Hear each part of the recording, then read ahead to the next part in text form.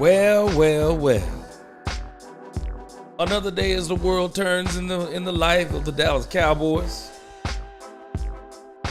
Snoop Dogg said there is so much drama in the LBC. I say there is so much drama being a fan of DC. Because, man, when you are a fan of the Dallas Cowboys, every single thing you do gets scrutinized. And not just by the media, but we get scrutinized even by our own fans.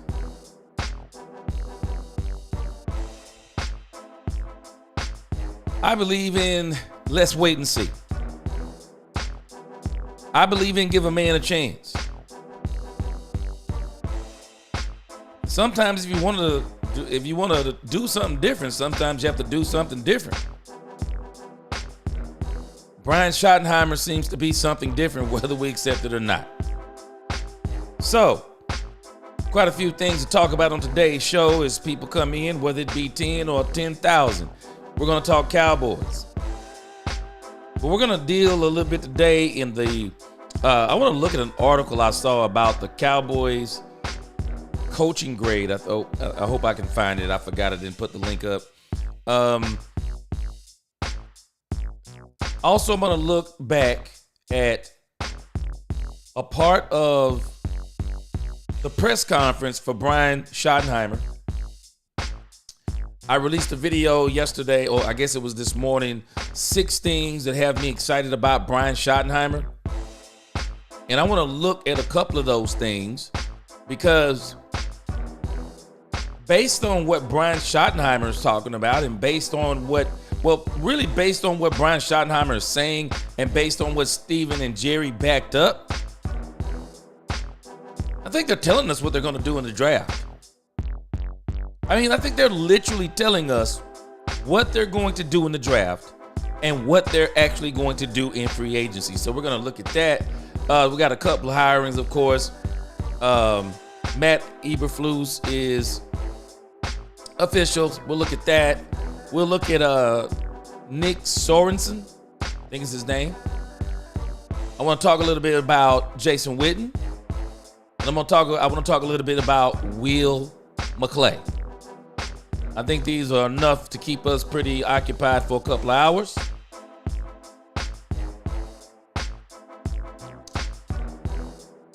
And again, welcome, Cowboy fans and Cowboy haters alike. I'm the G, and I'm the host of Let's Talk Cowboys, where we talk facts. Let's talk facts. Let me get a couple of greetings out of the way. Kelvin, what's going on? Daniel Lim in the crib. Appreciate y'all. Roderick, what's going on? Richard, what's going on? The Queen, what's going on? David, what's going on with you? Ice Cold Cowboy, what's going on? I see this is Delta. Let me read. Delta Roots, what is going on? Jared in the crib, what's going on? Alex, my man. Andre Mosley, what's going on with y'all? Then I'm gonna come back. Let me get a couple of y'all comments in early. Let me go down the row. It's only a few comments. What up? What up, my G Blue Star? Let me go down and see what you're talking about here. Yes, sir. Daniel says, I'm excited about the new special teams coordinator. Me too. And I'm especially excited about Eberflus. I think he's going to have a crazy defense. We got some stats to look at on him. Kelvin says, I don't want you to think, but I'm sick of all the hate the new hired coaches are getting. It's the Dallas Cowboys. I'm tired of it because there's nothing. If this was any other team hiring these guys, maybe other than Brian Schottenheimer, but even Brian Schottenheimer, it would not be getting the attention that it's getting. It would not be getting the attention that it's getting, but it's Brian Schottenheimer. Yes, sir. Yes, sir, Daniel Lim. We're going to talk about this. See, I think that Brian Schottenheimer, well, we're going to look at that, Daniel Lim. I think that's a huge part because I think that may be what turned, for sure, That was one of the things that turned Mike McCarthy away, which I'm not mad about that. And then I'm wondering what's going on with, I want to know more about Kellen Moore. They're speculating about Kellen Moore at the most. But I think there's some issues that I think that Kellen Moore, and I think we're going to get this news as it continues to trickle down. I think Kellen Moore didn't quite have the response that maybe Dallas wanted. But then if you let Stephen Jones tell it, it wasn't so much about Kellen Moore. But they said that it was the more they talked to Brian Schottenheimer, the more comfortable they got. The more they said that this was probably the right move to go with Brian Schottenheimer. Now, let's think about what Jerry Jones did. Schottenheimer, continuity, but not a lot of change. Jerry, especially, was very familiar with Schottenheimer. And I'm going to push back on something that I heard Mike Fisher saying. I got a lot of respect for Mike Fisher. You know, he's a Cowboys insider, and I'm pretty sure he knows way more than me. But I'm going to push back on Mike Fisher. Mike Fisher was saying that if Schottenheimer was the answer, why didn't he give the answers while he was under Mike McCarthy? Now, Mike Fisher has probably had the benefit of, I don't know, maybe he's never worked under anybody. But I've worked under people. I'm sure some of y'all have too. When you work under people, you don't always get the opportunity to start telling people how you would do something because, one, that's not your place.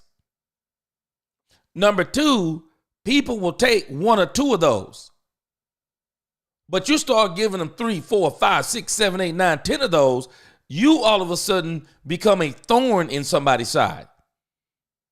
And then somebody starts saying, oh, you're after my job, I see. You create animosity under people. I didn't get that comment that Mike Fisher made about that. He was like, you know, if he was the answer, why wasn't he the answer? How can you be the answer? You're not the head coach. What is Schottenheimer going to do? Go behind Mike McCarthy's back and tell Jerry?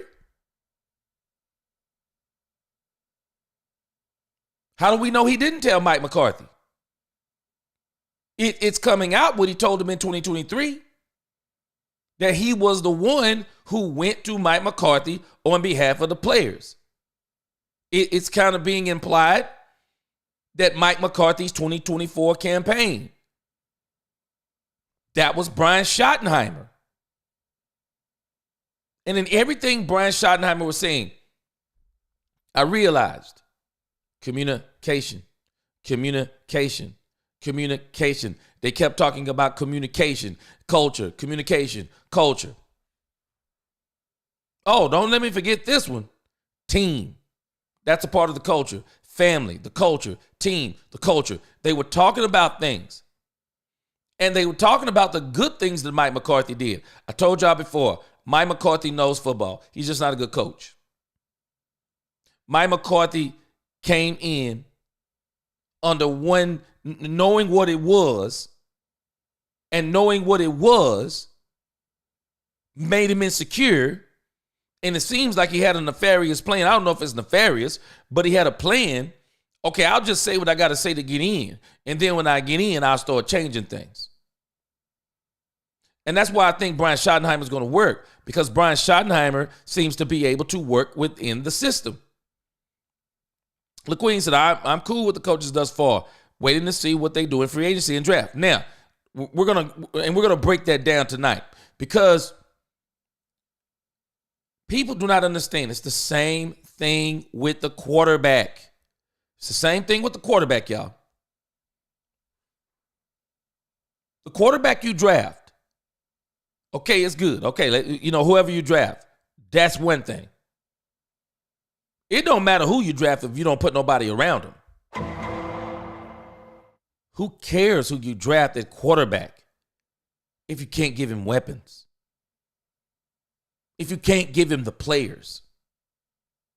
If you don't have the culture that fits around that quarterback to where he can live and thrive in that environment? Who cares who you draft? Because he's not going to win games by himself. He will win you some games. Yeah, he'll win you some games. He's just not going to win you the games because you're going to put too much on him.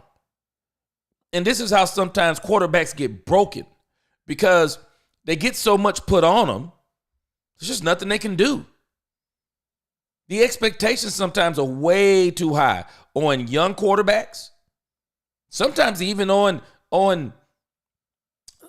veteran quarterbacks. One of the things you want to do is, okay, we got our quarterback, so let's put people around him. So what do you do when you get your coach? Well, what do? Schotty, to me, is the least of the worries as far as the coaches go. What matters with Schotty now is who you put around him. And so far, the Joneses are doing exactly what I said. If I would have hired Deion Sanders, they're doing exactly what they should be doing. When you hire someone and you say it's risky, so how do you lower the risk? You get things around the risk that lessen the risk. You lessen the risk. That's what you do. And so what they're doing, okay, so let's put veteran coaches around him. So right now, this Matt Eberflus, this was a huge hire. Huge. You got someone who's an ex-coach. Someone who has experience running a franchise in a sense. So he's going to take care of the defense. You don't have to worry about Matt. He's going to take care of the defense. He was a great defensive coordinator. Just wait till you see what he looks like with Micah Parsons. Wait until you see what he looks like with DeRon Bland. Wait until you see what he looks like with other pieces that this team has. Matt is going to look way better with the Cowboys than he did with the Colts. Watch what he looks like. Because we got to stop thinking this is a 1-year thing. This is a 3-year, it's about a 3 to a 4-year thing.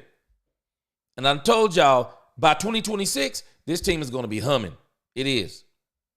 It is going to be absolutely humming. Let me read a super chat real quick before we get into our topics.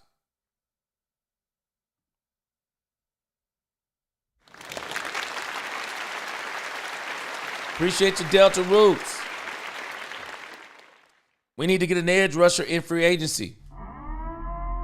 And I agree with you. Free agency. We'll see what Dallas does.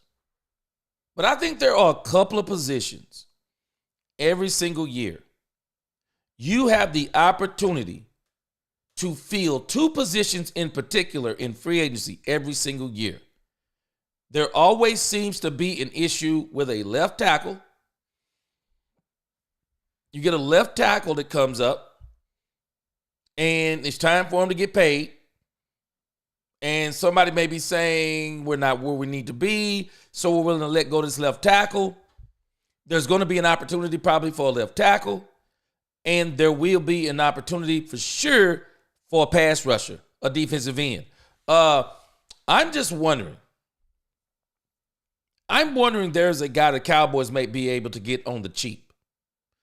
And they may be able to get him on a 3-year, which would really be a 2-year. But you maybe get him on a 3-year deal. Maybe you give him, hey, man, we'll give you 3-year. We'll give you a 3-year, $21 million deal, $14 million guaranteed. And that guy that's going to be out there, I believe, is Hassan Reddick. Man, I wanted the Cowboys to do something to get Hassan Reddick so bad last year. Hassan Reddick, man, I'm telling you, him and Micah Parsons on the same team would be an absolute terror. If they could get Hassan Reddick, they could afford to go in the draft and say, we'll get the defensive end from the draft. Let's get Hassan Reddick in free agency. You get Hassan Reddick, you can let that defensive end just develop and come along and develop. Man, I would absolutely love to get Hassan Reddick on this football team. I really would. Let me go through and spot check a few of these others, and then we're going to get it going. Ice Cold Cowboy, he says, Jones, the clown, doesn't do free agency until after the draft. They're not going to do it this year. Not this year. They don't have a choice. See, some of the things that Steven is saying is matching what I've already said. They actually don't have a choice. And that's the part people are not grasping what I'm saying. You have 30 unrestricted and restricted free agents. You can't field this team through the draft. You're going to have to do something when the season opens up, when everybody starts the trading frenzy. They're going to have to do something. They don't have a choice.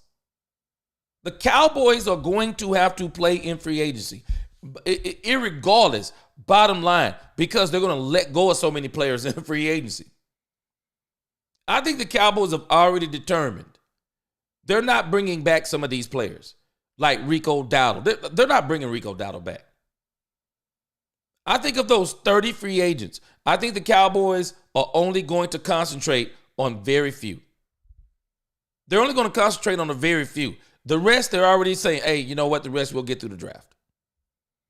We'll get the rest of them through the draft. We're not going to worry about it. We'll get the rest of them in free agency. We're not going to worry about it. The Cowboys have to be players in free agency this year. They do. They have to be players. Jerry says Jerry Jones and Stephen Jones have to get better, and Dak needs more help. Well, from everything they're saying, all we have to do now is sit back and watch. Let me tell you why from this point forward. Everything we're saying, we don't have to say it no more. We actually don't have to say any of this stuff no more. They already beat us to the punch in the press conference. And y'all can tell me what you want to. I've never heard Jerry and Steven talk like this. Jerry and Steven are usually very smug, especially Stephen Jones. I didn't hear Stephen Jones talking about it's going to be more of the same or what it was last year. I didn't hear none of that talk. I didn't hear none of the cap talk Stephen normally says. No, Stephen Jones said it, and I quote, I know the fans are not going to believe it. You're right, Stephen. A lot of people are not going to believe it. But he says, but we're going to do something, and we're going to do some things different. We're going to evaluate how we... Do y'all realize Stephen Jones is infamous for this statement? He said the Super Bowl is not won in free agency. Did we hear that comment this year? No. Stephen is talking different. This time he says, we're going to do something in free agency. We're going to do it differently than we've done it. And I love the statement. The goal is to put together the best roster in the NFL. I've never heard Steven say that. I've never heard Steven say that. So all the stuff we've been saying about Steven and Jerry, we don't have to say it no more. All we have to do now is sit back and watch, because I'm telling you, y'all may not understand the method to my madness. I've been screaming for the Philadelphia Eagles to win. It needed to happen. It needed to happen. It had to happen. The Philadelphia Eagles, 2 Super Bowls in 4 years. It needed to happen. Okay, one time is a fluke. 2 times, hold on a second. What are they doing? What are they doing? What are they doing with the offensive coordinator that used to be on our team? Somebody said he just handed the ball to Saquon Barkley. We can say the same thing about Dak. Well, he just got Dak throwing the ball all over the place because the reality is he hasn't put up those video game numbers since Dak Prescott. But if you listen to Dak Prescott and CeeDee Lamb, we say he's not a play caller, but they're saying he's a coach. They both specifically talked about where he helped them in their game. And I bet you, Philadelphia, if Kellen Moore winds up with the Saints job, and I'm telling you, I have been hearing they want no parts of Mike McCarthy, and I'm not surprised. They want no parts of Mike McCarthy. And the talk is Kellen Moore has a great chance at that job. Watch how the Philadelphia Eagles respond when Kellen Moore's gone. Watch how they respond. They're going to tell us some things that are totally different than the narrative we've been painting about Kellen Moore. This stuff about Kellen Moore is an absolute joke. Jerry is looking at all of this. How did Dan Quinn take free agents from the Cowboys? How did Dan Quinn do that and get in the NFC Championship game? How does Philly and the Washington Commanders get in the NFC Championship game with 2 of our ex-coaches? So wait a minute. Washington got to DC. They're winning. Philly got the OC. They're winning. We kept the head coach and didn't do any better than we did with the defensive coordinator and the offensive coordinator. Somebody got to make it make sense. Because I'm telling you, there's a world where I could imagine that when Dan Quinn left the Cowboys, Mike McCarthy sighed relief. When Kellen Moore left the Cowboys, Mike McCarthy sighed relief. When Mike McCarthy got, in some respects, he kind of got what he wanted in 2023 and in 2024. Unfortunately, Jerry hung him out to dry. Jerry said, okay, you might have got what you wanted. Yeah, you got the play calling. You got the play calling. No more Dan Quinn. No more Kellen Moore. No more Amari Cooper. So now you're going to have to live with it. Now you're going to prove to us that you can do this. You can win. You can win without us doing anything else for you. You're going to prove it to us. And I'm telling you, Stephen Jones said it in the interview clear as day, and I told y'all don't listen when I be telling you. You're going to call me a prophet before it's over. When you want to keep someone, you don't sit down and start talking, giving them offers they can refuse. If you want me, you're not giving me offers I can refuse. You're not telling me you want a shorter contract. You're not telling me I got to take Jason Witten. I would not be surprised just listening to Jerry Jones. We wanted Brian Schottenheimer to call plays. So we don't think they were already thinking that after watching the debacle of last year? Anybody who evaluated those games, the folk who wasn't looking at them with Dak Prescott hate, they were atrocious in some of those games. They were atrocious in a lot of those games at various stages. And in some of those games, they were just atrocious all the way across the board. The Cowboys came back to the same conclusion about Mike McCarthy. Can't call plays. So what we're going to do is we're going to bring Jason Witten in and waiting. You're on the clock if you come back. They gave the man an offer he could refuse. This is probably the last we're going to see of Mike McCarthy if he don't get this job. Janie, what's going on? C-Base in the crib. How you doing? The real Daryl, what's going on? Man, I tell you what, the real Daryl. Man, I had to kind of I normally come on at 6:30. But I'm noticing all of a sudden an influx of the content creators, the Cowboys content creators. Man, they're all trying to do live streams all of a sudden. And some of them were not doing live streams, especially on the regular. Like, and I give Law Nation the credit because Law Nation goes live every day. Law been doing this. So I come in because I've been going live, but I do things. I've been going live for the last 2 or 3 years, not just on the Dallas Cowboys. So the only thing I did was apply the same ethic, the work ethic, to something else I do, to this. And so I've been going live every day. But now all of the content creators are going live every day. And one of the things I've been trying to do, real Daryl, is I've been trying not to kind of go on at the same time as people, because I'm not trying to compete, or, I'm not trying to go head to head with the content creators, because I know some of you, you kind of listen to everybody. So, I'm trying not to go head to head with everybody, but at the rate we're going, it's just going to be it is what it is. I guess we're all going to be going somewhere in the same time slots and frames. Now, me, I'm a late person. I kind of like the late show stuff I do, maybe once or twice a week. But at the same time, I can't do the late show every single night. I mean, I guess I could, but I'm definitely going to have to change my sleep habits, even though I don't sleep a lot now.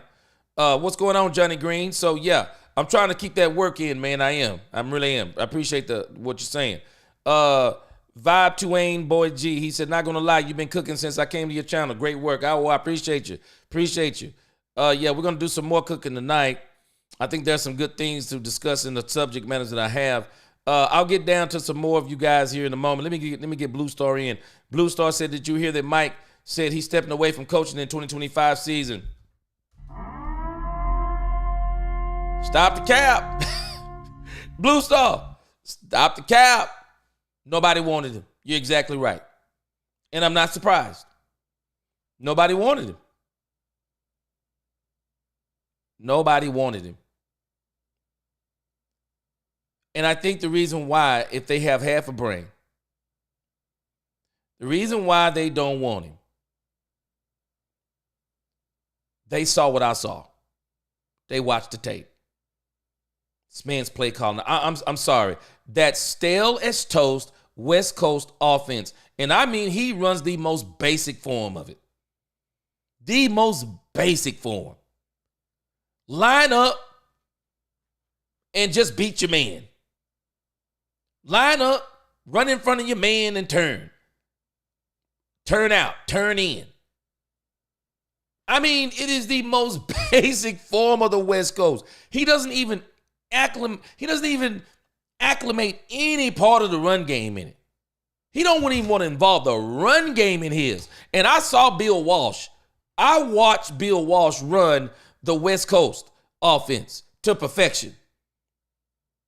And there were always running backs in that system that he had, and they were a part of the West Coast. Mike did not run that. And Mike tries to always say, yeah, the way I learned it. Mike, I'm not giving that to you, bro. I've seen other people run that West Coast, and it didn't look like yours. That thing looked like oatmeal still in the box, man. It was terrible. So I think the real deal is nobody wants him. The Saints don't want him. Now, I would not be surprised if somebody wanted to bring him on in an advisory. He seems to be good with all the quote-unquote analytics and all the stuff he's always talking about. I wouldn't be surprised if somebody bought him in like that. But coaching, man, they would be asking for nothing but disaster. Nothing but disaster. Appreciate you. What's going on, Silk Cowboy? I mean, they would be asking for nothing but disaster. Ice Cold says, Mossberg, Schotty's an unknowns, but better than Keebler Moore. Hey, you know what? And I think he may just be what the Cowboys needed. For real. I just think he may be what the Cowboys needed. Gabe in the crib, what's going on? Mike McCarthy decided to wave the white flag and not coach. No, he wasn't getting the job. Now, he had another excuse. He said the weather had prohibited him from getting out to do the interviews. No, let me tell you something. Let me read the rest of your comment. Ironically, he didn't want to lose out to every guy he ran out of Dallas, Kellen Moore. What goes around comes around. See, I reported on this, Gabe, and people were pushing back. Oh, Gabe, Bobby Belt not telling the truth. Man, Bobby Belt was telling nothing but the truth. Two things can be true. Bobby Belt cannot like Mike McCarthy, and Bobby Belt could be telling the truth. Nobody wanted Mike McCarthy. And as a matter of fact, when Dallas picked him up, nobody was checking for him then. Everybody talking about nobody was checking for, nobody was checking for Schottenheimer. Nobody was checking for Mike McCarthy last I checked. When the Cowboys weren't looking for a coach, he was on the couch. I wasn't hearing his name in coaching searches. Mike McCarthy, I didn't even realize it. He hadn't even been gone that long. I had literally forgot about Mike McCarthy. Because I remember how he ran out of Green Bay, how he got fired. And I was like, I wasn't following him then, but I was kind of like, good riddance. Aaron Rodgers was really making you look good. And then when the Cowboys went looking for him, I was like, what is this? Well, it's amazing, isn't it? Go back and check what the media was saying about Mike McCarthy when the Cowboys hired him. I bet they were not as favorable as they were when the Cowboys decided to let him walk. The media, I'm telling you, you can't listen to them. They're just fair weather friends. Without pressure coming from the other side, Michael won't be able to do a thing. Don't you worry, Cowboys hater herder. I think the Cowboys are telling us exactly what they're about to do. Let's get into some of these subjects. I'll get into some more of your comments here in a moment. So let's get into this. Let me see if I can find this. Doggone it. I had all my links saved except for this one.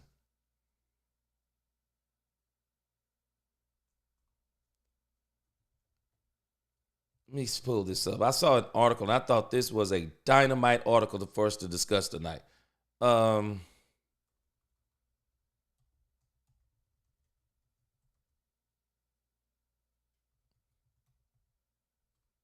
Maybe this is it. Let's see.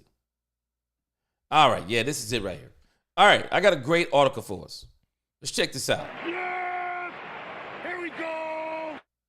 So they have put together on Yahoo Sports. They have put together the NFL coaching hires. The NFL coaching hires. Grading and ranking each one, including the Cowboys' surprise and Bears' big splash. And they said, so most of the head coaching hires in this cycle made sense. If you looked at the list of hires before the offseason began, most would have fit well. That is, outside of the Dallas Cowboys' surprising hire. It's impossible to know how coaches will ultimately work out, especially with the hires who have never been head coaches before. But we can judge the process and give first impressions on the first 6 new hires, with only the New Orleans Saints still searching for their new coach, which may be none other than Kellen Moore. Here are the grades and rankings of the NFL's new head coaching hires.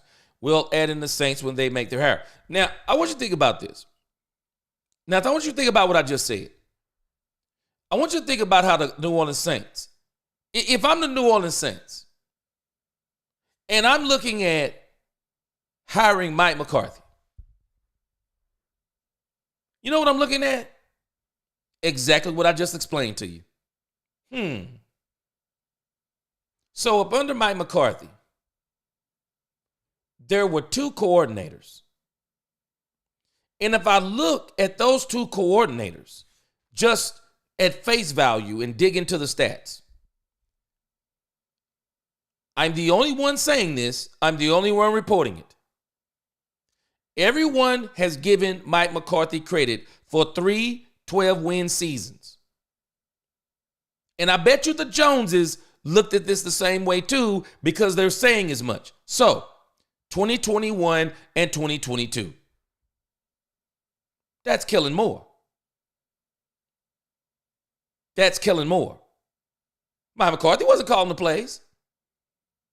Mike McCarthy actually didn't have anything to do with the plays. You know how I know? That's why the heck he was fighting Kellen Moore. He made that comment, and I think it was the Senior Bowl. Kellen wants to run up the score.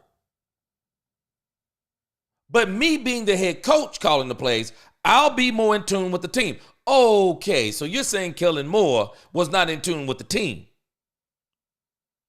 Even though if these false, fake people who we allow sometimes to make some of these choices act like that Dak Prescott had literally the best season of his career, but if they go back and look at 2021 with one less game, we can play semantics all we want to. He was a percentage better in some spots. But in some spots, it was better in 2021. I mean, the seasons are almost identical. 36 touchdowns to 37 touchdowns. People were acting like Dak Prescott had never thrown 30 touchdowns before. They were acting like the completion percentage was not the same as it. No, everything looked the same. No, these fraudulent people, they're fraudulent. Mike McCarthy takes over the play calling and they get the same doggone record and they act like we're looking at a different Dak Prescott. But if you go back and look at 2021, we were not looking at a different Dak Prescott. It was still 12 wins. 12 wins, no playoff win. But in 2022, the year Dak Prescott got the thumb hurt, came back early.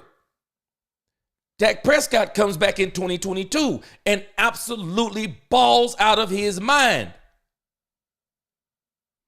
Kellen Moore and Dak Prescott, they win a playoff game, go to San Francisco. Pollard breaks his leg. I believe Pollard doesn't break his leg. The game is different. They lose the game 12-19. Yes, Dak made some mistakes, but they all made some mistakes. They lose 12-19. And Mike McCarthy comes fat-catting up into, and I don't mean that in a derogatory manner as his weight. I mean fat-catting as in arrogance. He saw an opportunity. He rolls up in there fat-catting. Yeah, everybody's under evaluation. What? What are you talking about? Man, we just put Tom Brady out to pasture. The San Francisco 49ers are better than us, and we were still in that thing. We were still in there. All we needed was a little bit more tweaking. No more tweaking. Run everybody out of town. I'm sorry. If I'm the Saints and I'm looking at the Cowboys and then what, and don't think Jerry Jones is the only one that listens to the media. Jerry Jones is just the only one who tells you he listens to the media. You know, everything he was saying in the press conference, yeah, I heard people say this. I've heard people saying, that's good, Jerry. Because I'm actually saying, unlike some, I think it's good. I think it's good that Jerry is hearing things that people are saying constructively. You need to do something different. Look at the two coordinators you let go and look at the coach that you kept. They're flourishing. Contextually, no matter how you slice it, they're flourishing. They are a major contributor to those teams. If I'm the Saints and I'm looking at the Cowboys situation and I'm saying, okay, three 12-win seasons. Let me understand what they look like. What did Dan Quinn do in those 3 12-win seasons? What the defense look like? What did the offense look like in those 3 12-win seasons? Because in all 3 of those 12-win seasons, we know that Dan Quinn didn't have the defensive players that he needed. They had safeties playing linebacker. We know Kellen Moore. Now we know the rest of the story. Mike McCarthy runs out Amari Cooper. Runs him out of town. And Kellen Moore is still able to do some things. Still able to perform. Dak Prescott is still able to perform without Amari Cooper. I'm looking at all of that and going, hold on a second. Why would I want the one that's losing? Because those other two are winning. Why would I want the one that's losing? I wouldn't want Mike McCarthy either. Especially if I'm looking at his plays. I'm telling y'all, we don't give these teams enough credit. They're looking at tape. They have people who are dedicated to looking at tape. And they're telling them, nah, this ain't this and this ain't that. I wouldn't pick him either. I wouldn't. I would not pick him either. Willie says Hassan Reddick is going to want 2 to 3 years. I just gave you the deal. Everybody knows these NFL deals are not what they are. I just gave you the deal. You tell him, I'm going to give you 3 years, $14 million guaranteed. So we already know what that deal is. That's actually a 2-year deal. $14 million guaranteed. You're going to get $7 million per year. Guaranteed. We'll put some incentives in there too. Oh, that's the deal for Hassan Reddick. It's the perfect deal. 3 for 20. 3 for 20, 14 guaranteed. I mean, it's the perfect deal. They can easily fit this man under the cap if they do that. Easy. We need to find out what's going on with Micah Parsons because he's been really quiet since all went down, and I've never seen him this quiet. Micah Parsons, he has been doing some talking. He's been talking about Saquon Barkley a lot. Yeah, he ain't been too quiet. He's been talking about Saquon Barkley a lot because Micah Parsons is sending a message to this. Micah Parsons is sending a message to Jerry too. We need a run game. The run game isn't just for the quarterback. The run game is for the defense. I keep telling people, you do not run the ball to have a dominant run game. That's a plus. You run the ball to dominate the game. You crack defenses when you can run that ball, man. You crack defenses. I don't care if you're running the ball and you manufacture 100 yards. But if you run that thing 30 times, you cracking heads. That defense is going to crack. I promise you that defense will crack if you'll keep running that ball. If your defense is good enough to keep those games close and you can keep running that rock, you're going to crack teams. And this is the thing that the Philadelphia Eagles, I keep telling people about the Philadelphia Eagles. The Philadelphia Eagles would make them even more lethal. They don't just have a running back that can run the ball. They got a home run hitter. I think he's got the most explosive plays in the NFL. I don't even think it's close. Saquon Barkley had the most explosive plays in the league. This dude isn't just a cracker of a defensive line. This dude blows up and demoralizes defensive lines because Saquon Barkley had this same characteristic with the New York Giants. I remember with the New York Giants. Okay, you're playing the New York Giants. It's the second quarter. They ran Saquon Barkley like 12, 13 times. 1 run, 1 yard run, 2 yard run, 2 yard loss, 3 yard run, 2 yard loss. You're like, oh man, Saquon Barkley, we got him in check. And then boom, he break out. And I thought we had him. That's what he was doing with the Giants. Now that he's with the Eagles, this dude sometimes is doing this twice a game now. And he's getting chunk plays. Why? They got an old line. They got 2 wide receivers and a tight end. That's a threat. They got a quarterback that if they're going to run the read option, he's literally an option. I mean, he's literally an option. Saquon Barkley is even more lethal with a team like the Philadelphia Eagles. And so the Cowboys have got to go do something similar. They have to go get this man a run game. And they're going to do it. I promise you they're going to do it because it's the quickest way to fix this team. A run game alone is going to change life on this team. Everything else, I promise y'all, is going to be gravy. Everything else falls in place like a puzzle piece. Willie T, you know what? Let me tell you something. People are making way too much of these dumb air quotes. This is silly stuff. I mean the analyzing of the Dallas Cowboys. I use air quotes all the time. I do. I use air quotes all the time. Other people use air quotes all the time. Sometimes they use them the correct way. Sometimes they don't. And the people who are making a big deal of the quotes, you know why? I'm telling you, y'all don't believe me. Got a bottle of water right here.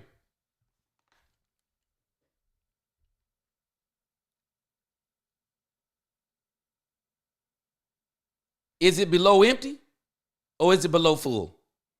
Which one is it? Which one is it?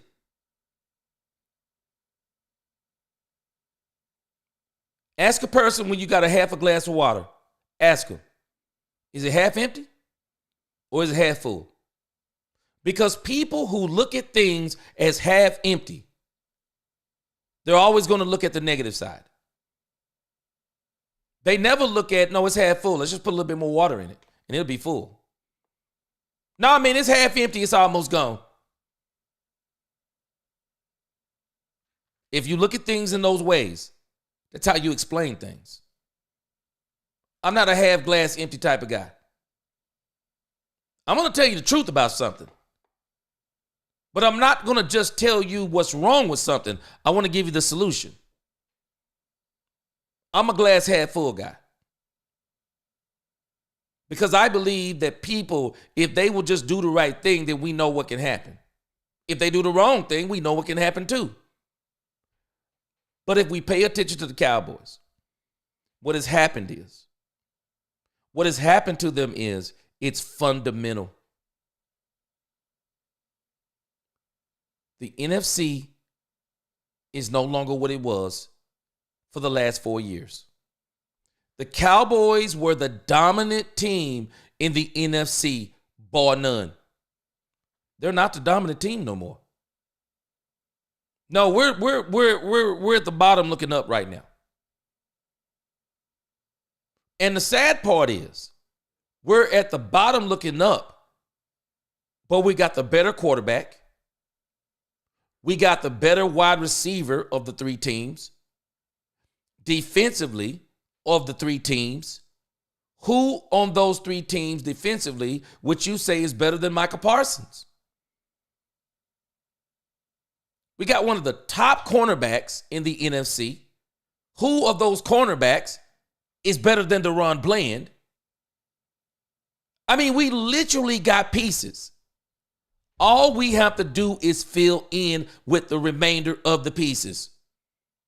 And I think one of our issues is those two teams, whether we like it, love it, or hate it, they're coached better than us. Dan Quinn, it wasn't just the players. Dan Quinn doesn't have the players yet either. He's got some of the players, but where Dan made up in spades was Dan coached better than us. Dan coached better than us. The Philadelphia Eagles, for everybody talking about Sirianni, no, that team's coached better than us. And it's obvious they have better GMs than we have. I told y'all, teams they're built. We keep talking about the quarterback. No. Teams are built from the top down. I'm talking all the way from the ownership to the water boy and water girl. They're built, and the culture is built. And I'm telling you, the Cowboys have been saying some things about Brian Schottenheimer that they liked. And what they're telling you is in the Brian Schottenheimer hire, they're telling you everything they didn't like in Mike McCarthy. He's everything that Mike McCarthy wasn't. The Cowboys thought they were really getting a locker room guy in Mike McCarthy, and turned out he wasn't. Because of the ownership of this team needs a locker room coach. They need a coach that, now, you don't need a coach here that's going to buck Jerry Jones. No, you need a coach here. You don't even need a yes man coach here. And that's what we had in Garrett. You need a coach here that can communicate well and work within the construct of the team. You know what it is. I said this weeks ago. Don't be the side chick come in trying to be the wife. I don't believe in side chicks. I'm just telling you. But I'm telling you the street game. Don't come in here. You know you the side chick. Now you want to be the wife. Don't work like that. You know what the Joneses organization is. Don't come in here trying to bust up the Jones organization. No. The Bible says be wise as a serpent. Know how to work within the construct of it. I tell folks all the time, there's more than one way to skin a cat. You got to know how to work within the construct of things. You understand what things are. You know who you are and say, okay, this is how I can get this done. This is how I can get this done. So let's go into these coaches thing again. So, of course, the coaches that they have hired, you know they're going to talk about Brian Schottenheimer. Number 6, Dallas Cowboys, Brian Schottenheimer. He says, as with most everything regarding the Cowboys, perception is rarely reality. When Dallas started its search, everyone wanted to match Jerry Jones with a huge, splashy hire like Deion Sanders or Bill Belichick. Now, Deion Sanders, I believe, could have been a good coach for the Cowboys, but they were going to have to really pay Deion Sanders the buyout. Plus, he's going to have to be one of the highest paid coaches. They were going to have to bring in top-tier assistants all around. They're going to be paying money. And things were going to change in Dallas. I mean, it doesn't matter what anybody thinks. Things were going to change in Dallas. Deion Sanders plays in the media just as good as Jerry Jones does. Deion Sanders, to me, was never a chance. Never a chance. And now it's coming out that Jerry and Deion never even talked about Deion coming. I'm telling y'all, this was all for Deion to get what he wanted from Colorado. Deion and Jerry, I don't think they were ever even talking about Deion being a coach of the team. Deion is coming to the NFL. Just mark which team Shedeur Sanders goes to. That's the team that Deion Sanders is going to wind up with. Book it. I am not going to be shocked. That's how Deion gets to the pros. Wherever Shedeur is the quarterback, if that coach isn't successful immediately, he out of there. He will be out of there, and Deion will be the coach. Because even Stephen Jones said it. When you hire head coaches, you're looking at who can be most beneficial for your quarterback. Well, who can be more beneficial for one Shedeur Sanders than Deion Sanders? I mean, this is not even rocket science. The coach in waiting for Shedeur Sanders is Deion Sanders. And if Deion Sanders comes to the pros, watch what happens. Not only will he get on the team, not only will he coach his son in the pros, because I think that's going to happen, he'll also be able to trade for his other son, Shiloh. I mean, this is just easy work, man. Easy work. That's the path that Deion get to the pros. As it applies to Bill Belichick, nobody wanted him. Nobody wanted Bill Belichick. And the reason why nobody wants Bill Belichick is that Bill Belichick brings a lot of baggage. And you could call it good or bad, but he brings a lot of baggage. One, he wants his son on the staff. He's already built into the North Carolina contract, from my understanding. He's already built into the contract that if he decides to leave, his son is the automatic heir apparent. We'll see how that goes. He also brings that guy with him everywhere he goes. What is the guy that got fired for the Detroit Lions? There's a guy, I forgot his name. Some of you probably, his name comes right to you. What's this guy's name? Man, he was a terrible coach. Terrible coach.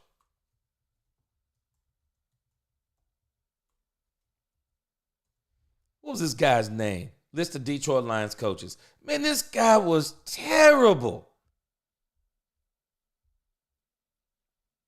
Oh, man. Matt Patricia. This guy's got to be one of the worst. Man, I'm telling you, the Bill Belichick coaching tree, man. Some of these guys on this Bill Belichick coaching tree, Matt Patricia. Terrible, man. Terrible coach. Dude running up in there like he done won, like he the coach, like he was the coach when they won the Super Bowls. Terrible. Terrible. Bill Belichick brings these guys with him. Josh McDaniel is normally one of his guys too. But Josh McDaniel, terrible head coach. Very good offensive coordinator. He seems to work good with Bill. But Bill brings these guys with him. No, Bill wouldn't come to Dallas. Jerry didn't want no part of Bill. Bill would require change too. Problem is with Bill, we found out something about Bill. You can say, you can call anything you want to. Bill didn't win before Tom Brady. Bill didn't win after Tom Brady. It's fact. Bill didn't win before Tom Brady, didn't win after. It says Jones stuck to what he values, which seems to be not paying buyouts. Yep, figured that. And hiring someone he's familiar with. Schotty had been around for 2 years. That led to a hire that is kindly uninspiring. And it makes me wonder, like when you say uninspiring. So the media is saying that the Cowboys should have hired the coach that they wanted them to hire. I mean, that's what they're saying. Schottenheimer is not sexy because the media don't think he's sexy. Schottenheimer has been an assistant coach for 25 years. So you're telling me, because he's been an assistant for 25 years, you're saying that a young hotshot coach who's barely been an assistant 5 or 6 years, maybe 7 or 8 years, so you're telling me you'd rather have that young hotshot coach over Brian Schottenheimer. What are you getting in that young coach other than youth that you're not getting in Brian Schottenheimer?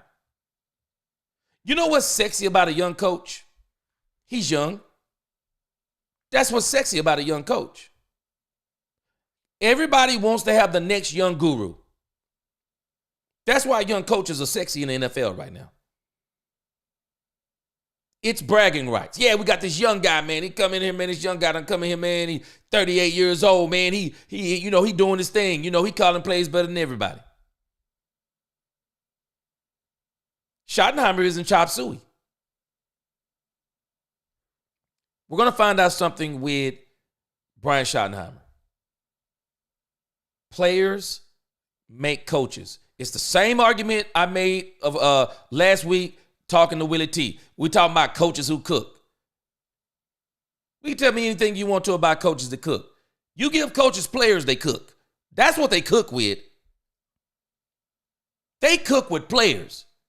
There's a reason why Ben Johnson is up in Chicago right now. They don't just have him because, hey, yeah, man, we want you to come in here with your play calling and you're going to turn Caleb Williams around with the personnel we have around him right now. No, you're not.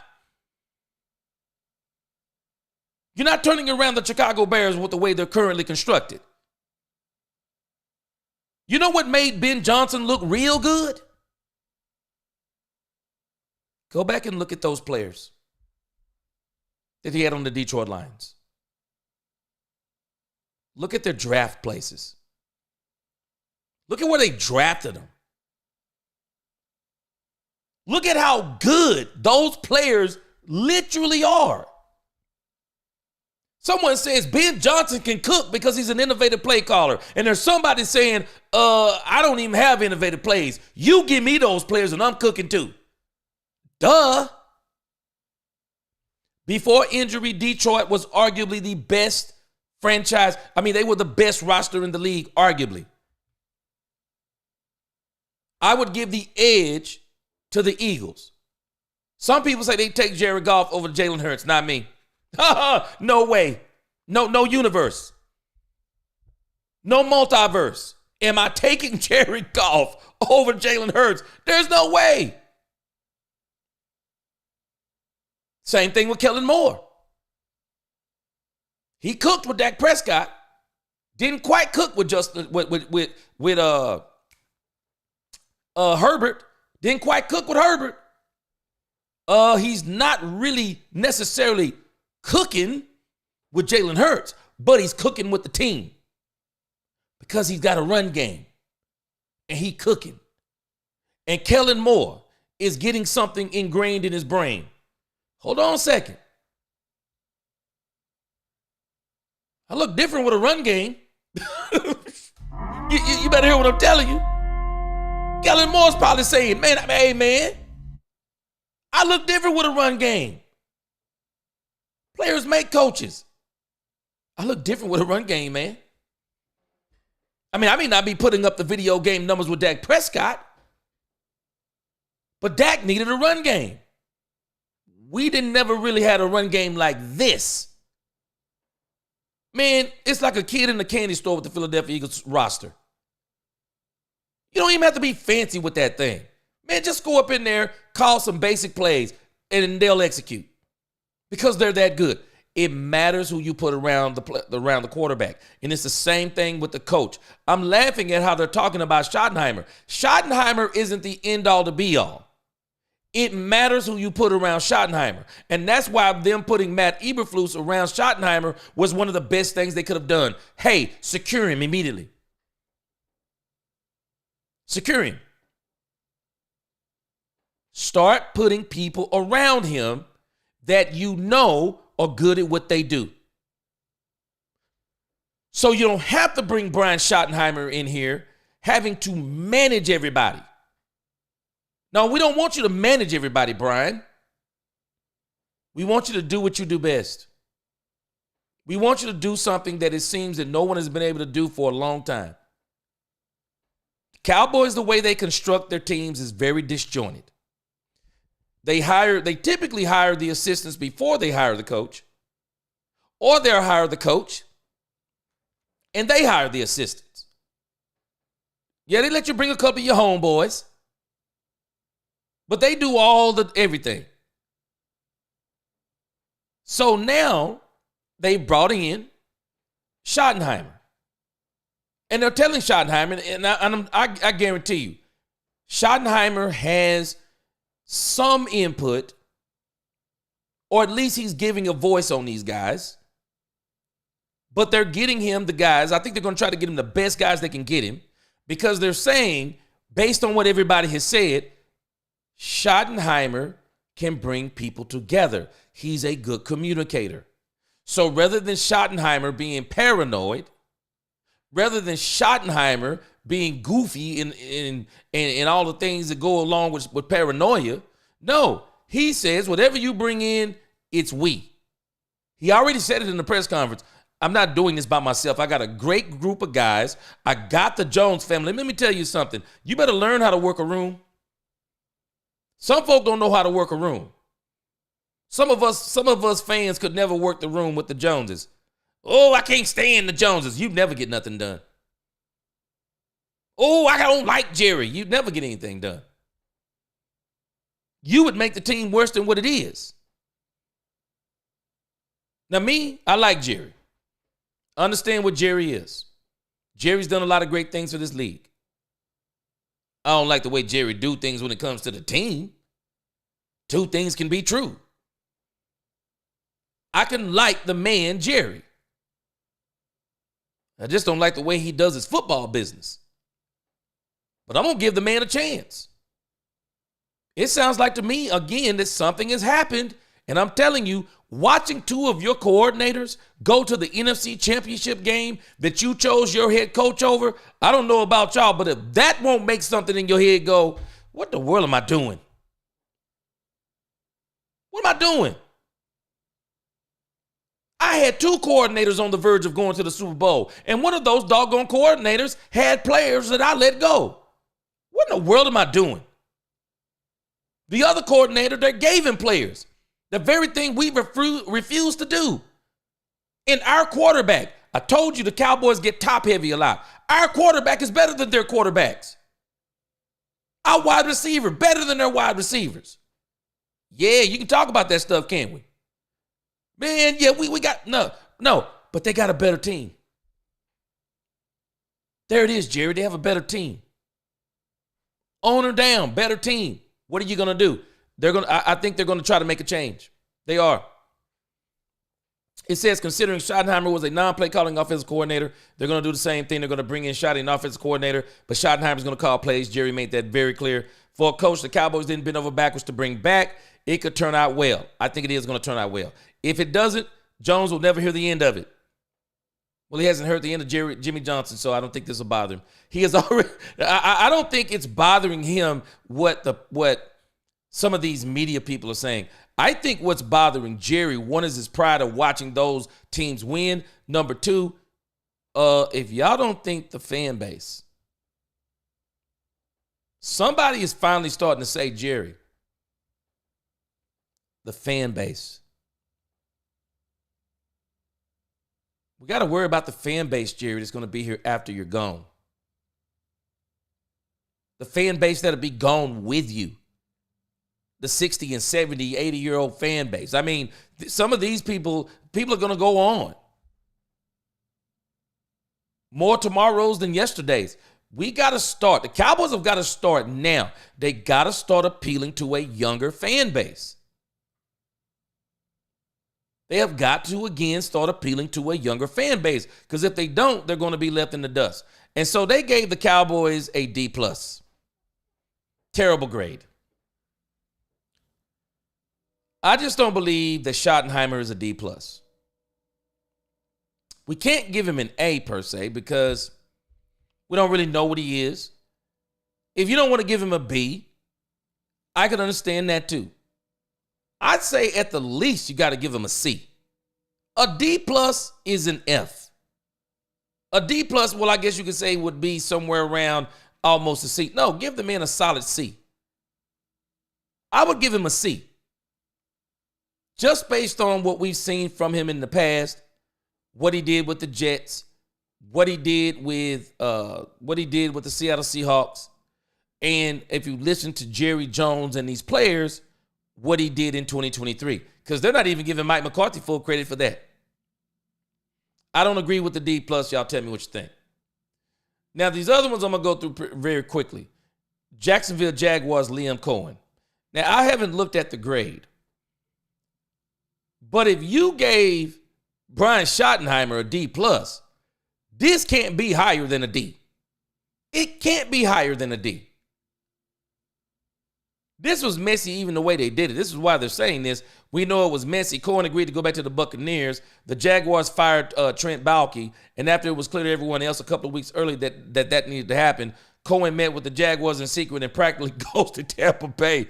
Neither side looked good. And there are some fair questions about the hire itself. Wow. So you give Cohen a C, but you give Schotty a D+? It says Cohen has never been a head coach, 2 seasons as NFL offense coordinator, and in one of them, Los Angeles Rams finished last in NFL in yardage. This hire was based on one good season, and we've seen other coaches go from offensive genius to outhouse in a hurry. So you give it a C? Who's grading this stuff? Who is this person? Frank Schwab. This is crazy. This is absolutely crazy talk. You give Schottenheimer. Schottenheimer has a lot of experience. Schottenheimer has actually had more than one winning season. You take a guy and you give him, with 2 seasons and 1 winning season, you give him a C. This is the Dallas Cowboys effect. See, this grade right here, this grade gets you the clicks and the likes right here. See, this is the grade to get you the clicks and the likes. See, you mess around and give Schottenheimer a C+ or a B-, see, then everybody will write you off as dumb. No, it's dumb that you gave him a D+, but then you give Liam Cohen a C. This is nonsense. Pete Carroll. Now, Pete Carroll to the Las Vegas Raiders. Y'all tell me what you think. Pete Carroll to the Las Vegas Raiders.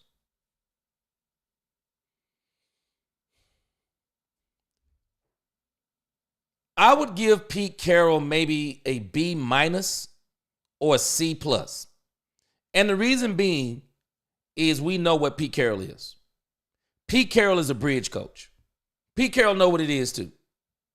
Pete Carroll is the bridge to the next coach they're going to hire. I'm just wondering how much he's going to be able to do in 3 seasons. He's got a 3-year deal with a 4-year option. I mean, yada, yada, yada. We know who Carroll is.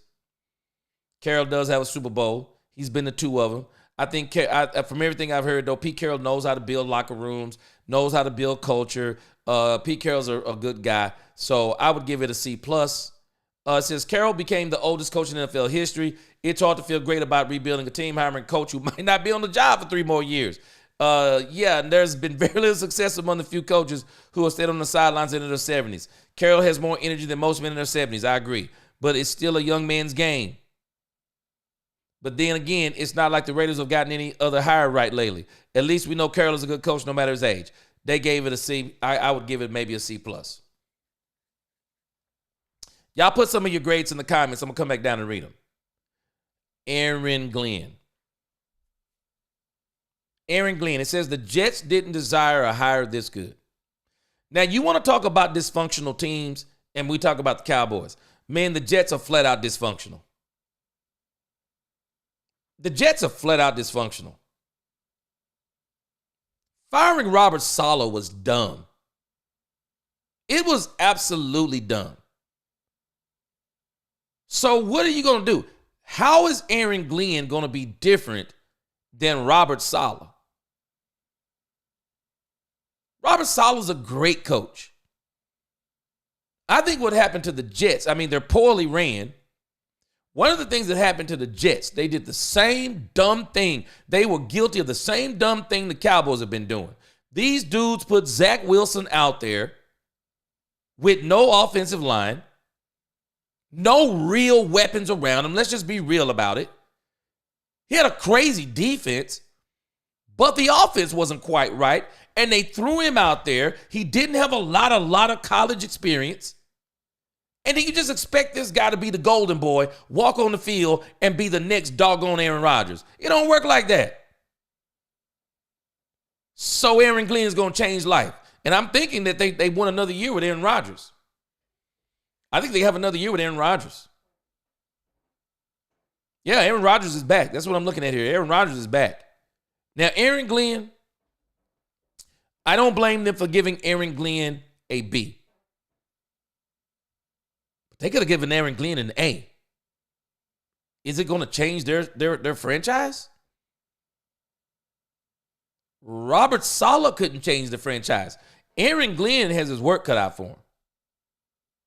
He really does. He has his work cut out for him. Because you got Aaron Rodgers. We don't know where his head is. He didn't quite look the same. They have some mumbling and grumbling going on the team. All kinds of things like that. These guys are going to find out very quickly. A job is a lot easier when you have great players.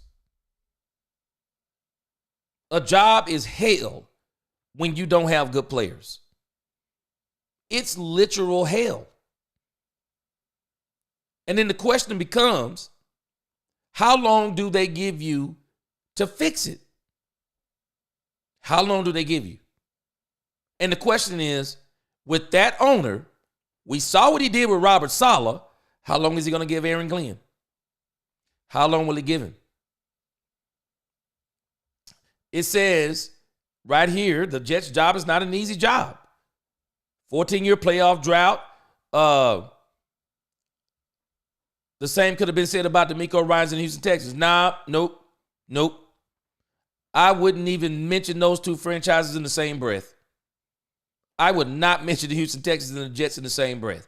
The Houston Texans have shown they are willing to do whatever they need to do to win. They were bending over backwards for Deshaun Watson.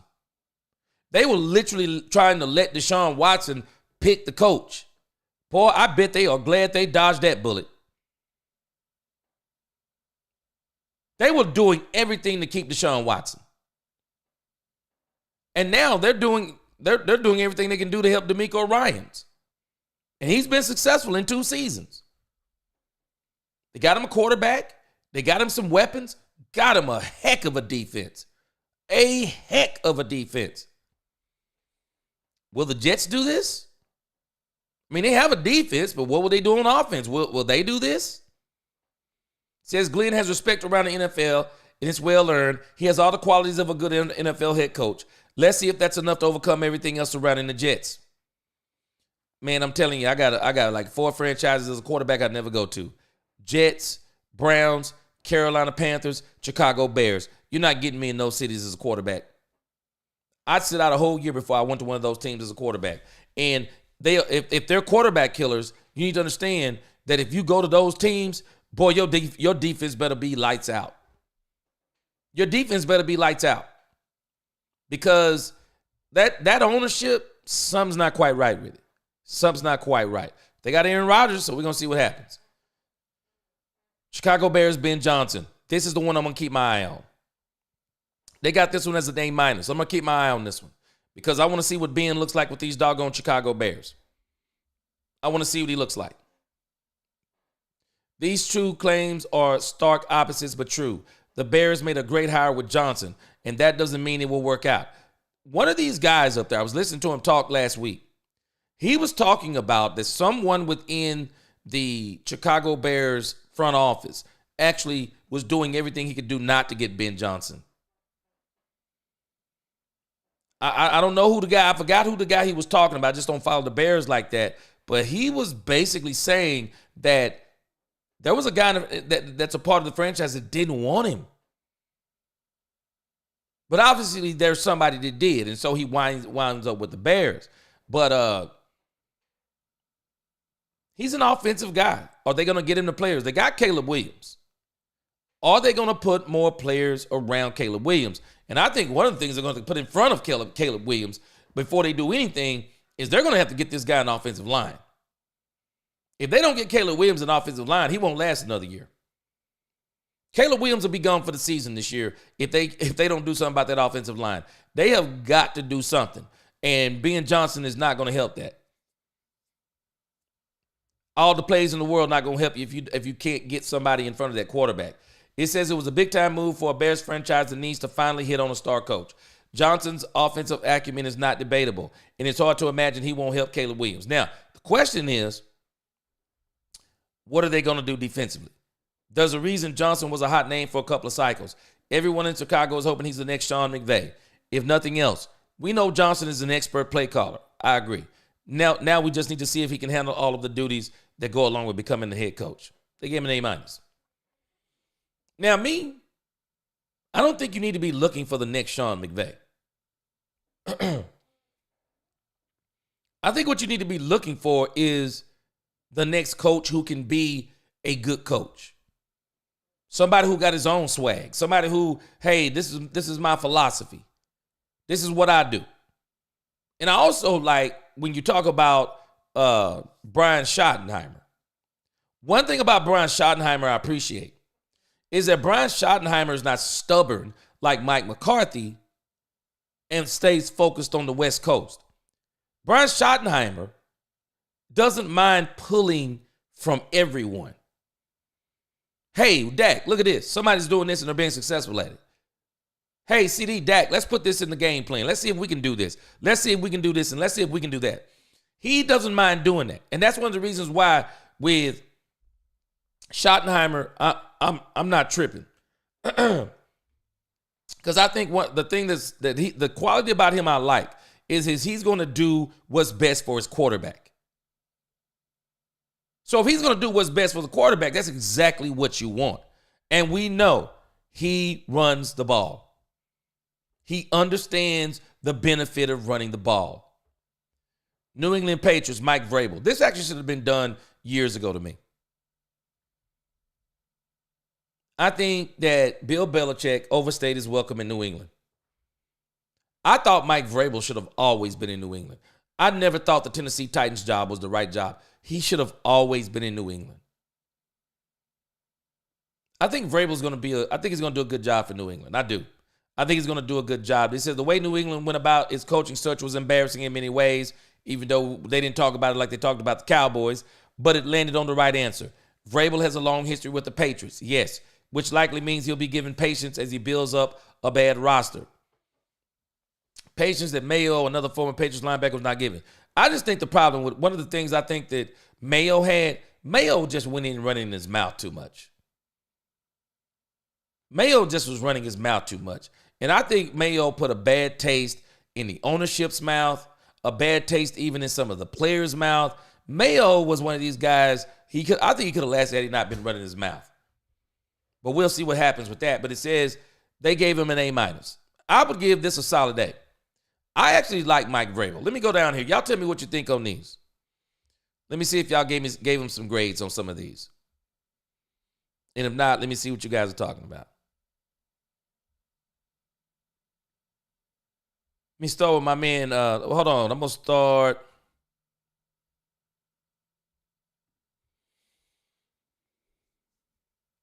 Skull Unknown. I've been saying it for weeks. Told y'all not to hate on Hurts. I've been saying it for weeks. Many Cowboys was talking trash about Hurts last week. Not me. I've been telling folks about Hurts. This man is lethal. And I'm not saying he's the best thrower of the football, but this man is lethal with his skill set. He is. And he's one of the he's really what makes this team be so dangerous. Because when you put Saquon Barkley with a quarterback who can also hit you for 40-yard runs and hit you for 40-yard passes, that's lethal. That is lethal. JS2, what's going on? He said Tex Ram and Coach Landry were polar opposites. They put that aside and worked together. 20 straight winning seasons. Says it worked. Yeah. And, you look at Landry, man. Landry was cut from a different cloth. Landry was absolutely cut from a different cloth. This dude was so innovative, it was insanity. Let's see. Alex says, if Chicago gets Genty, let's get a wide receiver first round, no problem. Hey, man, this draft, you can't lose. I keep saying it, man, you can't lose. If the Cowboys don't get Genty, it's not the end of the world. It's just not the end of the world. Omarion Hampton will be sitting right there. And as a matter of fact, Alex, I'm with you. If I can get McMillan, if I can get Ibuka, or if there's some dynamite defensive end there, I'll get him. Who knows, man? Who knows? Abdul Carter could be there. I mean, I'd be shocked if he was. But you never know who might be there. But if the Cowboys don't get Genty, it's not the end of the world. You'll still be able to get one of the top flight running backs in the second round. You will literally be able to get a top 5 running back in the draft in the second round. No, easy. You'll be able to get a top 5 running back. Ice Cold says Mossberg Schotty is a 5. Okay, give me some clarity on that one. Jerry put some curtains for next season. Man, is that true? Jerry put up some curtains for next season? Hey, man. They say old dog can't learn new tricks. The new coach isn't bad, but Jerry definitely needs to have players and a running back from the draft. Not only that, Skull, but who he puts around Schottenheimer is going to be vital. The defensive coordinator, great hire. Now we need to see what else they do because, wow, Al Harris is gone. I was like tripping on that. Al Harris is no longer in the building. So it's going to be vital to see who these other assistant coaches are going to be on the defense. It's going to be vital to see. Cowboys thrive as underdogs. You know what? I think they do better when there are no expectations. I agree with you on that, Lee Time. Watch out for Caleb Johnson. Okay, give me who that is. Fix the linebackers and get a running back. Yes. Sam Williams will be back, but I do think they need to go in the draft and address that. Unfortunately, we don't have a 4th-round draft pick, so they're going to have to. Maybe they can do that one in free agency. There will be some players out there. For sure, there will be some players. Filthy, you don't need curtains. Football is played outdoors. Yeah, but Filthy. The problem is, Jerry doesn't want to admit it, but they built the stadium with the windows facing the wrong way. Every stadium does this on purpose. They build the stadium so the sun isn't coming in to where you can't run the passing game. So Jerry built the stadium like that, and he won't admit that it's a flaw, but it is. Now, Jerry said he built it like that because he wanted it to seem like, kind of like daylight or something was in the stadium. But it's really a good design, but it's a bad design for playing football. No, they need the curtains. Clement said Dallas are trying to hire Arizona's O-line coach, bring in Arizona run scheme. Hey, man, I'm telling you, that doggone offensive line coach we had this year, he had to get gone. They had to get gone. Czar, what's going on? He said Jags aren't good, but getting rid of Balky is a move in the right direction. Yes. I think Balky was probably a huge problem for him. And it's so funny because even Balky himself admitted that he had to get gone because they were not going to get anybody there with Balky there. Oh, yeah, wide receiver and running back. Cowboys at 12. Probably won't get McMillan. I'll be surprised if they get Genty. Hold on a second. While we're kind of going through this, let me pull it up again. See, we really have some things going our way because being at number 12 really gives us a lot of options. It really does. It gives us a whole lot of options. We don't have to worry about if we don't get Genty. That's the thing that people need to understand. If we don't get Genty, no problem. No problem if we don't get Genty. We will be able to get great players, not just good. We'll be able to get great players.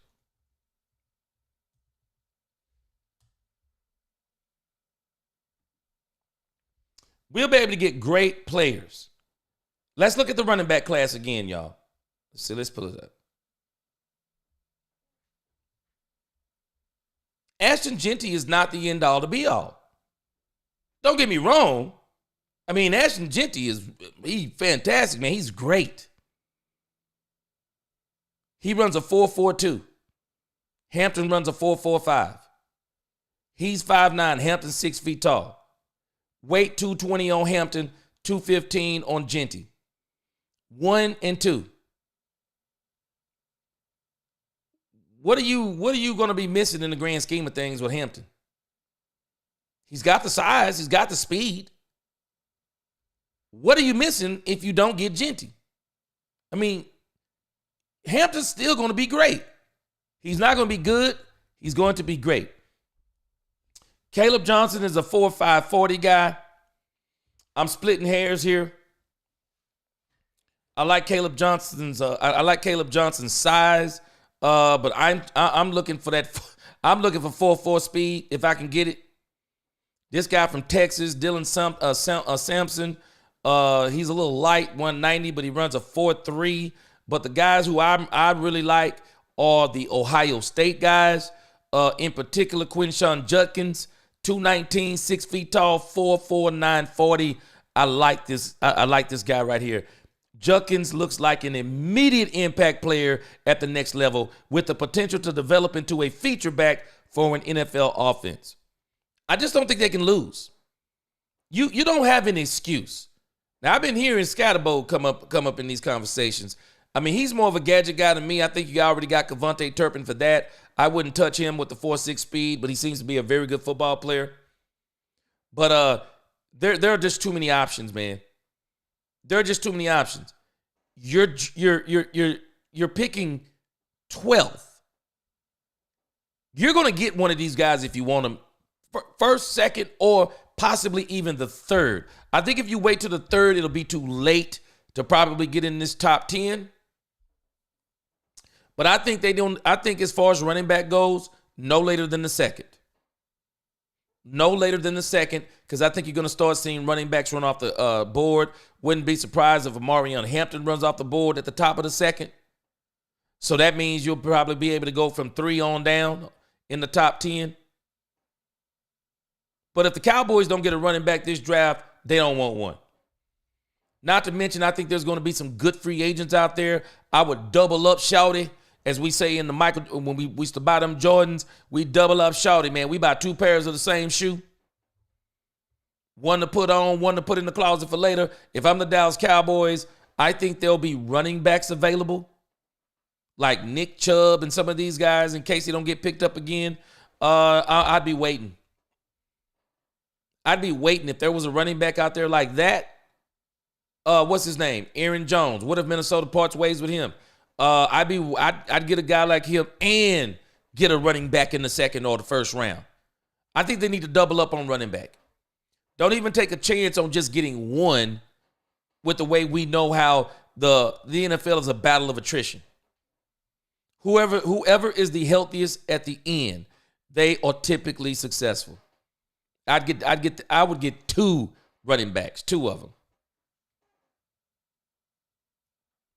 The dude said Duval. Okay, I had to go back and read up on that.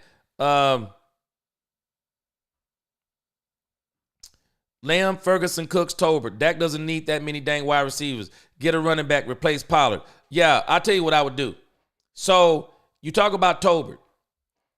Tolbert is probably not going to be on this team. I'd be shocked. I think Tolbert proved pretty much all season that he's probably not the third wide receiver, because I think they were hoping that Tolbert was going to be able to develop into a number 2 wide receiver. Brandon Cooks is not going to be here. The contract is way too much. Brandon Cooks is gone. Brandon Cooks is out of here. There's no way Brandon Cooks is going to be here next year. So the Cowboys are actually going to need one more wide receiver. I'm cutting Tolbert. Yeah, this was actually, matter of fact, this was Brandon Cooks last season. Yeah, Brandon Cooks is done. And I'm not bringing him back. Brandon Cooks, he's probably great for somebody else. I don't think Brandon Cooks ever fit here. Dak Prescott needs bigger wide receivers, large catch radius wide receivers that can deal with the cornerbacks in the NFC. Brandon Cooks was a liability in the 2023 playoff game against Green Bay. I mean, the cornerback literally climbed over the top of Brandon Cooks, because I didn't realize, I just didn't follow him like that. I always heard his name. I didn't know he was another one of those short wide receivers. Well, if you look at the cornerbacks in the NFC, you need to go get bigger wide receivers. You need 6'1", 6'2". Man, Mac Millen is 6'5". Gosh. Oh, man. If Mac Millen is there, I'm getting Mac Millen. I'll get that running back in the second round. If Mac Millen is on that board, of which I don't think he's going to be, if Mac Millen finds a way to that board, Mac Millen, I am drafting Mac Millen. Jalen Brooks, gone. Jalen Tolbert, gone. I got Ryan Flanoy. That would leave me with Flanoy. I forgot the guy we got from Carolina. So that would leave me Flanoy, the guy from Carolina, CeeDee Lamb, and then I'd bring in McMillan or Igbuka. I'd be set. And then I'd maybe get me another guy for special teams if I want 5. No, I forgot I got Kevontae Turpin. So I'm set at wide receiver. Yeah, we got to re-sign Kevontae Turpin too. We have got to make sure we make this man an offer that he can't refuse. We don't even need to play around with Kevontae Turpin on no 1-year deal. Kevontae Turpin needs at least a 3 to 4 year deal for sure. But the Cowboys, you just have to not want a wide receiver in this draft if you don't get one. They're just going to be too many of them. Wide receiver and running back. It's just going to be too many of them. Now, a lot of people have on their big board, what's his name? Mel Kiper. He has this guy, Luther Burden III, going to the Cowboys. I just don't know. Maybe y'all can tell me. I'm not sold on this guy. I looked at looking at his stat, I'm just not sold on the Luther Burden III. Everyone keeps saying he's going to be the wide receiver the Cowboys are going to pick. I don't understand it. I'm sorry. I'm getting that Igbuka from Ohio State before I get him. And Pro Football Focus has Igbuka ranked at number 3. And they have Luther Burden III ranked at number 2. I just don't see it.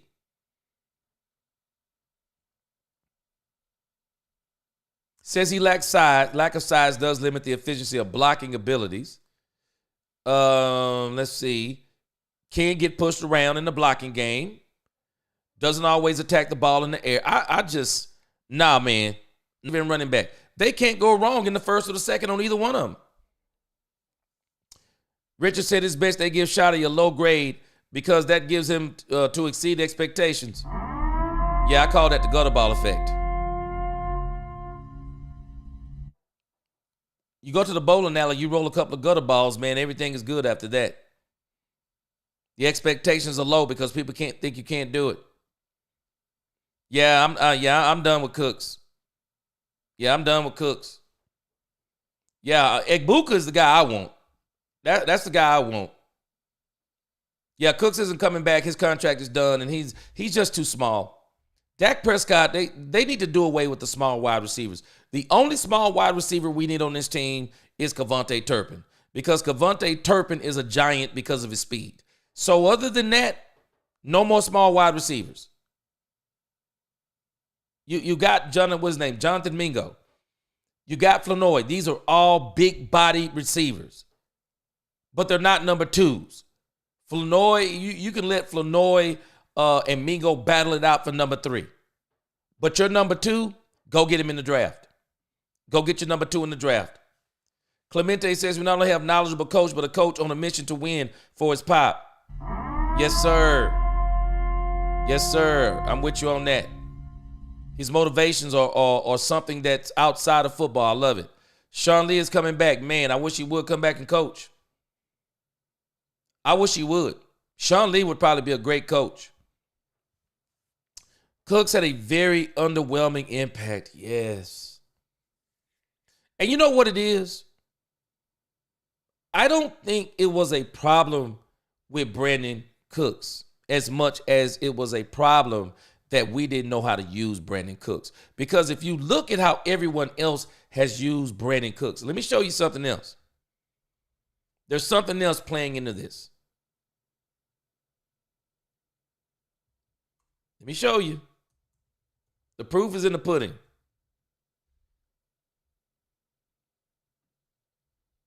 Let me show y'all something. Brandon Cooks is a very small wide receiver, but there's something else too.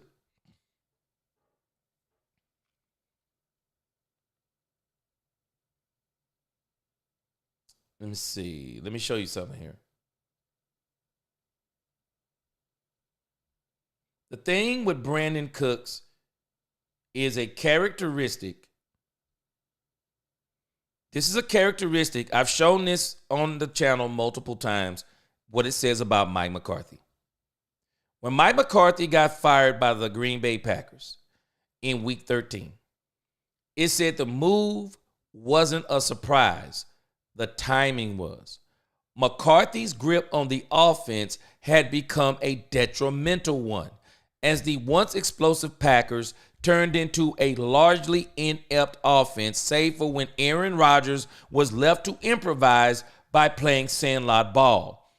It even happened in McCarthy's final game Sunday when Rodgers dropped, surveyed, and pointed to a spot in the end zone as a destination for his receiver. He completed the touchdown pass to Davante Adams, but the rest of the game, much like the majority of the season, look at this,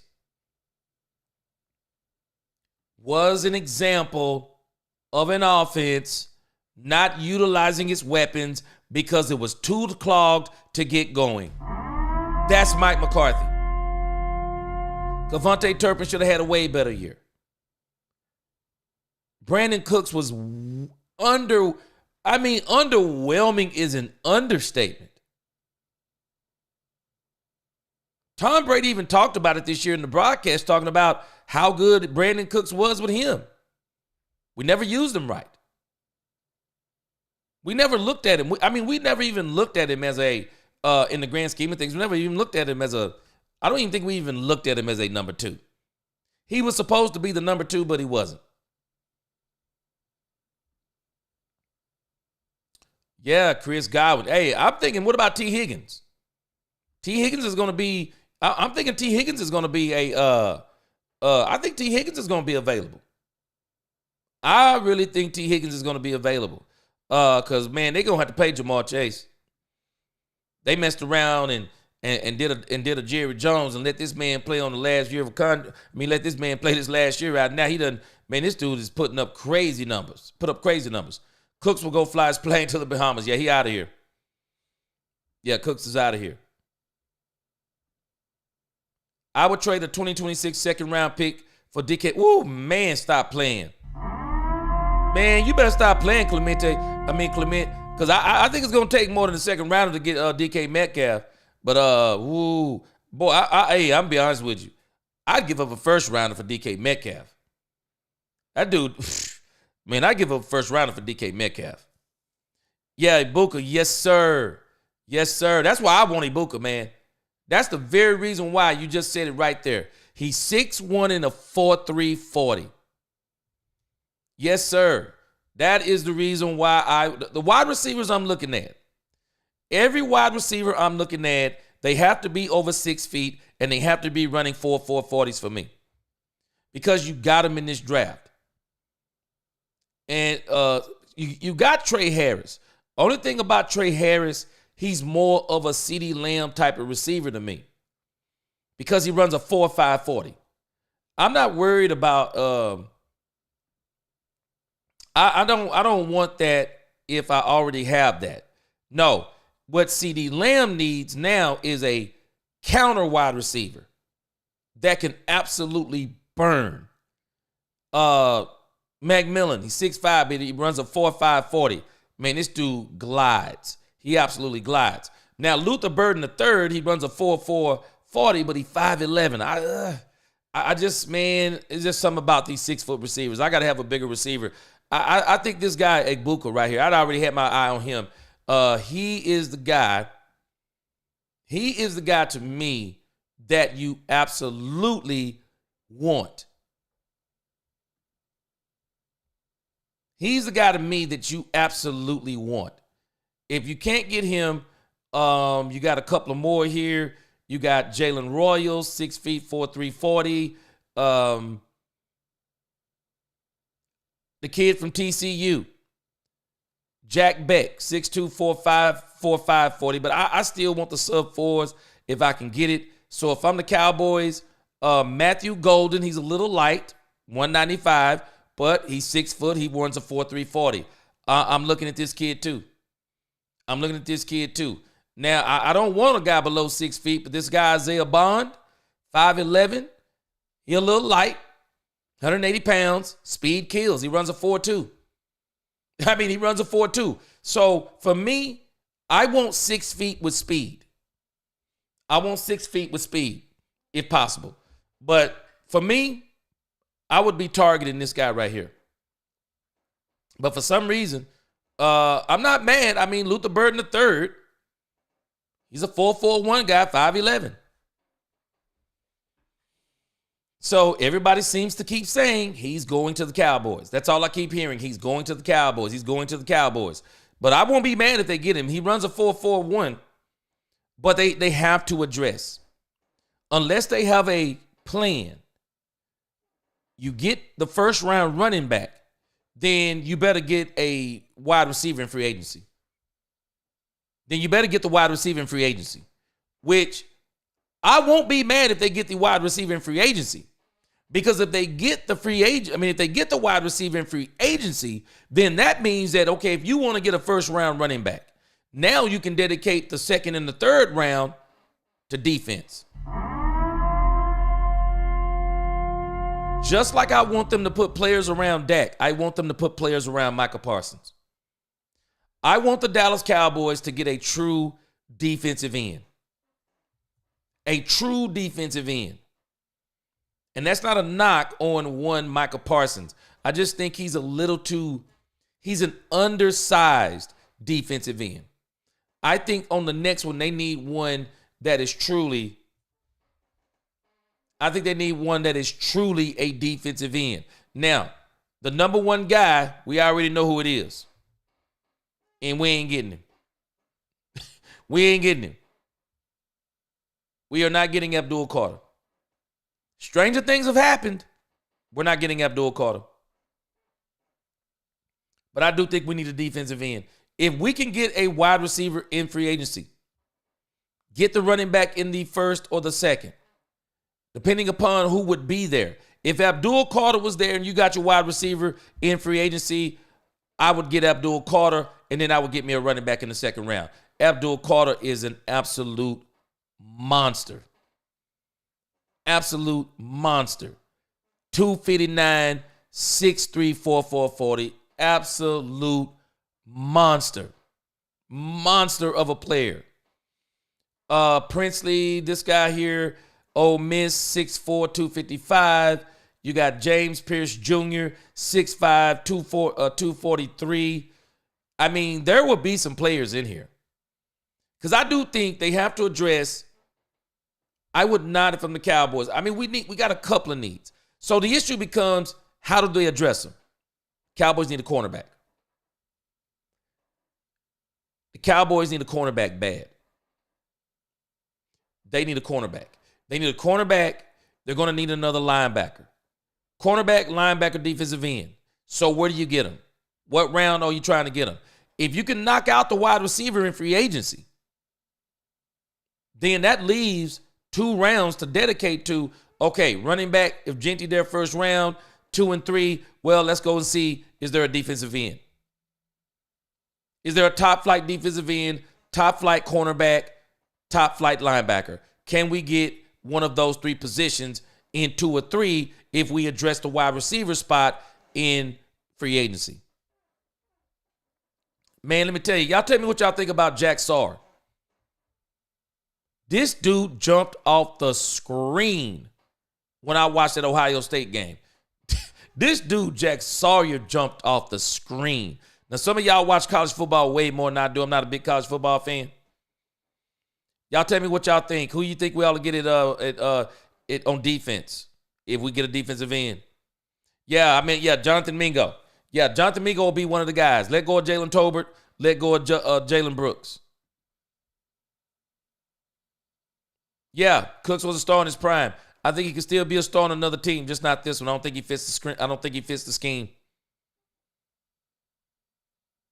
He said Lebanese food does good. Mike, what's going on? Mike Towery. He said, I hope Schotty proves these fans jump in the bandwagon wrong. Oh, man, I'm telling you, Schotty's going to prove them way more than wrong. And the reason why Schotty is going to prove them wrong is that the Dallas Cowboys are in prove-it mode. I think they're in prove-it mode. I think they're in prove-it mode because they've been watching what's going on around them. They're going to get it. All we can do is hold Stephen to his word. Stephen Jones said the goal is to build the best roster in the NFL. When I hear that kind of talk, I'm sorry, I'm excited. I am absolutely excited when I hear that kind of talk. I am. That gets me fired up. That tells me that you're going to do something. Mike McCain says winning the Super Bowl for Pete Carroll is not on his side. Boy, yeah. No Super Bowl winning coaches ever went to coach another team and won the Super Bowl. Yeah. He's a bridge coach. Yeah, Carroll's a bridge coach. I wouldn't be surprised, man. Don't, I'm telling you. Antonio Pierce, one of the reasons why they might have let this dude go, flat out, is because he won a football game. Sometimes they do you like this. I think the Raiders had a plan. I believe the Raiders had a plan. And you can't tell a team to go out and lose. But you can imply we need that first round draft pick. I think I think he might have got fired for winning. Who asked you to go win 2 more games? Who asked you to do that? If I'm the owner, this is what I'm saying in my mind. Who told you to go win 2 more games? So there's not anything you can. I know we don't like this talk. I understand it. But they basically played themselves. They played themselves out of Shedeur Sanders. And for what? What do you gain going to number 6? Somebody says, well, you want to create a winning mentality. I'm not sure if a 2-15 and a 4-13 team are any different. Somebody's got to say it, man. Hey, bruh. Let's not win no more games. Let's not win no more games. Somebody got to say it. Let's not go and tell the players to lose the game. But let us also not try to go out here and win the game. The New York Giants and the Las Vegas Raiders gave the number 1 and 2 spot to Tennessee and Cleveland. Why? Why would they do that? I'm not doing it. Oh, yeah, I want my players to play hard, but I'm not winning these 2 games. I'm not doing it. I'm not winning. I'm not going to. I'm sorry. I'm just not going to win and knock myself out of the first round. If I want that quarterback, and I'm telling you, Tom Brady wanted Shedeur Sanders. Tom Brady wanted him. He's been working with him. He wanted him. Tom Brady and Deion Sanders, great friends.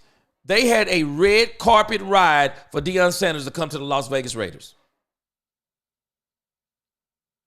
I was not surprised when he let go of Antonio Pierce. They did the same thing to Lovie Smith. I forgot which team it was. Maybe it was Tampa Bay. They let go of Lovie. I can't remember the last team that Lovie Smith coached for. They literally let him go for winning the last game of the season. Or was it the Houston Texans? Whoever it was. Lovie literally got let go for winning the last game of the season. He did. They let this man go for winning.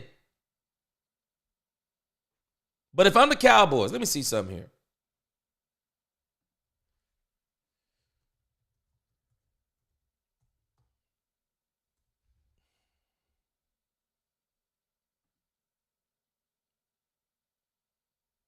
Okay, so Skull brings up, man, let me show you. Oh, man. Skull brings up wide receivers. So here are the list of the 2025 free agent wide receivers. And the first name on the list has me worried.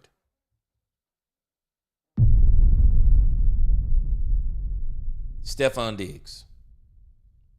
I do not want Stephon Diggs. I do not want Stephon Diggs. I just don't think Stephon Diggs is a good match with Dak Prescott. I don't want Stephon Diggs. Stephon Diggs is 31 years old. He's coming off of a knee injury, and we already know how long it takes. It takes the player a year. It literally takes them a year, unless you're a freak of nature from outer space like Adrian Peterson. It takes these players a year to come back from those. I would not bring in Stephon Diggs. Nope. I hope the Houston Texans resign. I do not want any part of Stephon Diggs. Skull says Chris Godwin is the best available. I would go with T. Higgins. I would go with T. Higgins as a number 2 wide receiver. Big-bodied wide receiver. I would go with him. If I'm the Cowboys, I wouldn't be opposed to bringing back Amari Cooper. I would not be opposed to bringing back Amari Cooper. Let's see who else here. Somebody's going to get a good deal probably on DeAndre Hopkins on the cheap.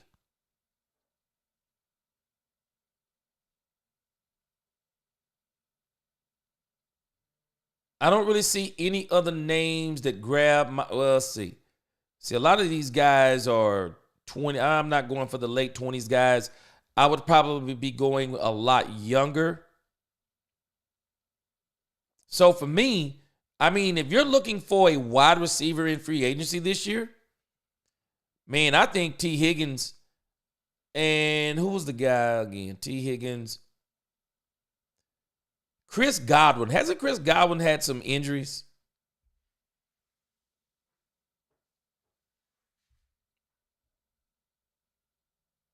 For me, T. Higgins is the number 1 guy.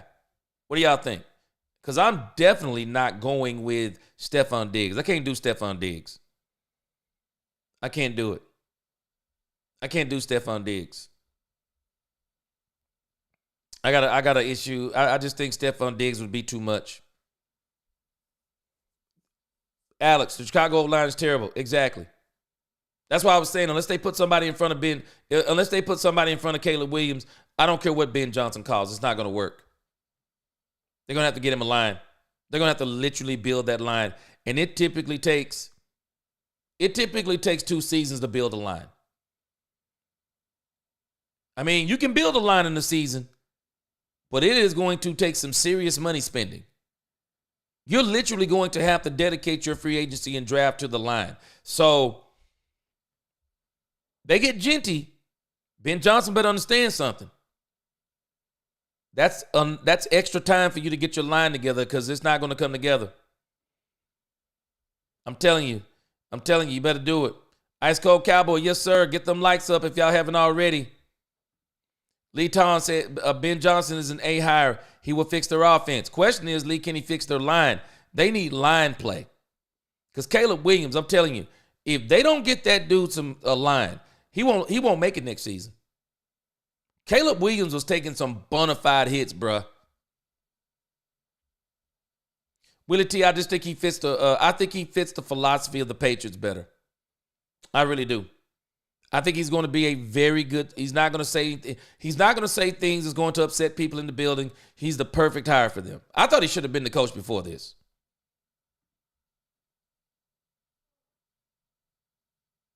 Yep, I'm with you, Mike McCain. They knew who they wanted.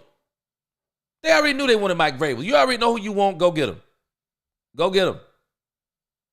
Brad said, "What the grade for the Cowboys been an A with Vrabel or Saleh? Probably would have been an A. Saleh would have been an A, I believe. Probably Vrabel too. Problem is, I just don't think it would have meant success." Yeah, Willie T, I'm telling you, that O-line for the Bears is so bad, I'm telling you, Caleb Williams will not make it another season with that O-line. He will not make it another season. Brandy, what's going on? Yeah, he won't make it another season with that line. They're going to kill that man. They're going to kill that man with that line. They better go out and get a line. Jose Corvedo, what's going on? Schotty sounds like he actually wants to win some games. He's going to win some games.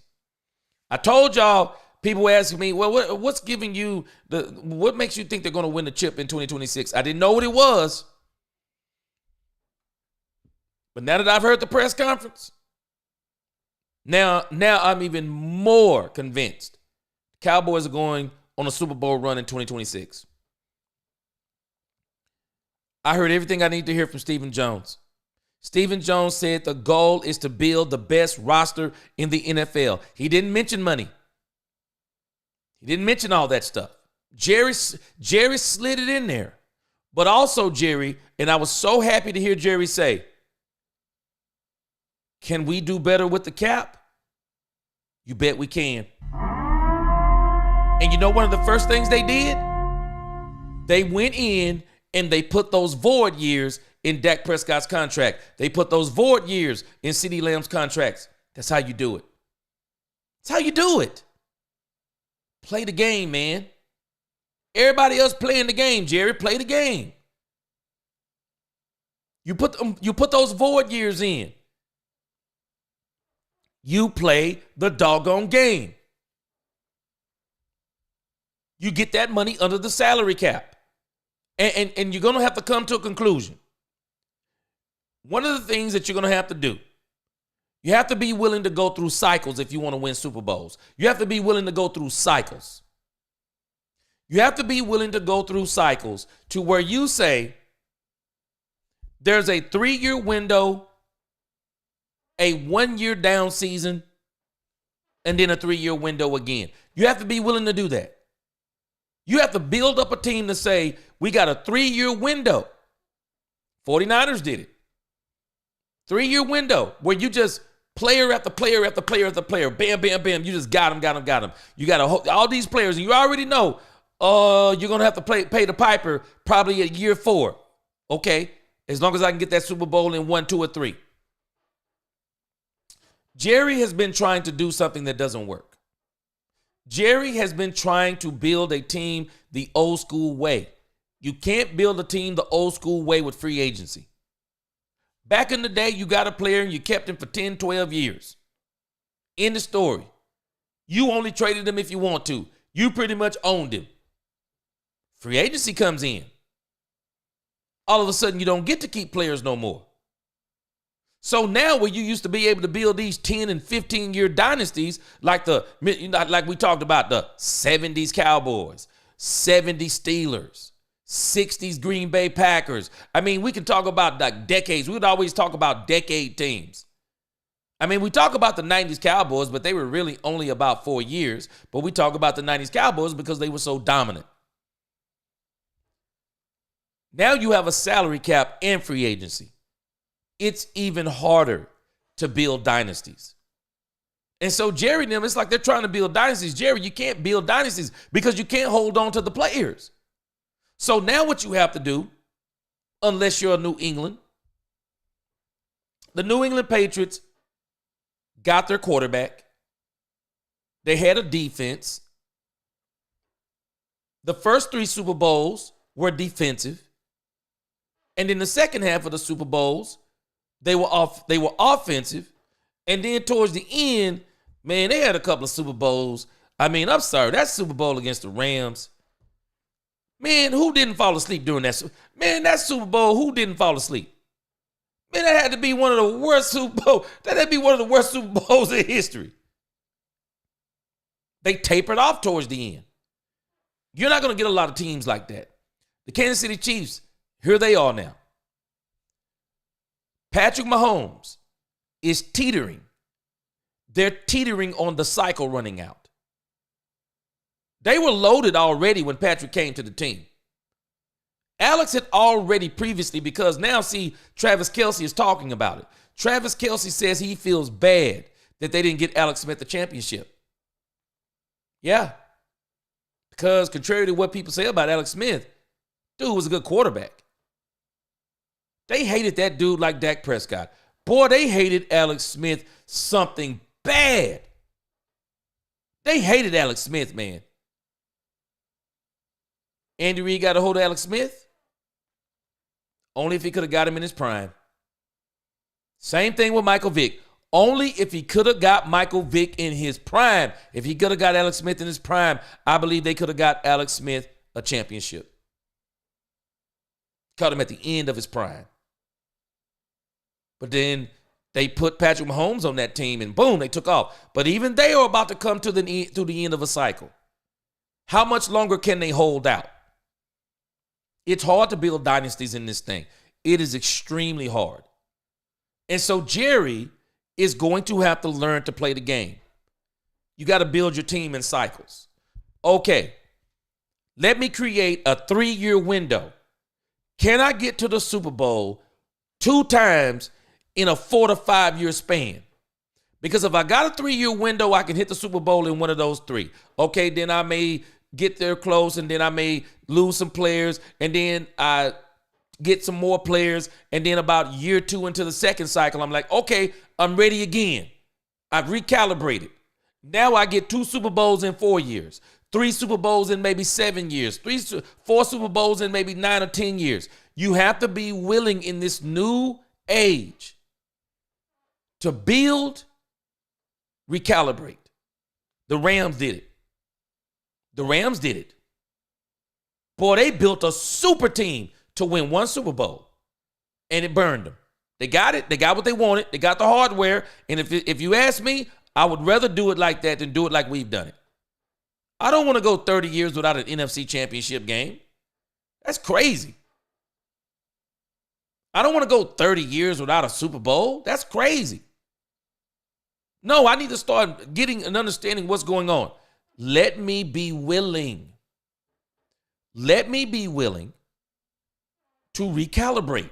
Let me be willing to say, I'll be willing to build a team, that super team, 3 years. Knowing in 3 years, having the foresight to say, because I know that if I don't win it in 3, I got to let go of some of these players. I got to let go of some of them. So I'm going to have a down season. I might be 9-7. I got to go back in the draft. I got to go back in free agency. And then I'm going to be a little bit better the next season after the down season. The Rams have done this. If you go back and look, after they've gotten rid of all of that money and stuff they spent on that super team, they're finally starting to recover. And if you look at the team, it's gotten better and better and better, and they're going to be even better next year. They're going to be even better next year. Now, from what my understanding is, they may be looking to get from under Matthew Stafford. They may be looking to get from under Matthew Stafford. Let's look at here.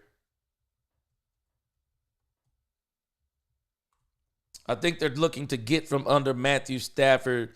Let's see what his contract looks like.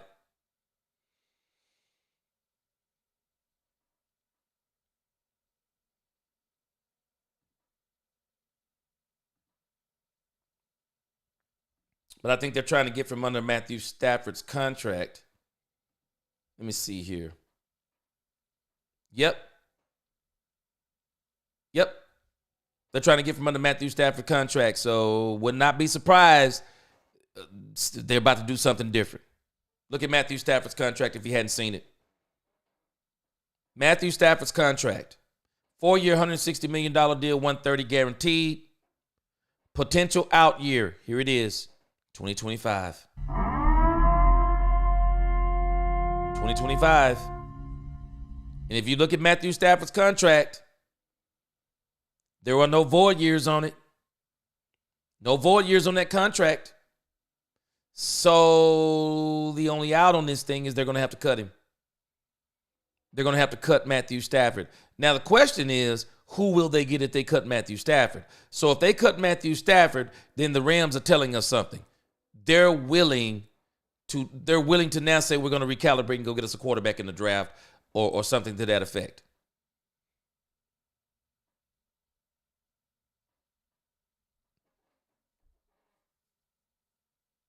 Matthew Stafford has got a doozy of a contract, man. 2025, if he's a pre-6-1 release, it's a $49 million cap hit, dead cap hit, 2025 savings, $333,000. So I can already tell you what it's going to be. They're going to probably release Matthew Stafford. It'll be a post-June 1st cut, dead cap hit, $26 million in 2025, $22 million in 2026. This is how you want to work it, and this is how I would work it. And you'll save $22 million in 2025. Matthew Stafford is probably going to be a casualty. And if Matthew Stafford gets cut by the Rams, I would not be surprised that one Kyle Shanahan will go and then try to get Matthew Stafford. I will not be surprised. But I'm saying all that to say the Cowboys, they need to be willing to do what you do if you want to win in this era. You have to be willing to say, I got to create windows for myself. This is why we keep seeing the Eagles. Let me show you how this cycle works. The Eagles is actually a prime example of this.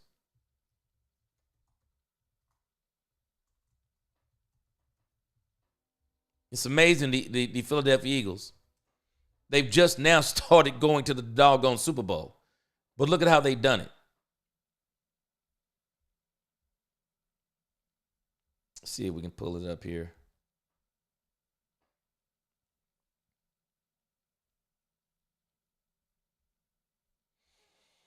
All right, trying to pull up their Super Bowls.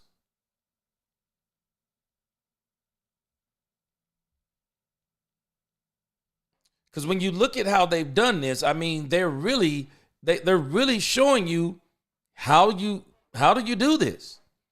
How do you make these Super Bowl runs?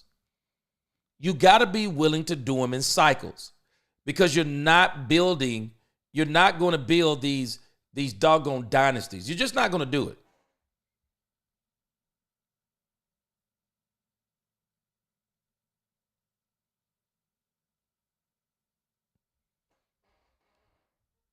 So when you look at how they've kind of done the Super Bowl runs they've made in the last couple of years here, or the last couple of times. So you kind of see what they did. They built a team for Carson Wentz, because that's really who the team was for. They built a team for Carson Wentz. They go to the Super Bowl, they win with Nick Foles. This is Super Bowl 52. So they lose a few players. They kind of go through what they're going to do with the quarterback. They wind up getting Jalen Hurts. They put players around Jalen Hurts. And lo and behold, 5 seasons later, guess where they are? Back in the Super Bowl. This time with a different quarterback, Jalen Hurts. They're back in the Super Bowl. They're back in the Super Bowl. Kansas City, they lose that one. So they're 1-1 in this recent era. Now, look at what they did. They went back and recalibrated. They lost some players, but they also gained some players through the draft, did some things in free agency. They went and got veteran players, rookie players. They put together another good team, and they put the cherry on the top with Saquon Barkley, and here they are again. They're back in Super Bowl 59. Jerry's going to have to be willing to do this. He's going to have to be willing to do this. This team. See, the Cowboys have been wanting to build again. They've been wanting to build a dynasty. A team that can win year after year after year. Nope, that's not how you do it, actually. You build a team that you say, hey, we got a 3-year window where we can absolutely dominate. We got the players at the peak of their position, peak in their prime. Let's go out and win. You give it all you got. You either get there or you don't. You got to pay the piper on those contracts. You pay the piper on those contracts, you recalibrate. You let some players go. You get some players in the draft. Then you go another year. You get maybe a free agent. You get some players in the draft. And then you're right back in the contention. Just like that. You've now created another window of a 2 to 3 year window. Okay, we're good enough to win again. Let's go make a run. Let's go make a run. The Cowboys are going to have to be willing to do that because everybody can't do it the way Kansas City is doing it. They can't do it the way Kansas City is doing it. And the Kansas City Chiefs actually did something that is absolutely genius. I was saying I would have did the same thing for Dak Prescott. Why not sign a quarterback for 10 years? It's genius. It's absolutely genius to sign a quarterback for 10 years. It's genius. Yeah, you're going to take a chance. You're going to take a chance on, he may get injured. But if you do a 10-year deal, it's not fully guaranteed. But think on this. Let's say 4 years ago. The Dallas Cowboys say, Dak Prescott, we got an idea. Rather than you signing a 4-year deal, how about we sign a 10-year deal? How about we sign you to a 2-year deal? A 10-year deal. And we give you a $400 million guaranteed contract. That's $40 million a year guaranteed. You could have gave Dak Prescott a 10-year, $450 million deal guaranteed. Do we not realize how small $45 million a year would be on the cap? If you can get a quarterback for $45 million a year, especially as the cap continues to go up in value, they keep adding more money to the cap. You now have created the situation. This is what Kansas City has done. They've created the situation. The one thing you're never going to worry about is your quarterback. You don't have to worry about the quarterback market going up in 5 years, 6 years, 7 years. You don't have to worry about that. You've already done what you needed to do. And when you make it guaranteed, hey, bro, it's guaranteed. You don't get to come back to the table. You put clauses in there. And if you try to hold out, whatever the case may be, the contract null and void, and then we get to get all this money, this much money back. Where Dallas kept messing themselves up with Dak Prescott was those dumb franchise tags. Those were dumb. And then on top of that, you come back and sign him to these. Then you let him get you in a chokehold. He started hitting you with the no trade clause contracts. I'm not mad at him, but he did. You have to be very crafty in these days and times. Because the money is different. The money is funny. You have to do things differently. Contact Digest. Genty will be there, but they won't take him. Man, you be here on draft day, Contact. If the Lord is willing, you be here. Because if the Cowboys pass on Genty, the fans may run over to AT&T and vandalize the stadium, bro. You said it's going to be Jalen. Hold on a second. It is going to be Jalen Walker, and pick up a running back in the second or the third. Jalen Walker. Let's see who this is you're talking about. Okay, Jalen Walker from Georgia. Okay, I got you. Jalen Walker, 6'2", 245, inside linebacker.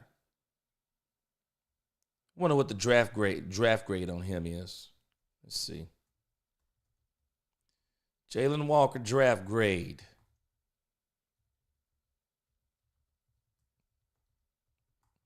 What do they have? What do you think his grade is? Let's see.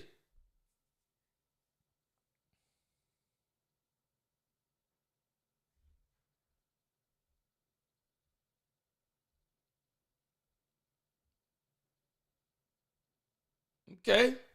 I see what you're talking about there, Contact. He's the number 1 ranked linebacker. Yeah. He's number 1 ranked linebacker. My question to you is, though, because you probably watch college football more than me. So what's the difference in him and Jahad Campbell? What are you missing if you don't get him? What are you missing if you get Jahad? If you pass on Jalen Walker and you can get Jahad Campbell? Because when I look at the numbers on these guys from 1 through, let's say 1 through 5. Do you lose if you don't get him at number 1 or you get him at let's say you don't get him at number 1, but let's say you get Danny Stutzman in the 3rd round. So is that a bad thing? I mean, for y'all who watch college football, because see, this is how I think. Because a lot of times when you start playing around with these number 1 ranked player in their position, it's harder to get. I mean, you're really playing a game of, okay, so this is the number 1 player in this position. So if I get the number 1 player in this position, I also want a number 1 player in this position. So if I get the number 1 player in this position, will I still be just as good if I get the number 5 or the number 4 or the number 3 player in that position? Because that's where I am with Ashton Genty. I just don't think Ashton Genty is going to be there. I don't think he's going to be there. Let's say he's not there. So are you bad with Hampton or Judkins? I mean, is a drop-off that cataclysmic to where your whole draft falls apart if you don't get Ashton Genty? Because I'll be honest with you, if I'm the Cowboys, I think they could do something very clever here. If Genty isn't there, why not just trade back? If you don't get Carter, if you don't get McMillan, if you don't get Genty, trade backwards. Because from every intent and purposes, they are showing that the only running back actually going in the 1st round is Ashton Genty. So if someone puts the Cowboys out of their misery, then I wonder, let me see. So Jalen Walker. So let's go back, because this Tankatron thing, I mean, people keep saying that this thing has been eerily accurate. So let's see where Jalen Carter is projected to go. I'm sure he's in the 1st round. At least I would assume he's in the 1st round. So let me let y'all see what I'm looking at. Then I go to some of your comments. So you said Jalen.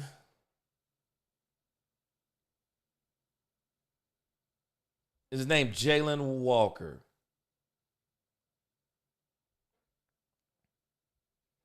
So Jalen Walker is actually projected to be number 14. He's not even projected. So he's projected at number 14. Now see, let me show you where I would actually be wheeling and dealing. Because this is very interesting to me that you mentioned this. Because if Jalen Walker is projected to go at 14, then this means to me that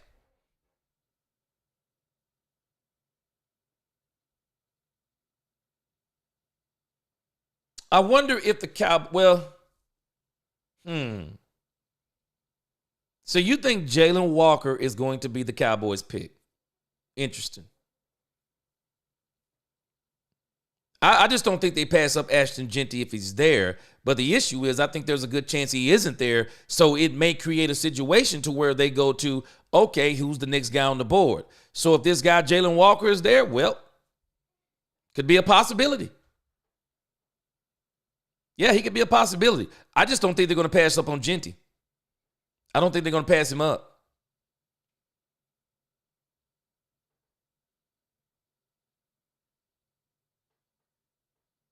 Okay, let me see. You said Mighty Eye. Hold on. Let me see what you said about Mighty Eye. Let's see.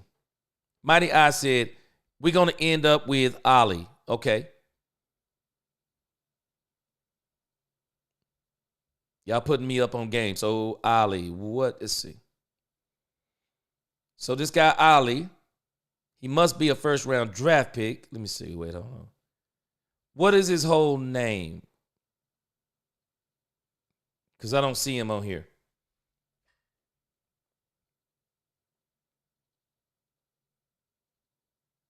Unless you're using some nickname for somebody. Maybe you're using a nickname for somebody. Let me know who that is when you say Ali. But let me see. Edward says, I would take Ohio State wide receiver. Yes. Boy, yeah. Yeah. You can't go wrong with him. Egbuka and running back in the first 2 rounds. Elwood, that would be crazy work.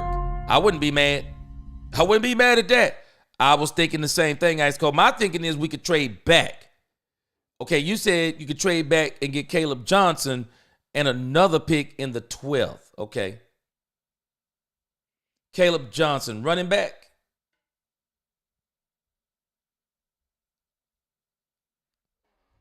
You go back here. Yeah, I thought about the whole trading back thing too, because I just think you can get more players. Oh, yeah, he's the 3rd ranked running back. Yeah, Caleb Johnson was a 3rd ranked running back. Yeah, I see what you're saying there. Yeah, that would be a good idea too. Let me move up some because I know y'all probably way behind where I am. Let me see.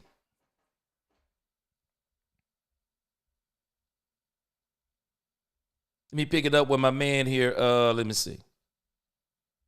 Let me pick it up with my man here, Tony Simmons. What's going on, Tony? Tony said Dak is smart. Yesterday price isn't Pat's deal today. Market price, come on. Let me see. Let me go down. Birdwatch, no chance. Hampton, yeah, I like Hampton. I do. I really do. I like Hampton. Niners have 3 running backs. Why the F would they draft a running back? Some mofos don't know football. The Niners will draft a running back? Bro, McCaffrey's not going to be the same again. McCaffrey, man, I'm telling you. McCaffrey, I don't want to say McCaffrey's done. McCaffrey's not going to be the same. I think the San Francisco 49ers, let me see. I think they had extended him. Let me see something here. This stuff for Christian McCaffrey, I don't know if y'all realize it. This stuff for Christian McCaffrey is a serious issue. When running backs start having problems with their legs, nah, that's terrible. So they gave him a 2-year, $38 million contract extension in 2024. Terrible idea. Terrible idea. Now, his contract is fixed. His contract is fixed to where they can get from under his contract after next season. I'm just telling you, McCaffrey is cooked. You're not going to see McCaffrey. I'll be shocked if you see McCaffrey at the beginning of the season. And if you see McCaffrey at the beginning of the season, watch out. How long does he last? How long does Christian McCaffrey last? I mean, if they want, Christian McCaffrey is such a difference maker. They're not going to look the same with the running backs they have remaining. Doesn't mean they're not going to be good, because I think they will be good. They just won't be Christian McCaffrey. They won't be Christian McCaffrey good. Christian McCaffrey is so good on so many different levels. Can't get rid of him. Well, I guess they could. Let me see. Post 6-1. Nope. You eat $8 million there. The extension they gave him did him in. He'll be there another season. I just don't think he's going to be any good. I think this will be his last season in San Francisco. If they're smart, it'll be his last season. Unless he comes back on that contract. Unless he comes back from that injury and he's A1. But the 49ers, I'm sorry. If I'm the 49ers, I'm looking to replace him sooner than later. They got a couple of good running backs on the team, but I would probably be looking to replace him sooner than later. I would definitely be looking to replace him sooner than later.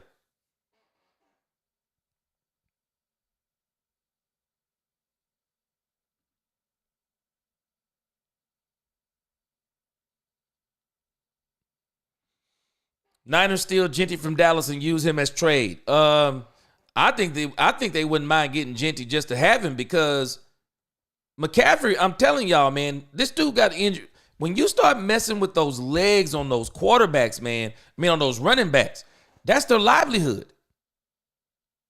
Man, you can't mess with the legs on a running back. You just can't do it. Ice cold. Genty will not be drafted with CMC there. That's the issue with me. I think if you do get Genty, the plan is you're cutting, because if you look at the contract, if you get Genty, then you already know I'm cutting. The goal is going to be to cut Christian McCaffrey in 2025. And I'll be honest with you, if I'm the 49ers, I am cutting Christian McCaffrey in 2025. I'm cutting him in 2025. Especially if I see how he comes out this coming season, cutting him. I'm cutting him because they're going to need another running back. But yeah, I'm definitely not trading. Ollie Gordon the third in the later rounds for us is what I'm saying. Yeah, you could probably get him in the third round.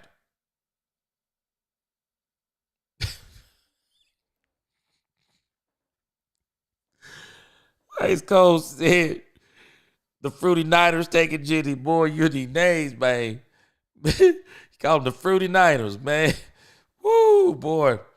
Lead Time says, Cooper Rush, man. Yeah, he ain't taking them this year because he ain't going to be here. I think they're done with the Cooper Rush experiment. Yeah, I think they're done with the Cooper Rush experiment. Let him go take somebody else to the Super Bowl. Skulls, CMC has been injured. CMC still good. We're going to see. Because I'm going to tell you, for me, this is his last season for me. It is. Dang Lim says, I love the Cowboys. What make us think that Jerry and Steven are going to spend money to help the roster? They're going to meddle with the roster. Let me tell you why. I think they've actually told us why. I think the Cowboys have got to figure out once and for all to prove they're right on this thing. This to me is probably one of, and the most insane part is, this is the most controversial coach hiring that I've ever seen. That I can remember as it applies to the Cowboys. Because people are losing their minds over this thing with Brian Schottenheimer. They are literally losing their minds.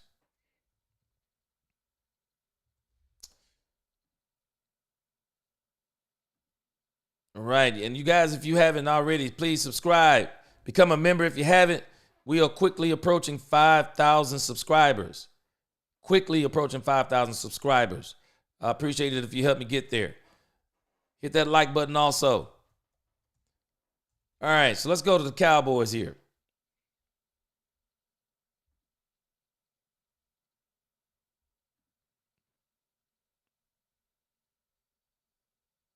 I'm going to show you what made me into a believer.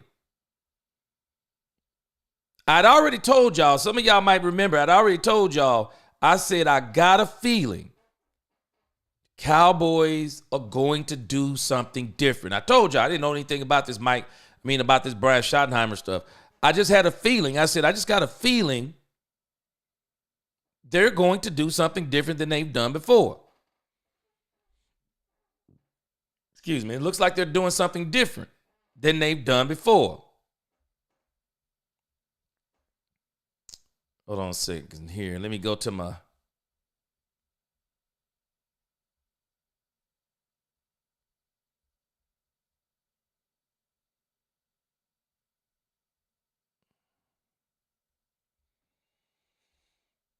Let me see if I can go to find my notes where I got all my timelines here when I did the video. Yeah, here we go.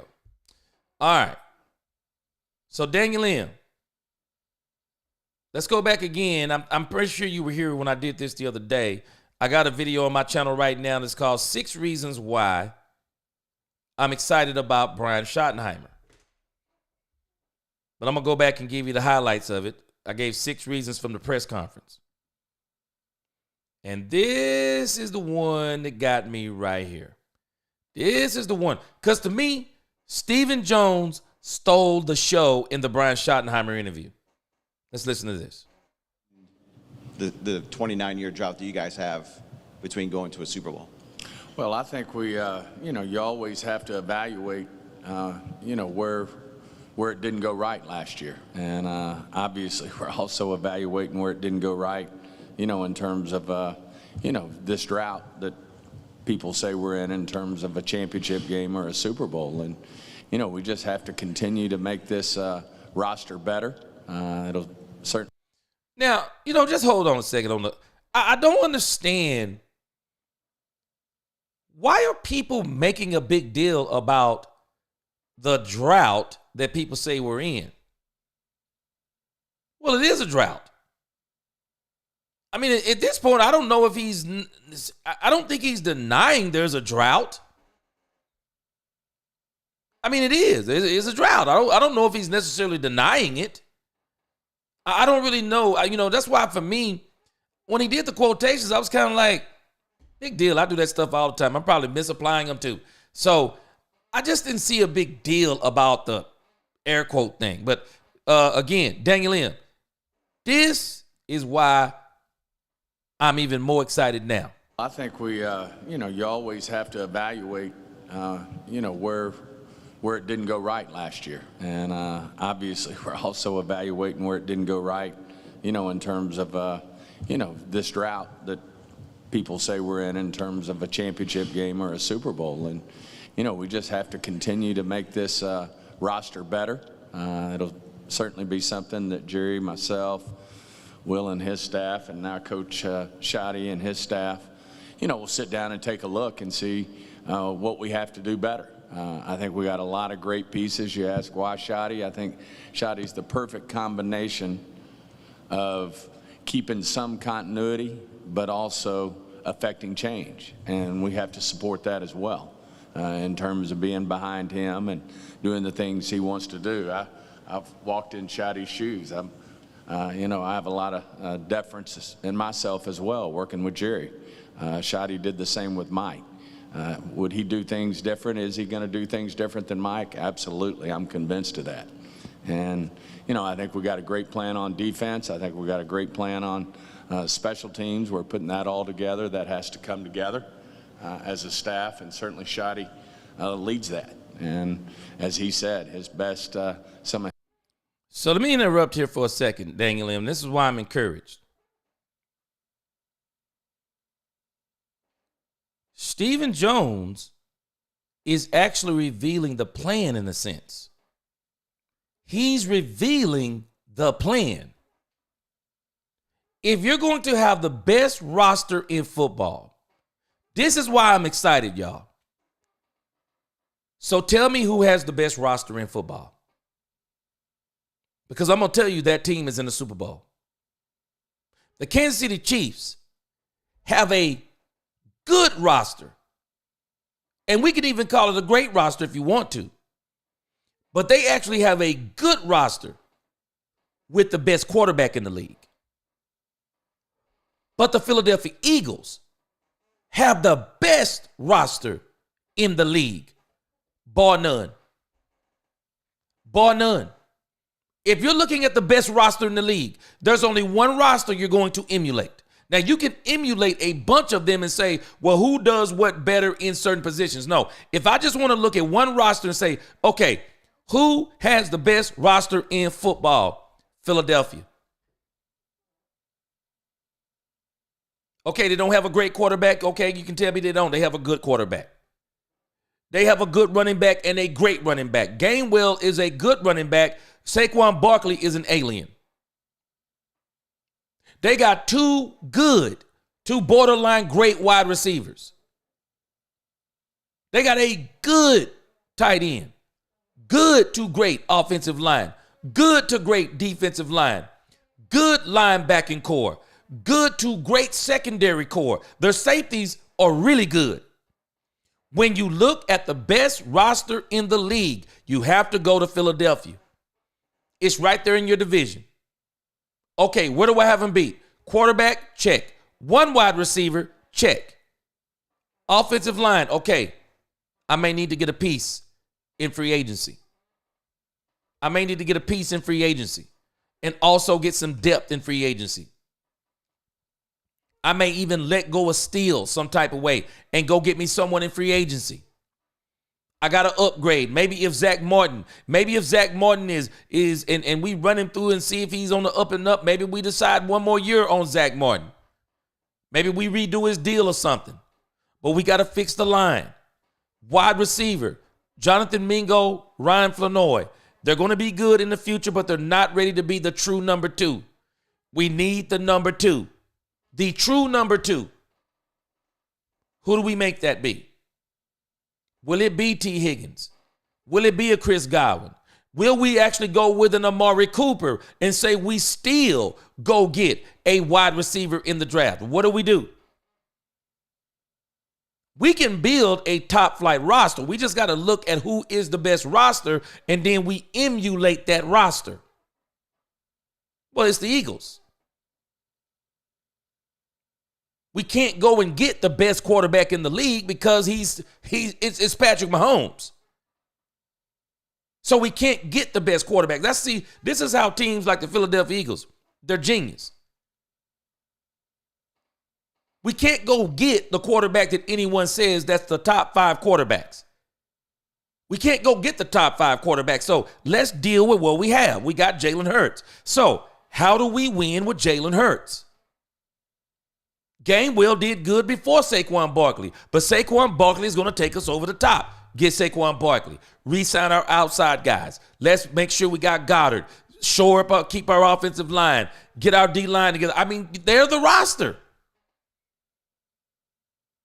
Jerry has to finally stop trying to get 9 Pro Bowlers, 9 All-Pros on a team and finally say, I'm not worried about All-Pros. Let's build the best roster. That's all we have to do. Let's build the best roster. This is all the Cowboys have to do. Build the best roster. And even if I don't build the best roster, well, how close can I get? How close can I get this season? Can I get it close enough this season to where now I'm back competitive, to where I can split games and I can basically just destroy the New York Giants. I can beat them twice.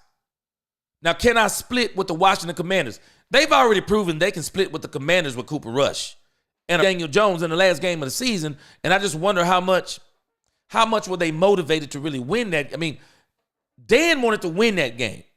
Bad. But he also didn't want to win it at the risk of Jaden Daniels getting hurt. But the Cowboys almost beat him then. The question is, can they find a way to split a game with the Philadelphia Eagles as currently constructed? So they're going to have to build a team. But how close can I get the next season? That's why I keep saying 2026. 2025 draft and free agency will help the Cowboys get to the point of, okay, now we have a good roster.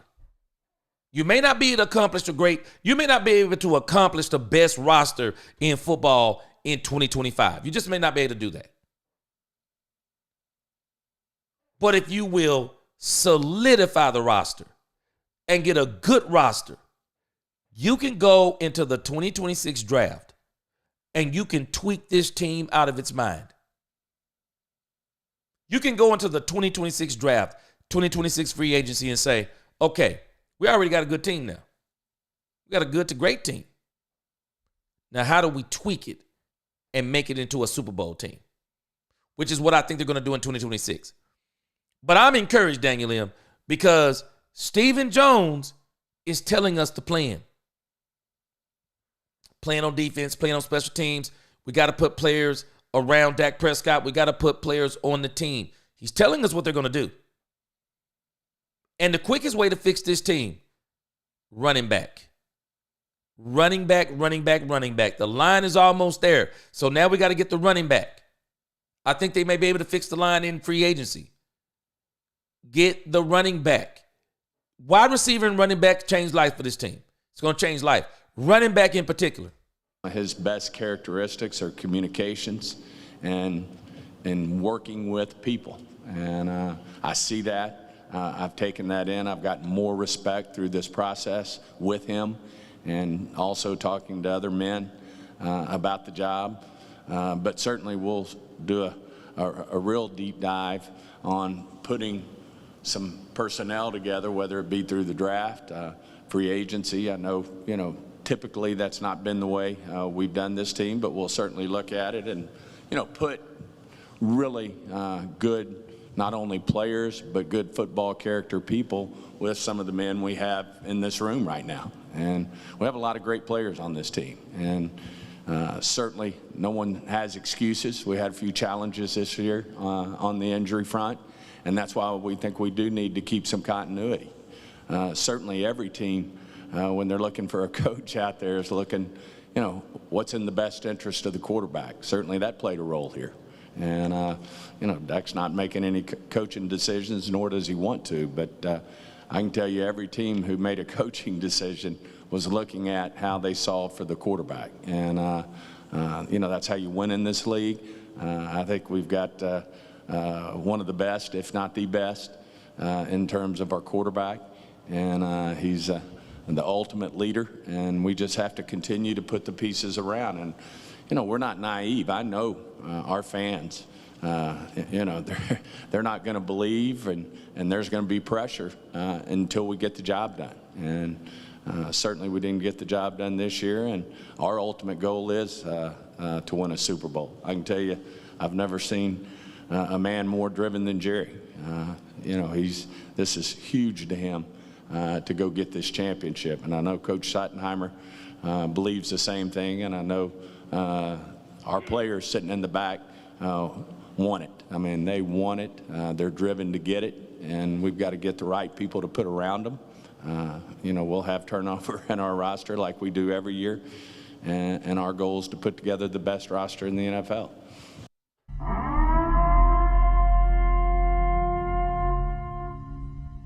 All I can do is wait. All I can do is wait. And the reason why my mind is like it is, because I've never heard Stephen Jones talk like this.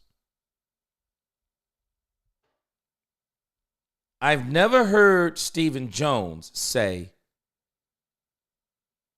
our goal is to put together the best roster in the NFL. Correct me if I'm wrong. I've never heard Stephen Jones say that. Anytime you talk to Stephen, I didn't hear one word about the cap from Stephen Jones. I think they have a sense of urgency. I think they're going to do a lot, and they don't really have a choice. This is the one part that people are not understanding. They don't have a choice. You have 30 free agents. The majority are unrestricted, and some of the restricted, the Cowboys aren't going to sign them. They're not going to sign some of the restricted free agents. They're only going to keep a handful of those players. They can't fill all these players they can't fill all these players through the draft. They only have 10 picks. And I got a strange feeling. I wouldn't be surprised if the Cowboys trade a couple of those. So they're going to have to do it in free agency. They're going to have to do some of it in free agency. Actually, a lot of it in free agency. So to say they're not going to play in free agency, then we don't understand what's being said. They have to. There's no other way to do this. They have to. They put themselves in that bind. They have to. So the question is, it's not if they're going to play in free agency. They have no choice. The question is, will they go to certain positions and say, upgrade? Upgrade. No longer filling in the roster. He didn't say they're going to try to fill in the roster. He said their goal is to build. He didn't say the best roster that we can build. See, when you say the best roster we can build, that sets a limitation. This is why Daniel M., I'm fully confident. I was fully confident before I heard this. I'm fully confident now. He didn't say we're going to build the best roster we can build. He said, we're going to build. Our goal is to build the best roster in the NFL. How do you do it? Look at the Philadelphia Eagles. The blueprint is right there in the division. The Philadelphia Eagles. If the Cowboys would build a team similar to the Eagles, Dak Prescott not only goes, he wins the Super Bowl. He wins. This team wins a Super Bowl. A Super Bowl. They do. They did. Lead time, they did. They built their team right. That's why they're going to the big dance. Look at what they do. They build a 3-year window. They've done it twice now. They build a 3-year window. The 49ers do the same thing. The 49ers, they build 3-year windows. And their goal is to try to get to that Super Bowl once in each of those 3-year windows. Just go look at how they do it. Because it's the only way you can do it in this era. Because you can't keep every player you sign. You just can't do it. And most teams, the player they're going to keep is the quarterback. But the other players around him, they may have that wide receiver 4 or 5 seasons. They may have the running back 3 seasons. They may get a lineman 3 or 4 seasons. They get some rookie guys that get them playing well. Okay, they get them for 4 seasons. But where do they fall in the cycle when you get them? You mess around and get them at the end of the cycle, and then they're on the 4th year of the deal, then you have to make a decision on whether you're going to sign them or not. So you have to play the game.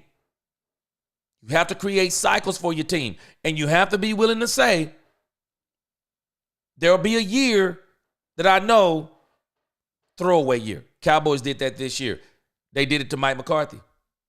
The Cowboys literally said, this is a throwaway year. I believe the Cowboys are saying, we're watching how other people are doing it. Let us start creating our cycles. Let us create our cycles. So we let everybody walk after the Green Bay season. We went with the young guys. We see what we have. We're going to let more of them walk. And now we're going to start the cycle. We're going to start building this team through free agency. Year 1, solidify the team. Become competitive again. Year 2, you make a ferocious run. That'll be 2026. And it better come to fruition in 2027. If you don't get it in 2026, you better get it in 2027. You continue to tweak it, and then if it don't work, boom, you hit the cycle again. You decide if you're going to sign Dak Prescott to another extension. You decide if you're going to sign CeeDee Lamb to another extension. You decide if you're going to sign Michael Parsons to another extension. And by this time, you'll have a whole bunch of young guys around him. So the team is going to be good. So if you sign him to an extension, y'all don't get the big ones no more. CeeDee Lamb, you don't get the big one on the next contract. Dak Prescott definitely not getting the big one. It'll be the third contract. The third contract, Dak Prescott says, well, I'm giving the team a discount now. I'm 34 years old. I want to retire a Cowboy. I'll extend my deal to another 2 years. I'll give it a 3-year deal with really a third-year option. No trade clause again, but I'll be here for 2 more years. I'll give you the Tom Brady deal. I'll be here until I'm 36, 37 and retire. But in the process, you'll already have a young quarterback behind him. And if everything worse goes to worse, you got a quarterback ready to take Dak Prescott's place. You have to build cycles. You have to be willing to do it in cycles because it's the only way to do it. You can't build these doggone 10-year dynasties. It's hard to do. I mean, you got to hit in that draft. So good. It's insane. Won't mean nothing if you don't give Dak's bullcrap arm a running back and wide receiver. You're going to have to give him a running back and wide receiver. There's no other way to do it. There's no other way to do this. It's the only way it's going to work. Yes, sir. The media loves to make money off the Cowboys. They love it. Dak needs to run more. We'll see. Again, Dak's he's already working on putting more muscle mass back on his body. Dak was built like a running back when he came into this league. Dak, after the injury, slimmed up his body, started taking care of his body, started trying to get slim. But after this injury, I think he's going to have to put some muscle back on his body. Because if Dak's going to be mobile, you got to be able to take those hits. Dak's natural body is not Jaden Daniels' natural body. Jaden Daniel plays better with a slimmer body than Dak Prescott plays with a slimmer body. It was the same thing for Lamar Jackson. Lamar Jackson doesn't play as well with a bigger body. That's not his body type. That's why you take a sprinter. He's running 10 flats, 9 nines. What do you think happens if he goes and gains 20 pounds? You think he's still running 10-10? I mean, you think he's still running 10 flats, 9 nines? Nah. He may be more explosive and powerful, but he's probably going to lose some top end speed. He's probably going to lose some top end speed. It's the same thing with boxers. You ever notice sometimes they go up class, they're not as fast. They go down a class, they don't have as much energy. You do things better at your natural body type. So Dak is going to have to go back to that natural body type, but he's not going to make it. He's got to be able to take some hits if he's going to do some running. Tony Simmons, because the playmaker said what we all know and been saying for a long time, fools gold G because they F you up. FUP. Well, you think about what the playmaker said, though. All we can do is wait. But let me tell you about Michael Irvin. They win 4 games, and Michael Irvin to be on the bandwagon. They win 4 games, Michael Irvin's going to be on the bandwagon. And don't get it twisted. Michael Irvin is upset. Not just because he knows what Deion Sanders could do. Because I'm convinced that if they would have got Deion Sanders, but the issue is, y'all, we have to understand what we're saying. The Joneses would have had to spend to get Deion Sanders. And I mean seriously spend. And if they would have seriously spent on Deion, they were basically saying, now you want to talk about all in, that's all in. And I think what they were saying with Deion, it didn't guarantee a Super Bowl.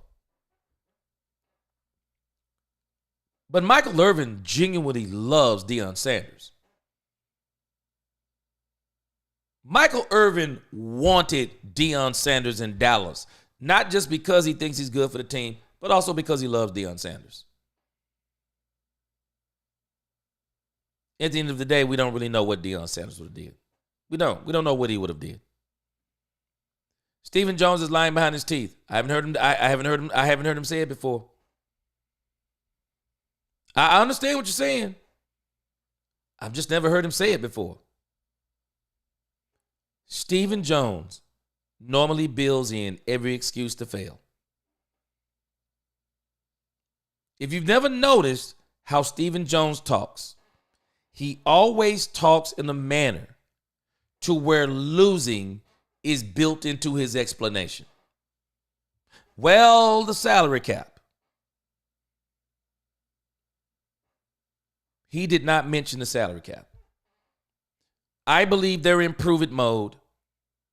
I believe they're in prove-it mode on one Brian Schottenheimer.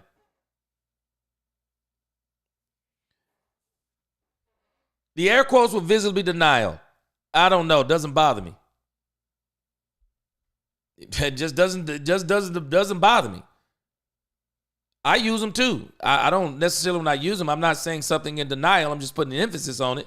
But I don't know. I'm not looking into as much as what he did with the air quotes. I think what he's saying, he doesn't call it a 30-year drought per se, because he's looking at the number of wins. He's looking at the 13-win season with Jason Garrett, the 12-win season with Jason Garrett. And Jason Garrett didn't have as many 8-8s as many people thought he did. And in some of those seasons, I mean, doggone it, man, Tony Romo was hurt. There was just nothing they could do. Then you get Mike McCarthy.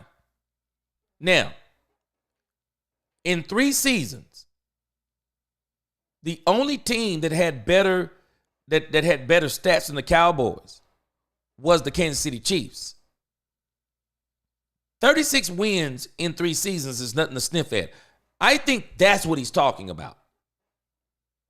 But he knows there's been a drought for the Super Bowl. I mean, you can't deny that. And I don't even know if air quotes deny that. But I'm not watching the air quotes. I'm looking at what he said. I've never heard Steven say that before.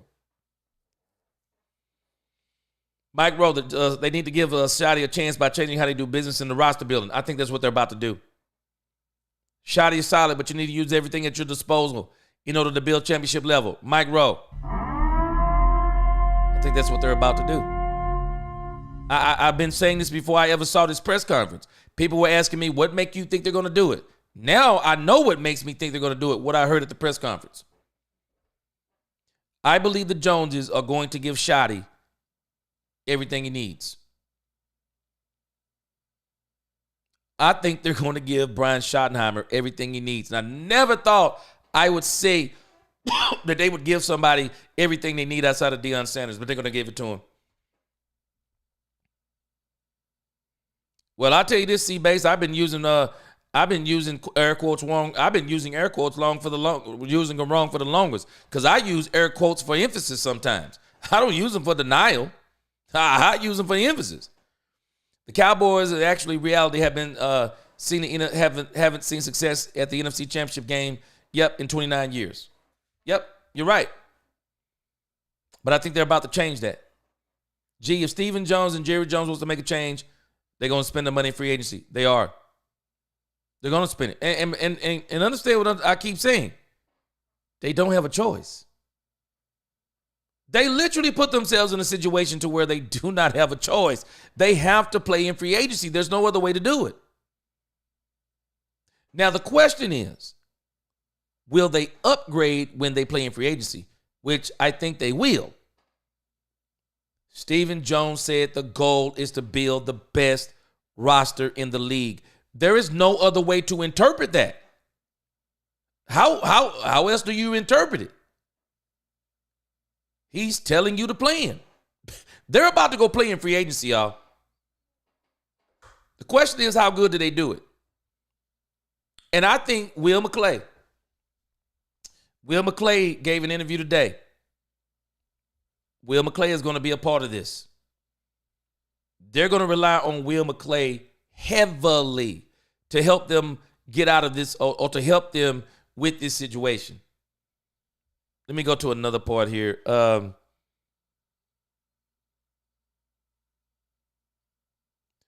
me go to the next part. When Jerry said what he said. Okay, yeah. Let's go to the next part, because I think that what Jerry said was even more telling. Let's go to that part. I think Stephen Jones stole the show with everything that he said, because Stephen Jones told us everything we wanted to hear. And for me, with Stephen Jones, that's a huge step in the right direction because this dude has literally been the most negative. Now, Daniel M., follow me on this line of thinking.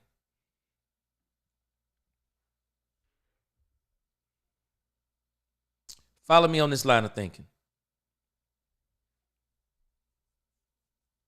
Why would Stephen Jones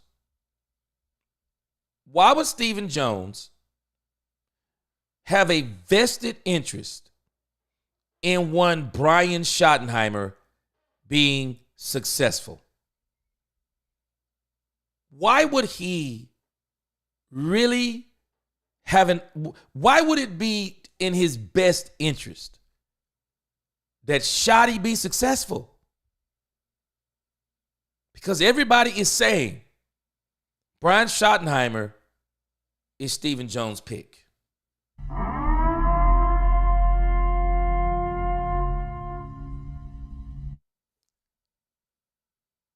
This may be the changing of the guard in Dallas. The transition of Jerry to Stephen. If Stephen makes good on this, and they really turn Schottenheimer into a winning coach, which I think he's already a winning coach, but a winning head coach, I think Stephen wants to do this one because it's his pick. I think Mike McCarthy was Jerry Jones' pick. Schottenheimer is Stephen Jones' pick. I think Stephen Jones is going to be motivated to make sure that Schotty be successful. I think he is. Let's play this next clip from Jerry Jones. I like what he said. Hold on a second.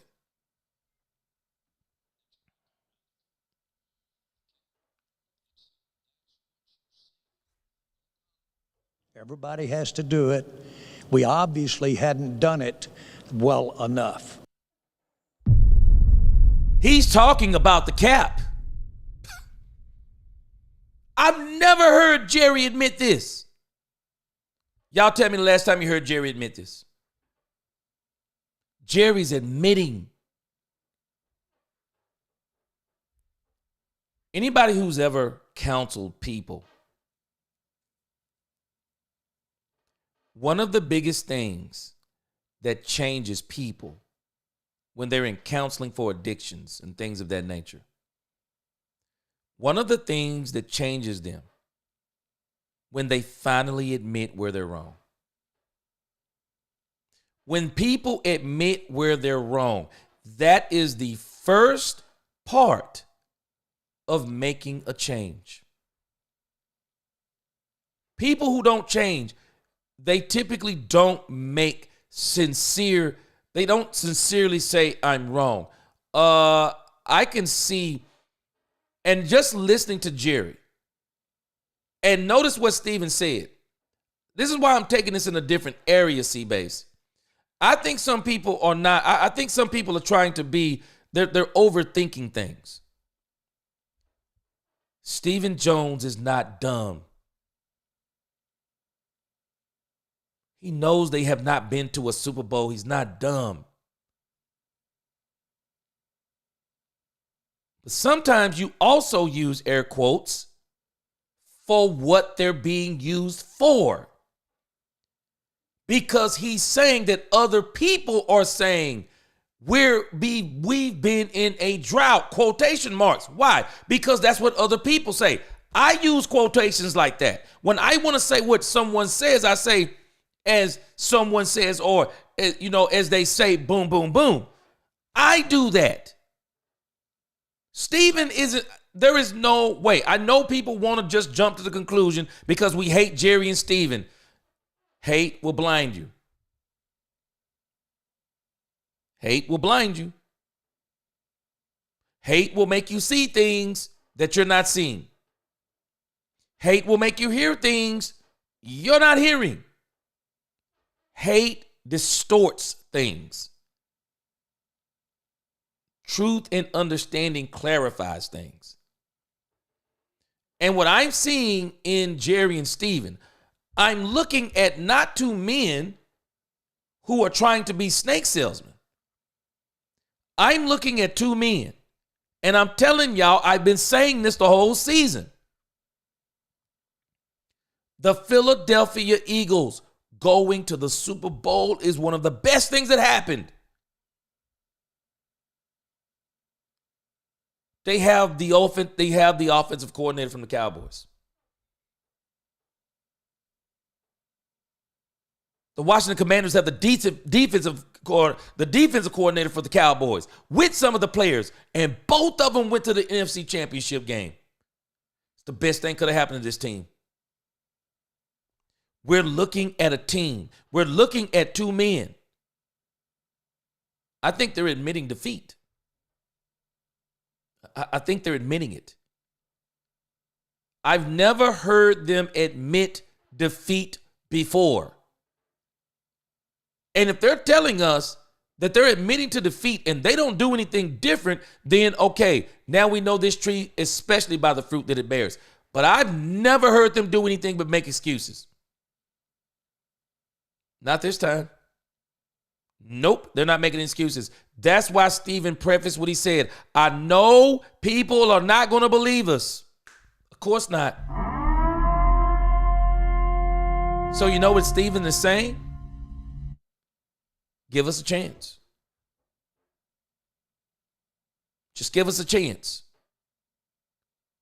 This is literally what they're saying if you're not paying attention. The air quotes, I know people are saying we're disregarding. No, it could mean Jerry showed all through this press conference. Jerry kept repeating things that he heard people say. I heard Mike Fisher talking about it yesterday, not yesterday, but maybe the morning before, because he was saying he didn't know if he was worried or he didn't know if it worried him or if he was glad that Jerry was acknowledging that he's listening to things that the fans are saying. I'm glad. We ought to be ecstatic that Jerry is acknowledging. I've been listening to what y'all have been saying. Did you notice? Brian Schottenheimer mentioned the fans. The fans deserve a winning team. Did you notice Stephen Jones said, the fans? They're talking about the fans. They're listening to what the fans are saying. They're listening. They're absolutely listening to what the fans are saying. They're listening to the doubts of the fan base. They're listening to the doubts of the content creators. They're even listening to some of the doubt on 105.3 The Fan. They're listening to the media. Jerry was acknowledging it. And I'm not sure if Steven, because there is no way. I know it doesn't even make logical sense. Stephen Jones knows they have not been to the Super Bowl in 29 years. He knows they haven't been to the NFC Championship game in 29 years. You don't have to be a rocket scientist to know that. Maybe the quotations are quoting what people are saying. I use quotations like this all the time. So this is why I'm just not. I mean, the way people spit vitriol at them for just using the air quotes and disregarding what they're saying.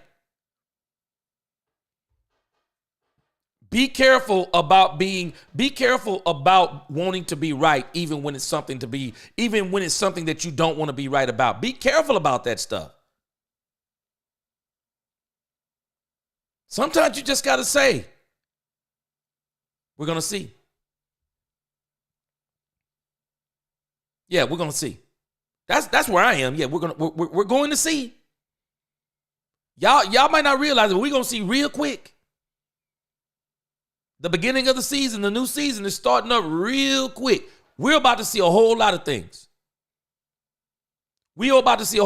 So for me, all we can do is watch. But I've never heard Jerry Jones and Stephen Jones. Listen to this. They're admitting, and you can literally see the emotion in this man's face.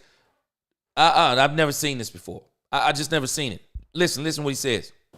I think our first Super Bowls that I was involved in were before the cap. First time I've heard him admit this. I've been making this argument now for the when I first started this channel. The 90s Cowboys are an anomaly. They were the peak of the non-salary cap era meets free agency. The 90s Cowboys were the peak of what that was. They were the peak of it. Nobody did it better than them. Jerry and Steven and Jimmy Johnson took advantage with that Herschel Walker trade and free agency.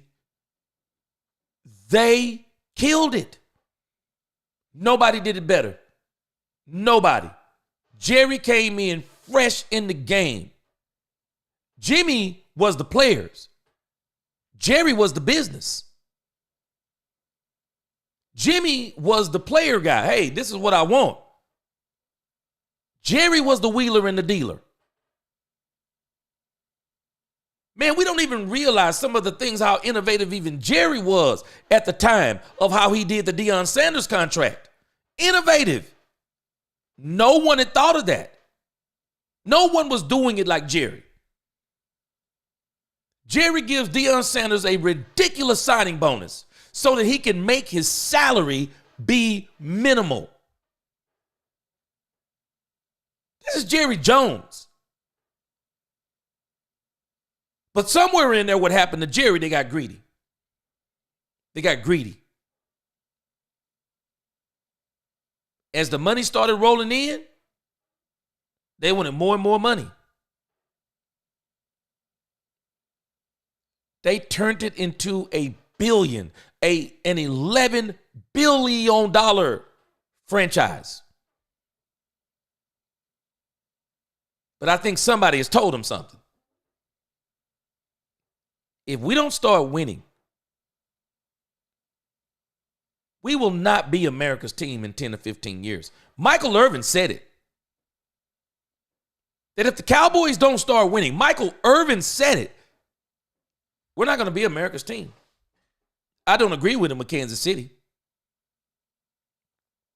Everybody hates Kansas City right now. People are so mad that Kansas City are in the Super Bowl. I'm telling y'all, the ratings for the playoffs have been down.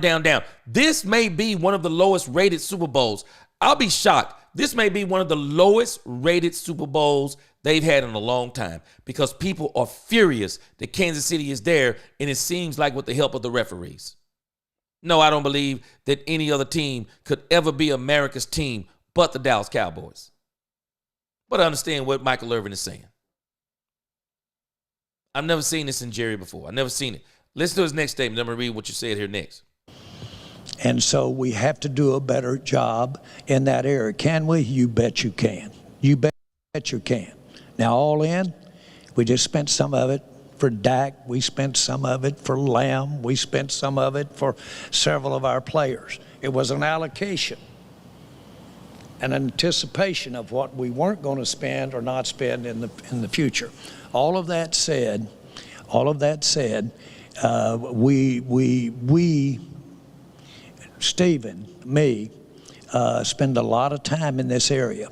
And I'm not talking about just sitting there in the office on a chalkboard. I'm talking about 3 o'clock in the morning when you can't sleep and you're sitting there doodling that cap. Brad Sham.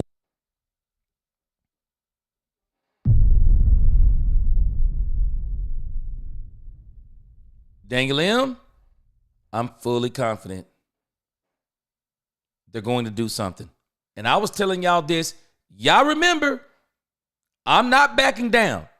Have I not been saying this before they hired Brian Schottenheimer, before they let go of Mike McCarthy? I was saying this, and people were saying, what are you basing this on? What are you basing this on? The Cowboys are going to win the Super Bowl in 2026. What are you basing this on? Everything I'm hearing now. And the tea leaves I was seeing before. I was first saying, I won't believe Mike McCarthy is gone until he packs up his office. But then the more I started hearing them brag on Mike McCarthy, I changed my tune and I said, hold on a second. You don't brag on somebody like this and not sign him. I said it. And I asked, who are they trying to convince? Me and my wife, we were talking about some shoes the other day. I was talking about these, I was talking about these alligator boots. I was talking about these alligator boots. And I ain't going to tell you the cost on these things. But y'all already know if they were real alligator boots, y'all already know what these things are. They alligator all the way to the top, man. They alligator Chelsea boots. And I'm talking to my wife about these boots, and I'm like, yeah, these boots is this and these boots is that. These boots got red bottoms on them, and look at the scales on these boots, and man, the price used to be this, and now it's this. The price is still high. And the boots are this and this and this and this. Yeah, what you think about these boots? I'm sending my wife all these pictures. I'm like, yeah, these boots. And my wife finally looked at me today. She said, who are you trying to convince? Exactly. And I still don't have those boots. I still don't have those boots. When you talk about something and talk about something and talk about something, you've already made your mind up that you know that it's probably not likely you're going to get that thing. I'm actually trying to convince myself about those boots because I know doggone well I'm not getting them. Bottom line. Because if I was going to get them, I wouldn't be talking. I'd get those boots. But I'm trying to convince myself to get those boots because I know it might not make sense for me to get those boots. I'm telling you, when you want something, you don't have to keep talking to yourself about it. You're not going to keep bragging to everybody about it, and it's in your power to get it. And then people really start looking at you crazy like, okay, hey, man, you know what? You done talked about this 1 week and done talked about this 2 weeks now. Come on, man. How many times? How long you going to talk about this and you not just going to pull the trigger on it? Who are you trying to convince? I was convinced the first time you told me, hey, man, yeah, that look good. Them boots look good. Because my wife told me the boots look good the first time. Yeah, them boots look good. They look nice, George. Okay. Now she's like, well, who are you trying to convince? Because why do you keep talking about him? And when I heard Jerry and Steven kept talking about Mike McCarthy, I said, nah, this is a wrap. I said, nah, something ain't right. This is a wrap. Who are they trying to convince? And that's why I wasn't shocked. I said, oh, no. They've now made a decision. I didn't think they were going with Mike after that. And that's why when Jerry, after that last game, his whole speech changed.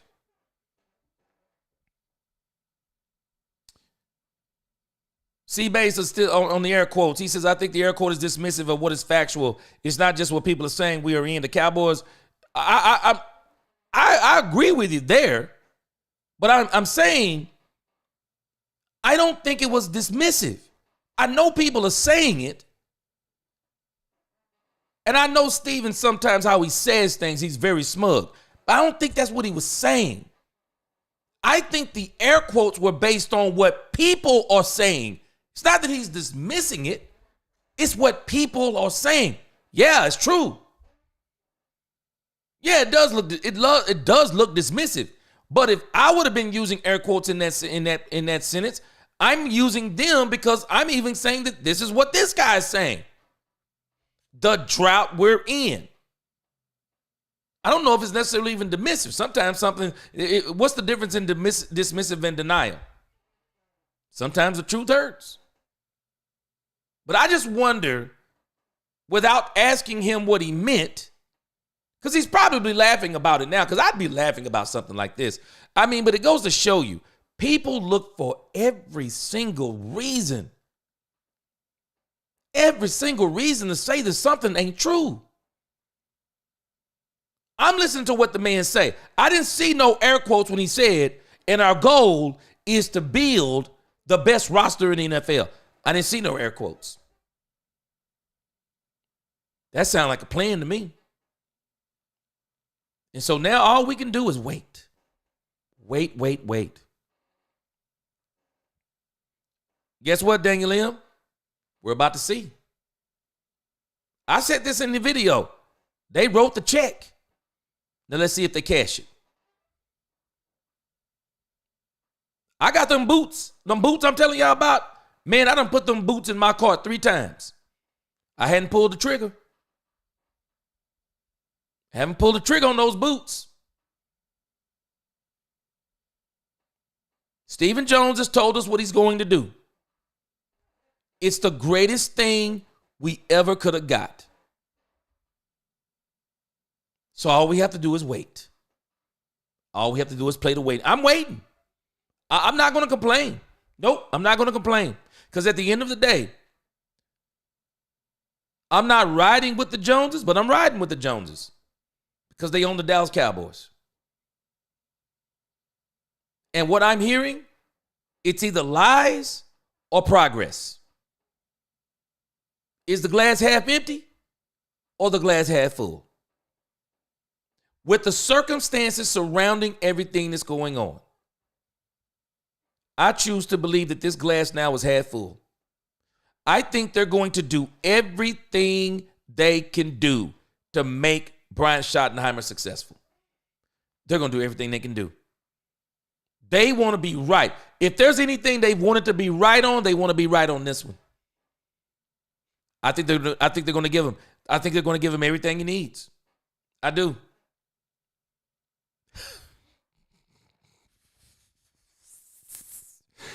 Boy, ice cold Cowboy, man, you cut from different cloths, boy. See, now you done said that and I can't get this out of my mind, man. Because now all I can see is like Rosie O'Donnell in them glasses. See, you done messed me up with... Boy, you done messed me up with this picture right here, man. You done messed me up. But I'm telling you, man, all I'm going to do now, hey, man, I'm going to just wait. I'm going to wait. Because he said it. I didn't. Jerry finally admitted it. We've been doing the cap. Man, we need to revisit the cap. Man, I'm telling you, admitting your problems is the first way to overcome them. Fool's gold. Why didn't they do everything to make Mike successful? Wait.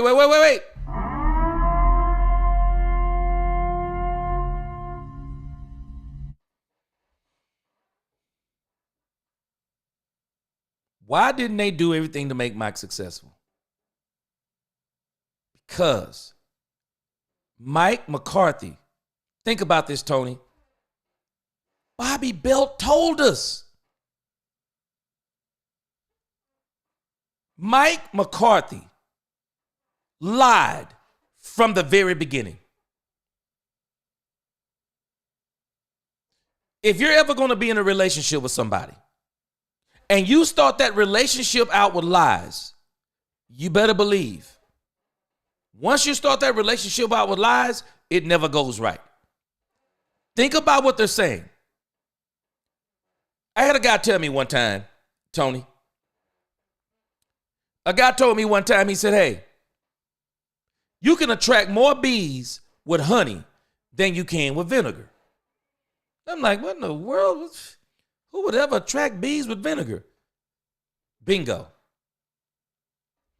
Vinegar represents someone like Mike McCarthy, who tells you, I've watched all of the Dallas Cowboys games over so many seasons before I even come in here for the interview. You ain't watched nothing. Hey, Mike, you're going to be the coach. No play calling. Oh, I'm fine with no play calling. Steps in the building and starts giving Kellen Moore nothing but hell. Starts giving Dak Prescott nothing but hell. Got one of his own guys planted inside of the locker room, telling on guys, trying to figure out guys who may be saying things about him. You want someone to do something for you when in reality you're creating animosity in the locker room and you're creating animosity between the team and the ownership. You got Dak Prescott out in these streets talking about, let Mike do it his way. Then when Dak Prescott speak out for you and say, let Mike do it his way, here go Mike McCarthy slapping Dak Prescott in the face talking about, I don't know what Dak talking about. He didn't only do this one time this season. He did it twice. Dak Prescott says, we're not practicing hard. Oh, not practicing hard. I don't know what Dak's talking about. Why would I want to do something for you, Tony Simmons? Why would I want to do something for you? I've worked in the corporate world. Let me tell you something. People will hire you in the corporate world, and you'll be on some kind of contract. Hey, 3 years. We're bringing you in for 3 years. We want you to do blah, blah, blah. The moment they find out you are a liar, the moment they find out you are a disruptor, the moment they find out that you're this type of person, you say one thing and you do another one, and they know they can't get from under that 3-year contract without getting things on you, meaning they're going to have to pay you out and let you sit at home? No, they'll endure you. But I'll tell you what they will do. They'll let you sink or swim. They're not going to do you any favors, because when your contract is up, they get to sit down and tell you, we're not bringing you back. Or even worse, this is the worst insult. I would rather you tell me, thank you for your services, but we're no longer going to need it. Peace. Then you sit down and you tell me and pretend like we want you to come back, and then you're going to give me an offer that I can refuse. Yeah, we'll bring you back, but shorter years. Yeah, we'll bring you back, but you got to have the coaching waiting on your staff. Yeah, we'll bring you back, but you're not going to be playing. Whatever they're talking about. They never wanted McCarthy back, and they knew it. They knew it. And Bobby Belt was telling us, and I said this before, Tony, you think about it. So hold on a second. Let me get this straight. What was the conversation when Mike McCarthy went to the Joneses about getting rid of Amari Cooper? What was the conversation? How do you talk the Joneses out of getting rid of Amari Cooper, who literally changed Dak Prescott's career? How do you go and have that conversation? How do you do it? The salary thing about Amari Cooper is a lie. The Dallas Cowboys could have easily reworked Amari Cooper's contract to where easily they could have just created some void years, reworked it, because they usually work this thing into every contract. They could have flipped the switch. They do it to everybody, kick that money down into void years, convert some of it to a signing bonus, and easily made it where it was not going to hit the actual cap or his base salary. They could have easily did it. Easily relieved money. Mike McCarthy talked him into it. Just like he talked him into Kellen Moore. And they didn't fire Kellen Moore, he walked away. But talked him into, it's the right move. You got to ask yourself, would you help Mike McCarthy? They showed you what they meant by what they did. No, in actuality, we're not helping you any.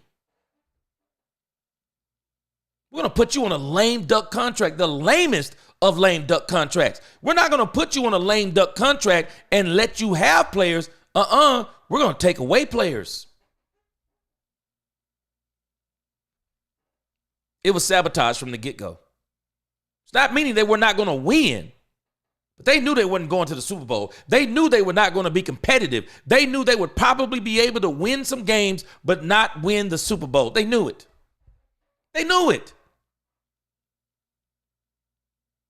I'm telling you, I know we don't like it, but it's the way it is. Mike McCarthy, you can tell by everything they're saying, this dude was rubbing everybody the wrong way.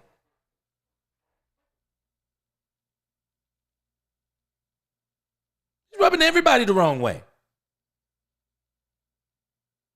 And because he was rubbing everybody the wrong way, they said, see, you wouldn't want to be you. And Mike Fisher asked the same question about Brian Schottenheimer, and I answered it in the beginning. So we really think Mike McCarthy wanted to keep hearing Brian Schottenheimer give him suggestions on how to do things better? We really think Mike McCarthy, who was already paranoid of Dan Quinn, who already was mad that Kellen Moore had the play calling, already mad because he thought that he got mad because Amari Cooper was questioning the why of his game plans.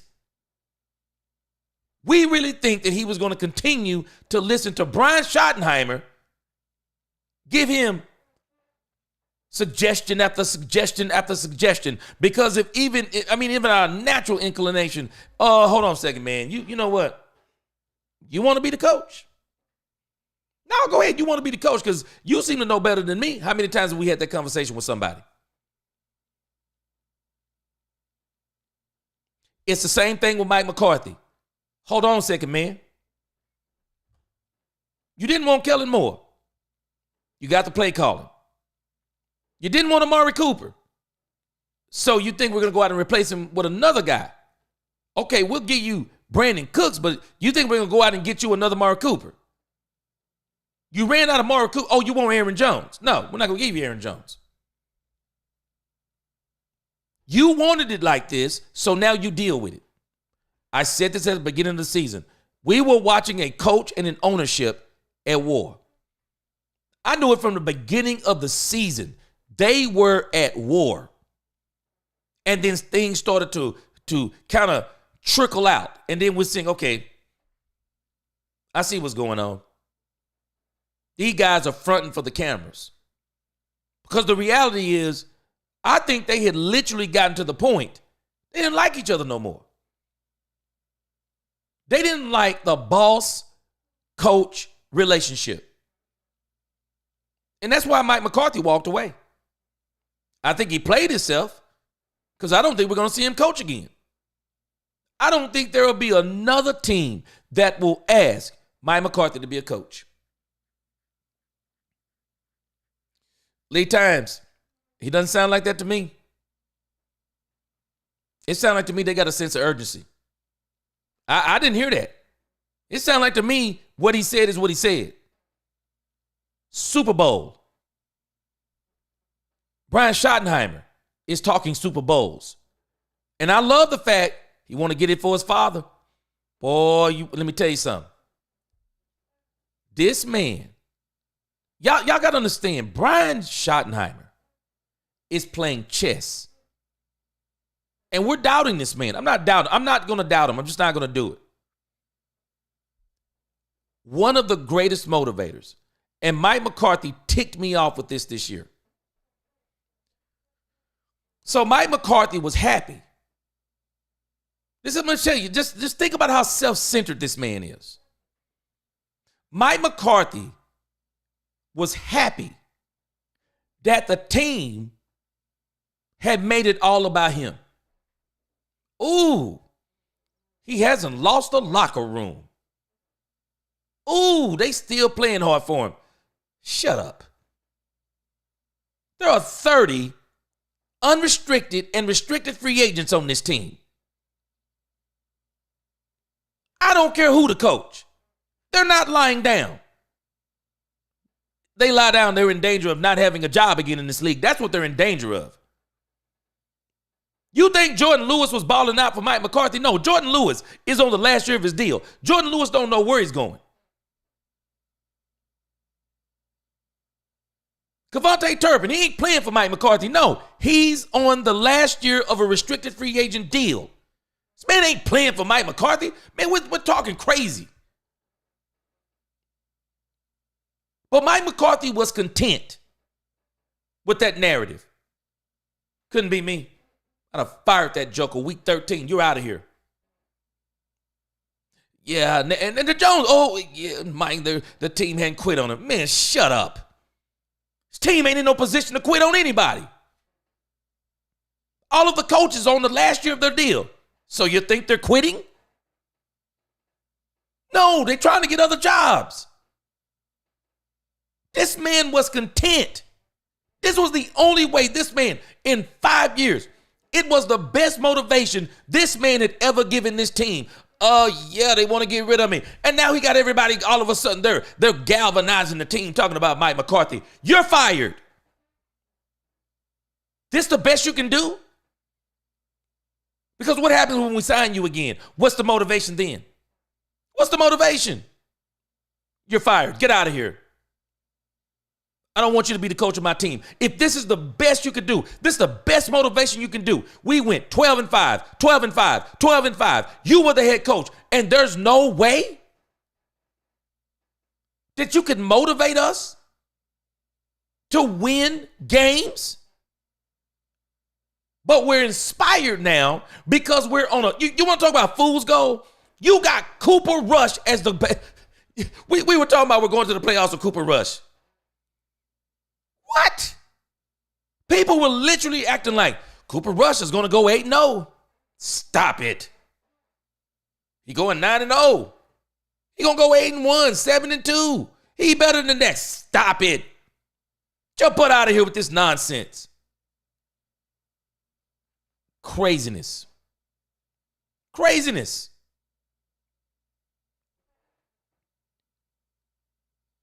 Tony Simmons. Listen to this interview again. They were talking about Mike McCarthy. This man was not bringing people together. This man was pushing and tearing the locker room apart. This entire team was actually divided against itself. It was. They were putting up a facade. They knew this man stunk. And that's why Jerry got to the last game and started destroying him. I said it earlier.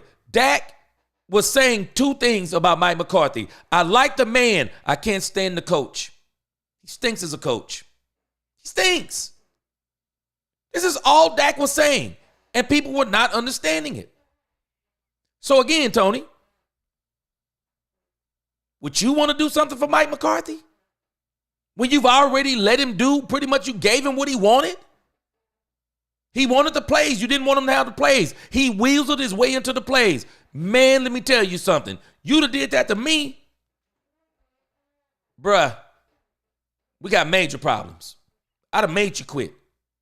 I'd have told you to your face. And I'm not talking about you, Tony. I'm talking about Mike McCarthy. I'd have told him to his face. Oh, you want Kellen Moore out of here? Fine. We're going to hire another offensive coordinator because we're not letting you get your hand on the playbook. I bet you that.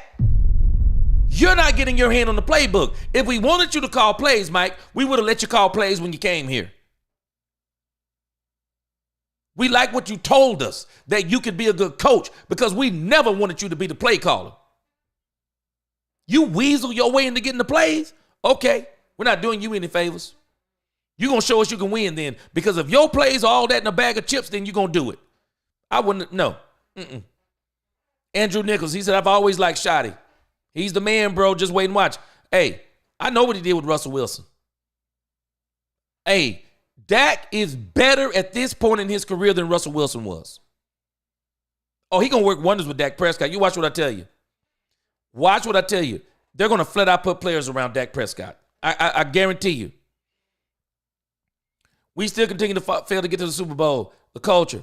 Now, you just answered the question. Mike McCarthy created a hostile culture. It was all about him. Schottenheimer is doing exactly what we're asking, Aztec. He's doing exactly what we're asking. This man is talking culture. That's all he was talking. He said exactly what you want to hear. The X's and the O's are not the most important thing. How much you bet? With Mike McCarthy, the X's and the O's was the most important thing. It was not the most important. It was the most important thing with him was the X's and the O's. That's why he did not. They said Dan Quinn questioned whether he should even be here after the first season. It was Jerry who kept on egging him to stay here. They wanted Dan Quinn to stay here. This interview, I'm just amazed that people aren't picking up on the real nuggets. We so worried about the air quotes, we're not picking up on the real stuff. They were destroying Mike McCarthy in this thing. Why do you think they kept saying, Brian's a great communicator? What? You mean he's a great communicator? Yeah, because Mike McCarthy wasn't. That's exactly what they're saying. He's good with people. Why are you saying that? Because Mike is not good with people. I'm telling you, Aaron Rodgers is reneging now. But Aaron Rodgers, it seemed like Aaron Rodgers was ready to go to blows with Mike McCarthy. Aaron Rodgers wanted Mike McCarthy out of Green Bay so bad he didn't know what to do. And I think there were other players who felt the same. Look how much better the organization is with Matt LaFleur. So much better, at least from what we can tell. The organization looks way better. Everything we're asking for, this is what they got Schottenheimer for. We're already watching. They're surrounding him with the personnel. They're setting this man up to succeed. They're literally setting him up to succeed. They don't want him to fail. They don't. Duke, I understand you. I understand you. Maybe you don't have the same feeling I have. You are entitled to feel like that. But me, this feels different. This feels way different. It actually seems like they've been listening to the fans. This is fan talk they're doing. That's why I'm like, hold on a second. It sounds like to me they're doing something different. Schottenheimer they're saying something about Schottenheimer. See, everyone's concerned about, is Schottenheimer a good coach, as in the X's and the O's. That's what they're talking about. But Jerry and Steven are saying something different. We've already had the 3 12-win seasons. Dak Prescott automatically, I told my uncle this in 2023. As long as Dak Prescott is healthy, you don't have to worry. I don't care who the coach is. I don't care who the coordinator is. If Dak Prescott is healthy, he's at that point in his career. Dak Prescott is an automatic 10, 11, 12-win quarterback. Automatic. Book it. Automatic. Automatic. 10, 11, 12. That's what we've been having. And that's why they're saying, man, the X's and O's, it's not the issue. We've had the X's and the O's. That's not the issue. Y'all don't understand the issue. This is what I think they're screaming. The issue was not the X's and the O's, even though that was a part of it. But even worse than the X's and the O's, y'all don't understand what this dude, Mike McCarthy, was. He's a narcissist. He was proud of himself. You might not have realized what he said in one of those press conferences. He said the good coaches. He didn't say the good coaches win Super Bowls every year. He said the good coaches, they're in the playoffs every year. I wonder why you're saying that. I wonder why you're saying that, because you were with the Green Bay Packers. You only won one Super Bowl. You went to the playoffs probably around, 8 or 9 times. Now you're with the Dallas Cowboys. You've been there 5 years, and you've been to the playoffs, but you can't even sniff the NFC Championship game. I wonder who he was talking about. And then towards the end, I know how to build teams. Are you talking about X's and O's or Jimmy's and Joe's? A coach has to be able to be the glue of an organization. The coach has to be the glue of an organization. And if he's not the glue of the organization, then what is he? What is he good for? So you're telling me that the only thing he's good for is the X's and the O's? Let me tell you something. When you get to the pro levels, it's not just about ability. It's what's in here and what's in here. And great leaders, they know how to do this and this. We don't understand. When you got a player that is an athletic freak,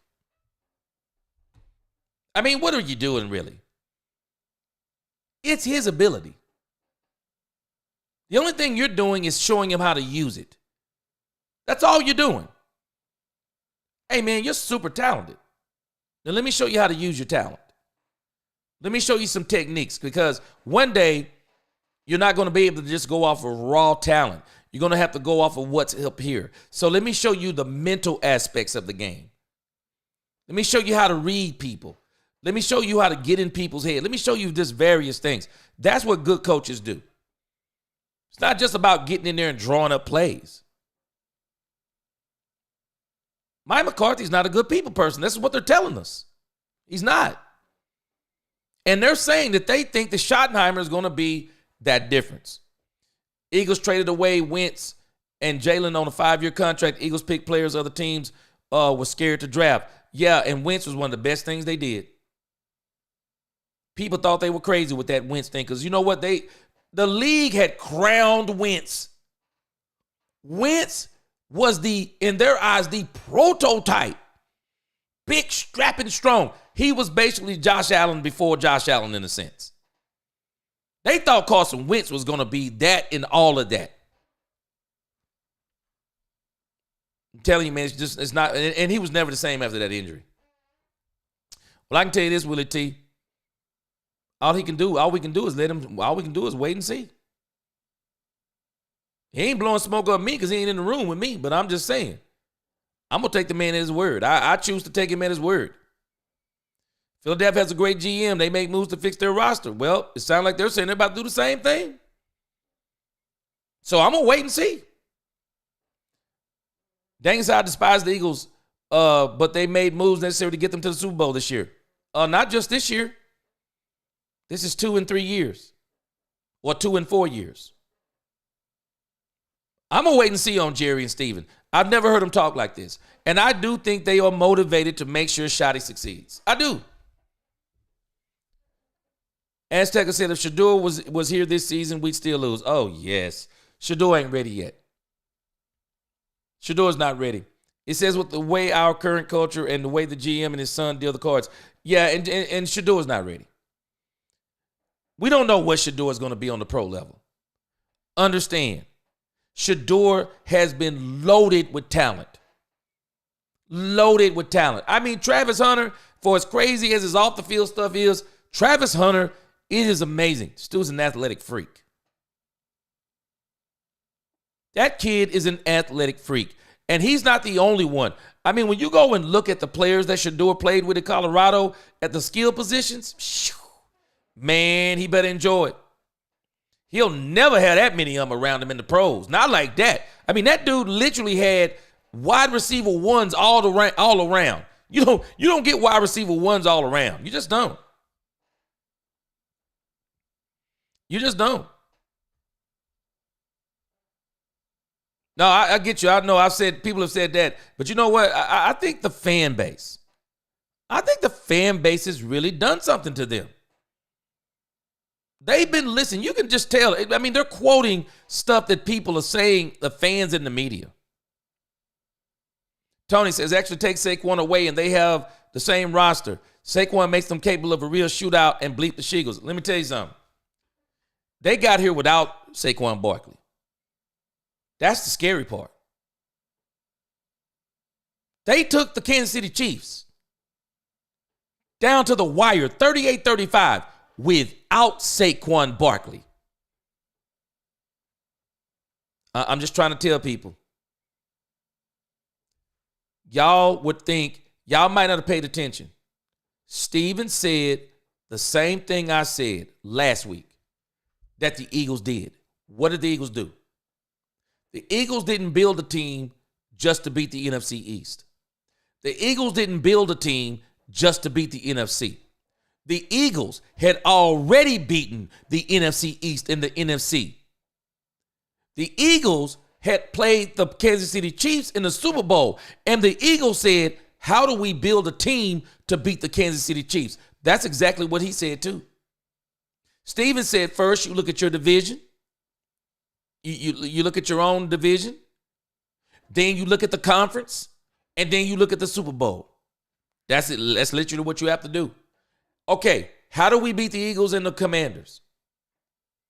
Number 2, San Francisco will be healthy again. How are we going to beat San Francisco?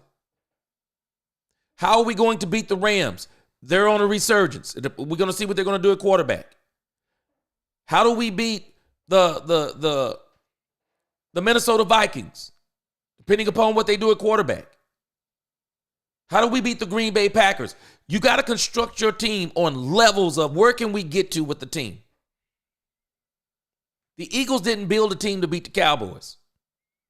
They already knew the Cowboys couldn't stop the run and nothing has changed.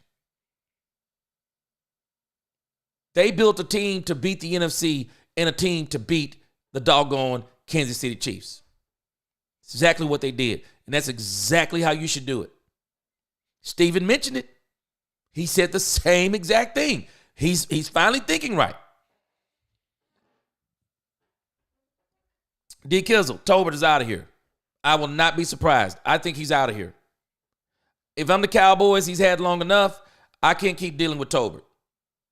Tolbert had great opportunities. Tolbert didn't take advantage of them. I mean, it depends on what a team is looking for. I need a high caliber. I'm just being real with you. I need a more higher caliber 3. I would rather even have Flournoy at the 3 rather than Tolbert. So for me, if I'm the Cowboys, Tolbert gone. Yeah, Tolbert is gone for me.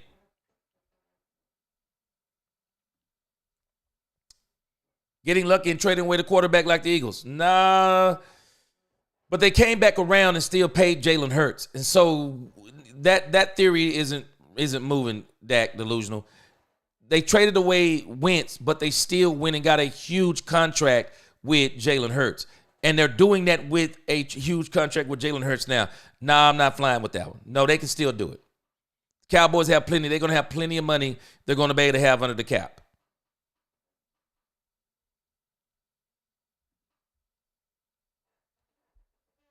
Yep, they traded Wentz, saved by getting Hurts. And now, but see, the argument goes out the window because they came back and gave Jalen Hurts a huge contract and still came back and signed players after they signed Wentz to the huge contract.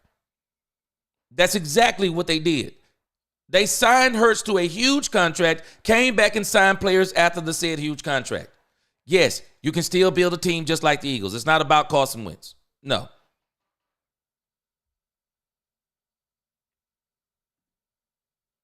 Well, Michael said he'll take, he doesn't have to be the highest paid. So Michael is going to get paid. Just going to get paid the highest. I mean, we'll see what the Joneses do, but he said he don't have to be the highest paid. So we'll see. Until the Joneses actually spend the money and actually fix the roster, it won't matter. So that's why I keep saying, we don't have to say any of this stuff no more. It made sense to say this stuff because they were not saying what they were saying. So now, y'all, guess what we get to do? Wait and see. Y'all not acknowledging what I'm asking you.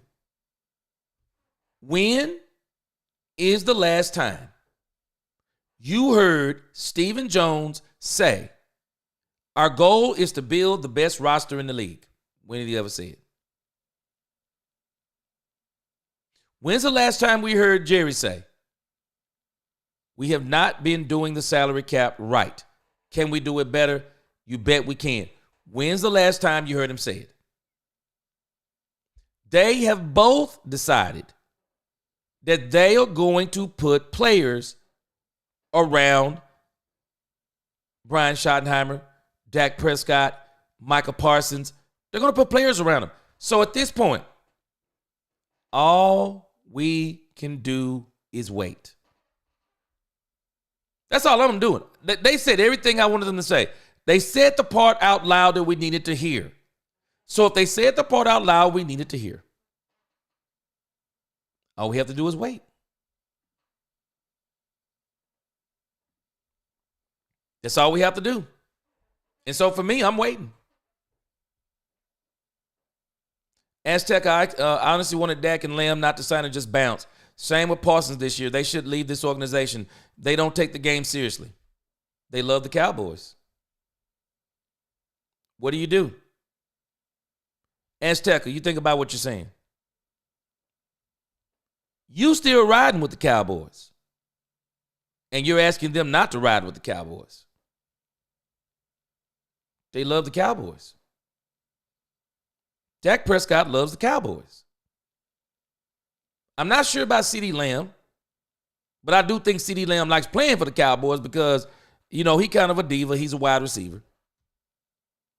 But one thing about Micah Parsons, I don't like a lot of things he says, but Micah Parsons wants to play for the Cowboys. There's nothing I don't know what else to say on that. My wife said the same thing. But if you like the team, I don't know what else to tell us. Dang it, I'm not trying to be negative by any means. I'm just trying to be realistic in what's going to end up happening. So, even then, all we can do is wait. We can't say it's going to happen until it happens. I'm going to wait. I'm going to wait because I've never heard him say it. So now they wrote the check. We didn't. We don't have to say what they need to do anymore. They just told us they know what they need to do. So now that they've told us what they need to do, all we can do is hold them accountable and wait. All we can do is wait. Now, Duke, actually what got Jerry in trouble was not being cheap. That deal he signed with Zeke should have never been signed. That was insanity. Should have never signed that.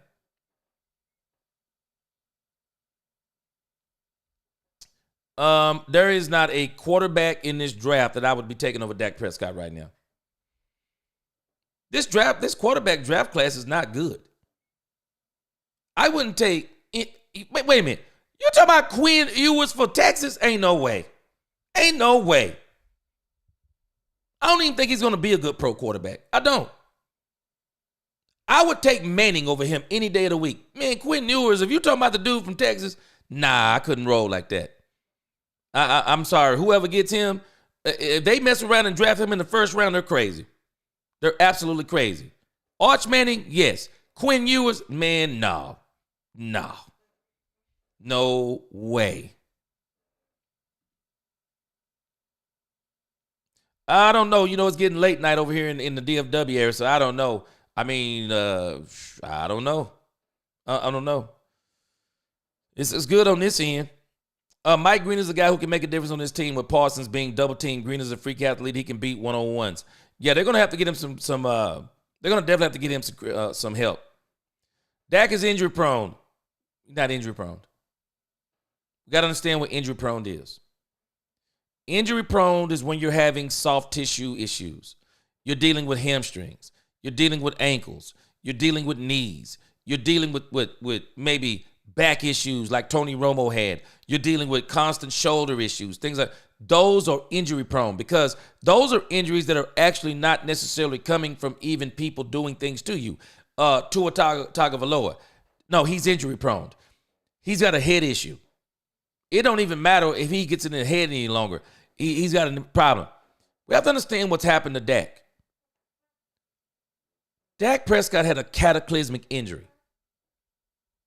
A drop hip tackle that twisted his leg backwards. That's not an injury-prone injury. Hitting your thumb on the helmet of a player happens to quarterbacks all the time. That's not an injury-prone injury.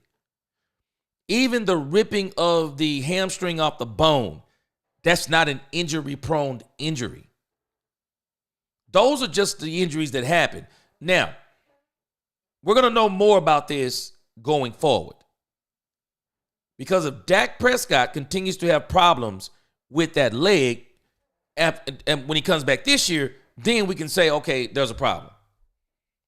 Yeah, then we can say there's a problem. But right now, Dak Prescott doesn't have what we call injury-prone injuries. No, this dude has just been getting some of the craziest, I mean, just stuff that you just don't think is going to happen. Oh, okay, appreciate it. All right, Wicked Man, what's going on, Wicked? Good to see you. Daniel M., this is where I am right now. This is why, for me, man, I heard everything I need to hear. All I'm going to do is wait. And I'm either going to tell y'all I told you so, because I was saying this before I heard this. And everybody was asking me, what make you say this? I'm going to be able to either say, I told you so, y'all going to tell me you told you so. Yeah, I think Arch Manning is, Arch Manning got another year, I think, right? He's going to play another year. Dak playoffs, who isn't? Skull, whose playoff record isn't? Name me who playoff record isn't horrible, other than Patrick Mahomes. Name me the other quarterback. Lamar Jackson's playoff record, it's horrible. Josh Allen's playoff record before this year was horrible. Name me the team whose playoff record is not horrible. I don't think we understand what we're saying when you say that. They're all horrible. I mean, they're all horrible. Go look at any quarterback that's been in the playoffs in the last few years. If your name not Brady, Mahomes, and Stafford, what have you done? They all don't have good records in the playoffs. Yeah, he wanted him, and I forgot the other guy he wanted too. Stephen Jones has to spend money. He is. And they're going to have to spend. Steven said this already early. He said they're going to work with Dak Prescott's contract to do what they need to do. He said they're going to do it all the way to the end of Dak's contract. No, they're going to get players. I guarantee you they're going to get players. They don't have no choice. So they have 2 restricted free agents and the rest are UFA. So that's 30 people. They have to go to free agency. They don't have a choice. That's why I keep saying they don't have a choice. The Cowboys don't have a choice. This is the part that we're not hearing what I'm telling us. The Cowboys have no choice but to play in free agency. The only thing that we're going to determine is, will they upgrade? Will the Cowboys upgrade, or will they upgrade, or will they downgrade?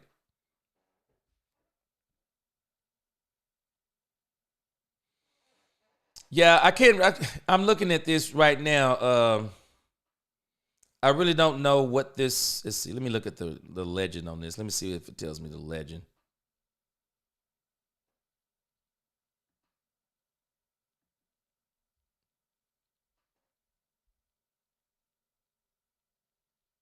I just don't know. Hold on a second. Because, they got more than 2 restricted free agents. Let me see something.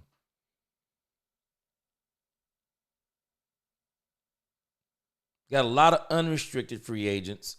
Let me see what this means. Let's see.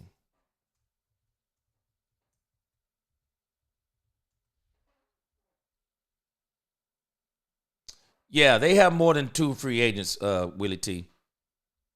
Yeah, they have more than 2 free. They have, if you look at this chart, it tells you the free agents. So what they have is 2 restricted free agents, and then they have 1, 2, 3 exclusive restricted free agents. So that's 5 in total. It looks like from here they've signed 2 people, but they still got a ton of them. Yeah, they got 3 exclusive restricted free agents, which is Wanye Thomas, Tyrus Wheat, and Brock Hoffman. And then they got 2 restricted free agents in Marquise Bell and Kevontae Turpin. Then after that, everyone else is unrestricted, and they got a ton of them. This is why I keep saying, the Cowboys have no choice, y'all. They actually have no choice. They're going to be in free agency.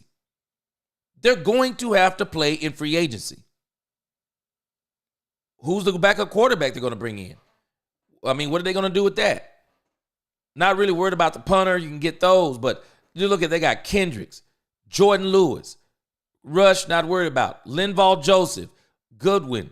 I mean, Cowboys got so many players. And one of the scariest one is Osa Odigizua. Osi Odigizua, Chuma Edoga, Rico Dowdle, Chauncey Golston. I mean, Nick Vigil.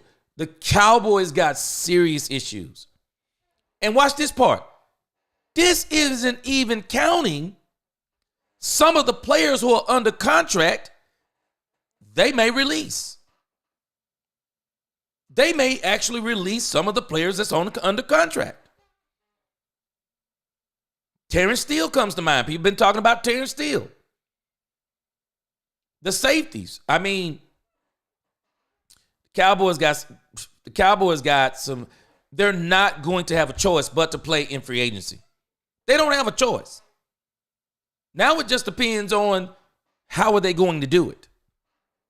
Who are they going to get? Are they just going to get same grade or above grade or below grade? They have a ton of free agents. And they're going to have to deal with these restricted and exclusive restricteds. They're going to have to deal with those. What if they decide to depart ways with them? They may easily decide to depart ways with them.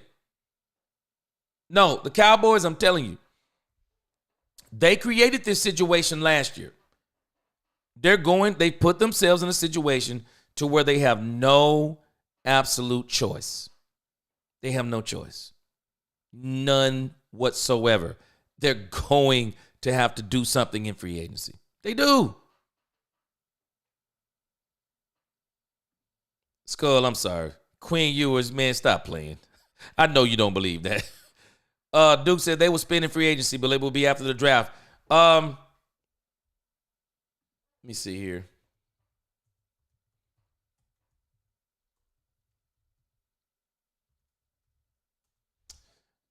Free agency dates. Let's see. I don't believe that to be true, what you said there, Iceberg. Yeah. I don't believe that to be true. Let's see.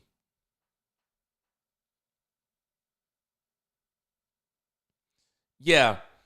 I don't think that's going to be true simply because the Cowboys need to know more. They need to be more solidified on what they need before they go into the draft.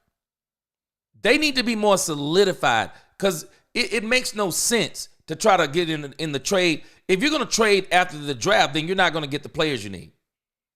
No, I'm telling you, they're going to get in this thing early, I believe. I believe they're going to get in early. It's the only thing that makes sense. You got to get in early because if you're going to wait until the end, then you just defeated the purpose. You're going to just be getting leftovers and things like that. No, they got to get in early. Early. Najee Harris, no thank you. Talking about the guy from Pittsburgh? For me, no thanks. If they get Najee Harris, then you might as well keep Rico Dowdle. I mean, how much better is he than Rico Dowdle? No, I think they just go straight to the draft. Yes! Here we go! All right, guys. So I got 3 other subject matters I'm going to be talking about tomorrow.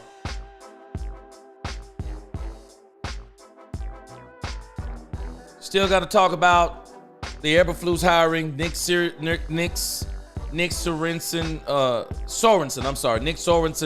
I have got to talk about this Jason Witten thing. It is fascinating. Got to talk about Jason Witten. Got to talk about Will McClay. We'll talk about those things tomorrow. Got the call-in thing set up. Well, I got it ready to go. We got to work out some of the kinks, but we're ready. I just don't know how much I'm going to do it. I got to set down some ground rules and things of that nature.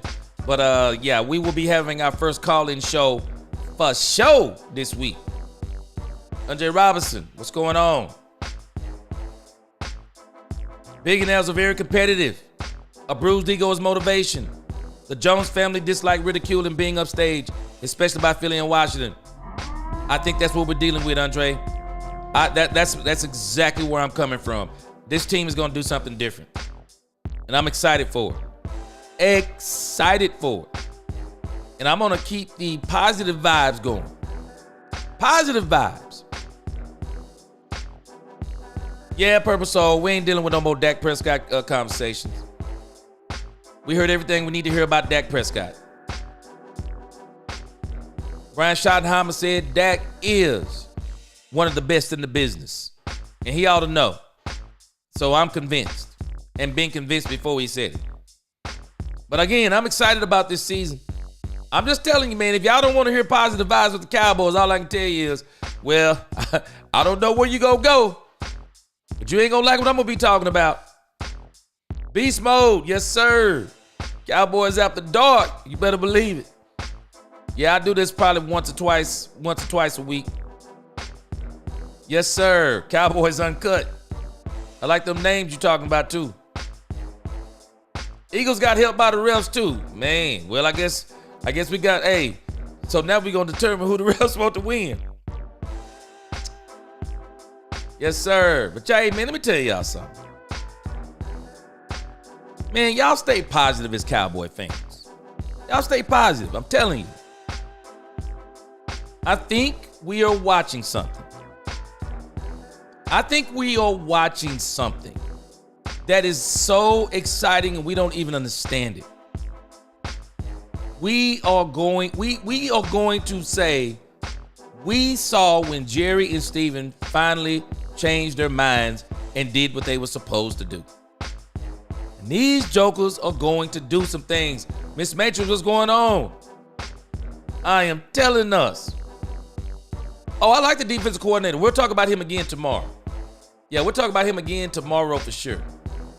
I'm gearing myself up, y'all. I'm gonna do one of these shows and I'm gonna go all the way to 6 a.m. on y'all. We're gonna see who have the endurance. I'm a night owl, so yeah, we're gonna see who can do the 6 a.m. show. I'm gonna do that probably in the next couple of weeks. But again, I appreciate y'all rocking with me. Kevin Ellis, what's going on with you, man? Cooper disappears in cold weather games. He about to disappear. You talking about Cooper Rush? He about to disappear from the Cowboys, I think. I think he about to disappear from the Cowboys. Nobody wanted Garrett. Nobody wants McCarthy. Nobody wants Brian Schottenheimer. It's not a serious hire. Boy, I can't wait to prove you. Hey, Beast Mode, you stay on this channel. You gonna either be telling me I was wrong, or I'm gonna be telling you I was right. I'm telling you, man, I'm excited for this next season. Brian Schottenheimer's got me, man. The stuff this dude was saying, man, this dude had me ready to suit up. This dude had me ready to suit up in this piece. I'm loving it. Yes, sir, Zartad, I'm with you. Yeah, I'm ready. I'm ready for this season, man. I'm gonna enjoy the off season, but I cannot wait for y'all to watch. These doggone media people. Watch how quick they flip on Brian Schottenheimer. Watch how quick. They're going to change their tune on this dude so quick. Maybe he isn't that bad. And watch what they're going to do. He's going to be winning. And they're going to be waiting on him to lose. So they can then say, oh, yeah, we told you he wasn't going to lose. But they're not going to talk about Aaron Glenn. They're not going to talk about Ben Johnson. They're not going to talk about those guys not winning. They're only going to talk about the Cowboys. Man, I'm telling you, I am so for this. Yeah, you know what, Kevin Edwards? What he got is a Super Bowl because they put a Super Bowl team around him. But other than that, Matthew Stafford, not saying he's not a good quarterback, but he ain't been like that. Yeah, he ain't been like that. I'm with you.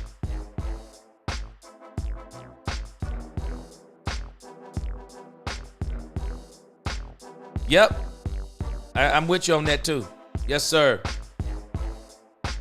Yep, they paint the narratives that they want.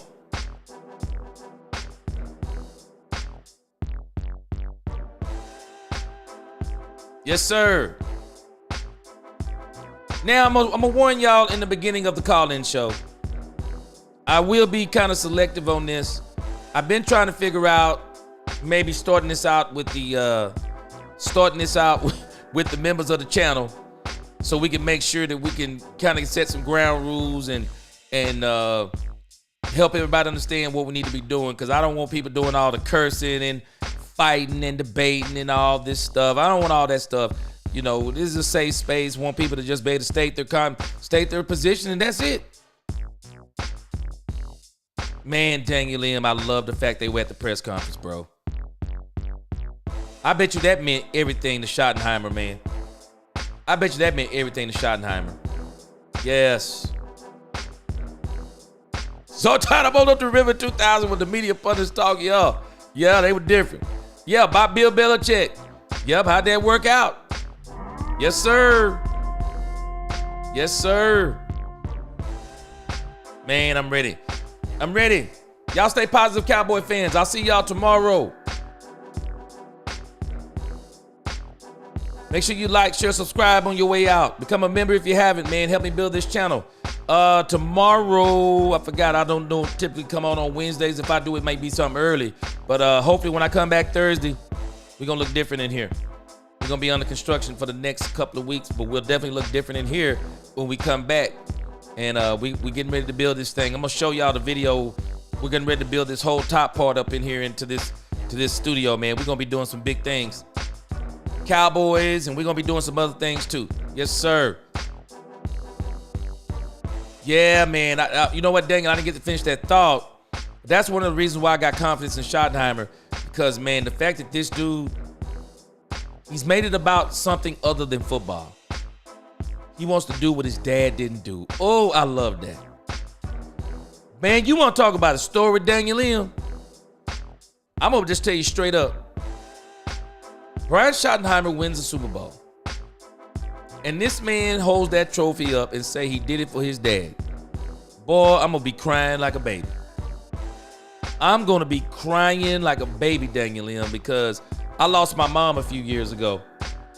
And there's so many things I wish that I could have said, things I could have did, just things I didn't get to do. And there's so many days I just wish now I could talk to her and tell her stuff like, you know, now I understand, or whatever the case may be. And my mom's so bad, I'm my only child, of course, and she wanted me to be successful so bad. And she saw it, seeing some of the things I was doing right there at the end, and she didn't get to see the way I turned the corner. Man. I'm just getting choked up talking about it. This dude, he hold up that trophy, man. Boy, Daniel M, I'm gonna be crying like a baby. I'm just being honest with you. But again, guys, Daniel M that got me my feelings in here. Until the next time, guys. Oh, let me read with Daniel M. But Daniel M, you done already messed me up, bro. Daniel said, I love the fact that his wife and mom were there along with his kids there. That's the mark of a real emotional story. His dad looking down on him. Man, I'm telling you, bro. You done messed me up tonight, because I'm telling you, this is another reason why I'm rooting for this man. Boy, he get that Super Bowl, Daniel M. I'm telling you, boy, I'm be crying like a baby. I won't even be able to do a show that night. I would not be able to do it. Purple Soul, what's going on? Oh, you said East Texas. Okay, I'm from Jacksonville, Texas, but I grew up mostly in Tyler, Texas. Lived in Lufkin, Texas. Lived in Longview, Texas. And now I'm in the DFW area. You from East Texas? Purple Soul? Where you from? Let me know.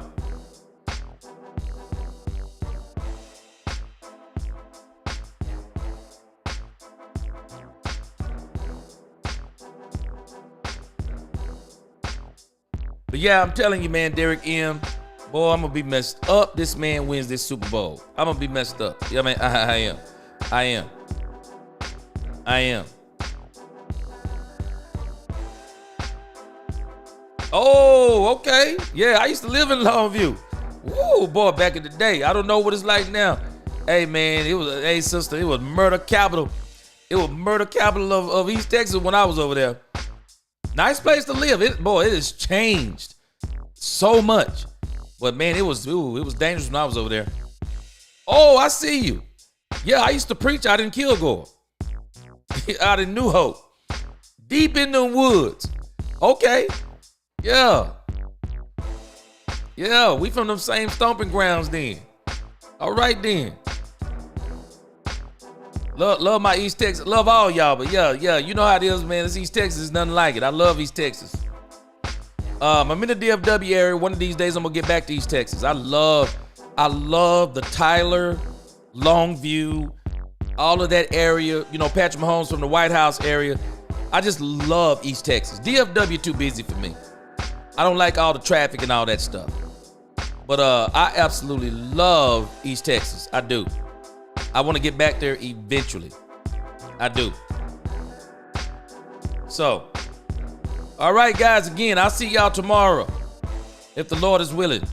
Until the next time, let's talk Cowboys, where we talk facts. Peace.